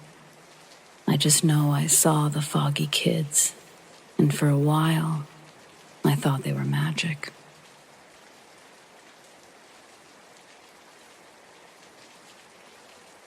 I'm not necessarily a believer in the paranormal, but I also think that there's a whole lot we just don't know. So I fully acknowledge that ghosts could very well exist, even if I've not personally seen one. My uncle got remarried about 20 years ago. In 2005, his wife's grandmother passed away, and they ended up buying and moving into her house. They've lived there for over 15 years now. It's an older house built in the 60s by her grandma and grandpa. It has a really steep set of stairs in the living room that lead to the upstairs, which is basically just a large open space. It used to be used for bedrooms when family would come visit, but once my uncle bought it, they just started using it as storage. Nothing odd ever happened until they remodeled about 5 years ago. They added a new master bedroom and changed the layout of the smallest bedroom and existing bathroom to create a laundry room. So what used to be a bedroom is now a small laundry room, and the other half of it is now part of a larger bathroom. Not long after the remodel, my oldest cousin from my uncle's first marriage was spending the night. He was sleeping on the couch when he said he woke up to see an old lady walking down the stairs and into the laundry room. Needless to say, he freaked out. He thought someone was in the house, so he jumped up and ran into the laundry room, but there was nobody there. He literally opened everyone's bedroom doors in the bathroom and peeked in just to make sure that this lady hadn't gone into another room. He convinced himself that it was a dream and eventually went back to sleep. He told my uncle about it the next day, and my uncle too assumed that it was a dream. Fast forward to 2020, about 2-ish years after my cousin saw the old lady. My uncle was sleeping on the couch because my aunt wasn't feeling well. Since it was the early stages of the pandemic, she'd kind of quarantined herself in the bedroom until she could see if it was a normal bug or COVID. My uncle said that he turned off the TV. It was about 11-ish. He was trying to fall asleep when he heard the stairs creak. There are a couple of steps at the top that kind of pop when you step on them. He said that he got up because nobody should be awake, and certainly not upstairs. He turned the light on and looked up. Nobody was there, but he said he could hear footsteps going toward the laundry room. He went and checked. Nobody was there. He checked in on my cousins. They have 2 younger kids who still live at home. Both of them were asleep. He didn't know what to make of it, so he just went back to bed. The next night, he again was on the couch, and again, he heard someone on the stairs, and he heard them going into the laundry room. He finally told my aunt about it. Her grandmother's bedroom at the end of her life was the small one beside the bathroom, the one that they had remodeled into a laundry room and a bigger bathroom. My uncle thinks that by reconfiguring that section of the house, they stirred something up. My aunt refuses to believe it, even though she's heard the footsteps herself. Oddly enough, though, her mother 100% believes that it's her mother's ghost checking on things. She said she was very much set in her ways and hated anything to be changed in her house. I've never heard the footsteps myself, but my uncle's definitely not the hysterical, imaginative sort. He's very matter-of-fact.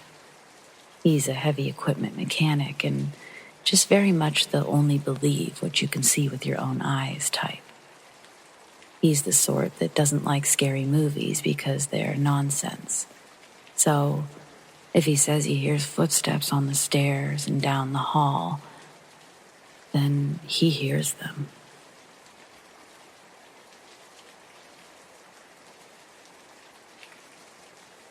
In 2017, I went on holiday to Samoa with my family and my girlfriend.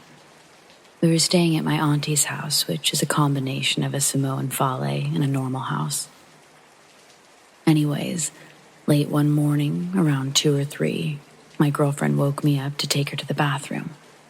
The toilet was down a long hallway around the corner from my room. At the end of the hallway, on the left, was a toilet room. On the back wall of the hallway was the wash sink. And then on the right side of the wall, a mirror. What made this hallway even more creepy was the white light above the sink.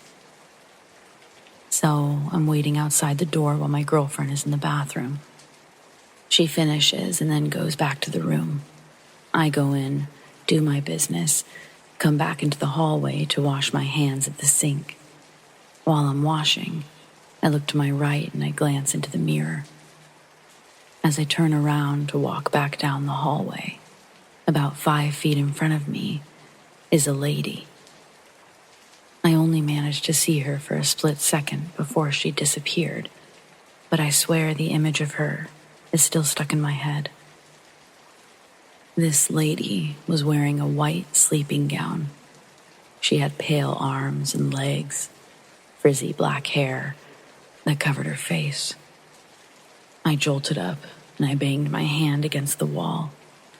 Goosebumps ran all over my body and my heart was pounding.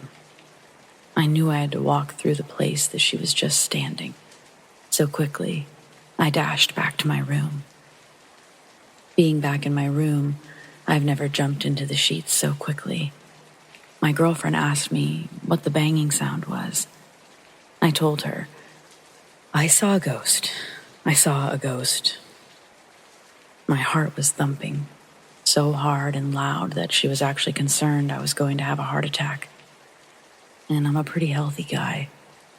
She managed to calm me down, and she told me it's just the heat. It wasn't real. For the next 5 minutes, I'm in bed trying to reclaim my thoughts if what I saw was real or just a figment of my imagination. Right after that episode, I see my mom and dad walk past my room, going towards the toilet. My dad looked like he had a nightmare or something. At the time, I didn't think anything of it, until the next day. Bright and sunny morning, my family are all eating breakfast together at the table, and I tell them about the ghost I saw. All of my cousins, aunties, and uncles are all mocking me, saying, nah, you're just seeing things. Ghosts aren't real, all of that jazz. However, I noticed my dad wasn't saying anything. After breakfast, we're getting ready to head out for the day. My dad pulls me aside. He said, "Did you really see a ghost last night?" And I said, "Yeah, why would I lie?" To which my dad replied, "I believe you." Confused, I asked him, "Why do you believe me?" His reply shocked me to my core. "Because, son, I saw 3 black shadows standing at the end of my bed." I was never a big believer in ghosts until this day. Sometimes I still contemplate if what I saw was real. Every now and again, I ask my dad if he actually did see a ghost or 3 ghosts, just to make sure I'm not crazy. I had this story on my mind a lot. I just wanted to get it out there. But if there's questions, I'll try to answer them the best I can. Cheers.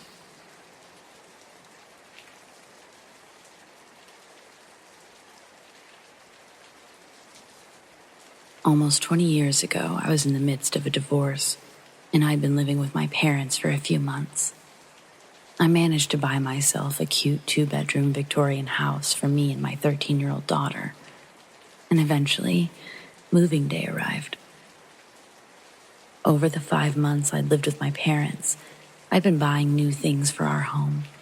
Essentials, saucepans, crockery, towels, bed linens, etc. I didn't want anything from my ex, so everything I had I bought new. When moving day came, I had the beds for me and my daughter coming from a furniture shop. and a washing machine, a fridge, a sofa. Everything else I got into my car and drove from my parents' house with boxes full of new pots and everything else. My mom was at the house unpacking and putting things away. The delivery driver put my bed upstairs, and my mom decided to put my bedding on for me. So she opened the new sheets and duvet cover and made my bed. As she was brushing her hands over the newly made bed, she found a sewing needle, which she pulled out of the bedding. She gave it to me and said that it must have been in the packaging from the factory, which we all agreed seemed feasible. The following weekend, I stripped my bed, washed it, and dried it outside on the washing line.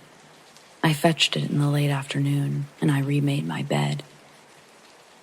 When I went to bed that night, I could feel something inside my pillowcase. I thought it was a small twig that had gotten caught in the washing whilst on the line near some shrubs. I put on the bedside lamp, and inside the pillowcase was another needle. I put it on the bedside cabinet and decided I'd worry about that tomorrow. The next day was Sunday, and as always, I went to my parents' house for lunch. I told them about finding a second needle in my bed. The following weekend, I was busy, as always. Ask anyone who works all week, and they seem to spend the weekend doing laundry, grocery shopping, and cleaning. I was no different. I'd cleaned downstairs and was heading upstairs to clean the bedrooms and bathroom. Now, on my stairs, there were these wood panels, wainscoting. It looked nice and it hid the uneven plasterwork.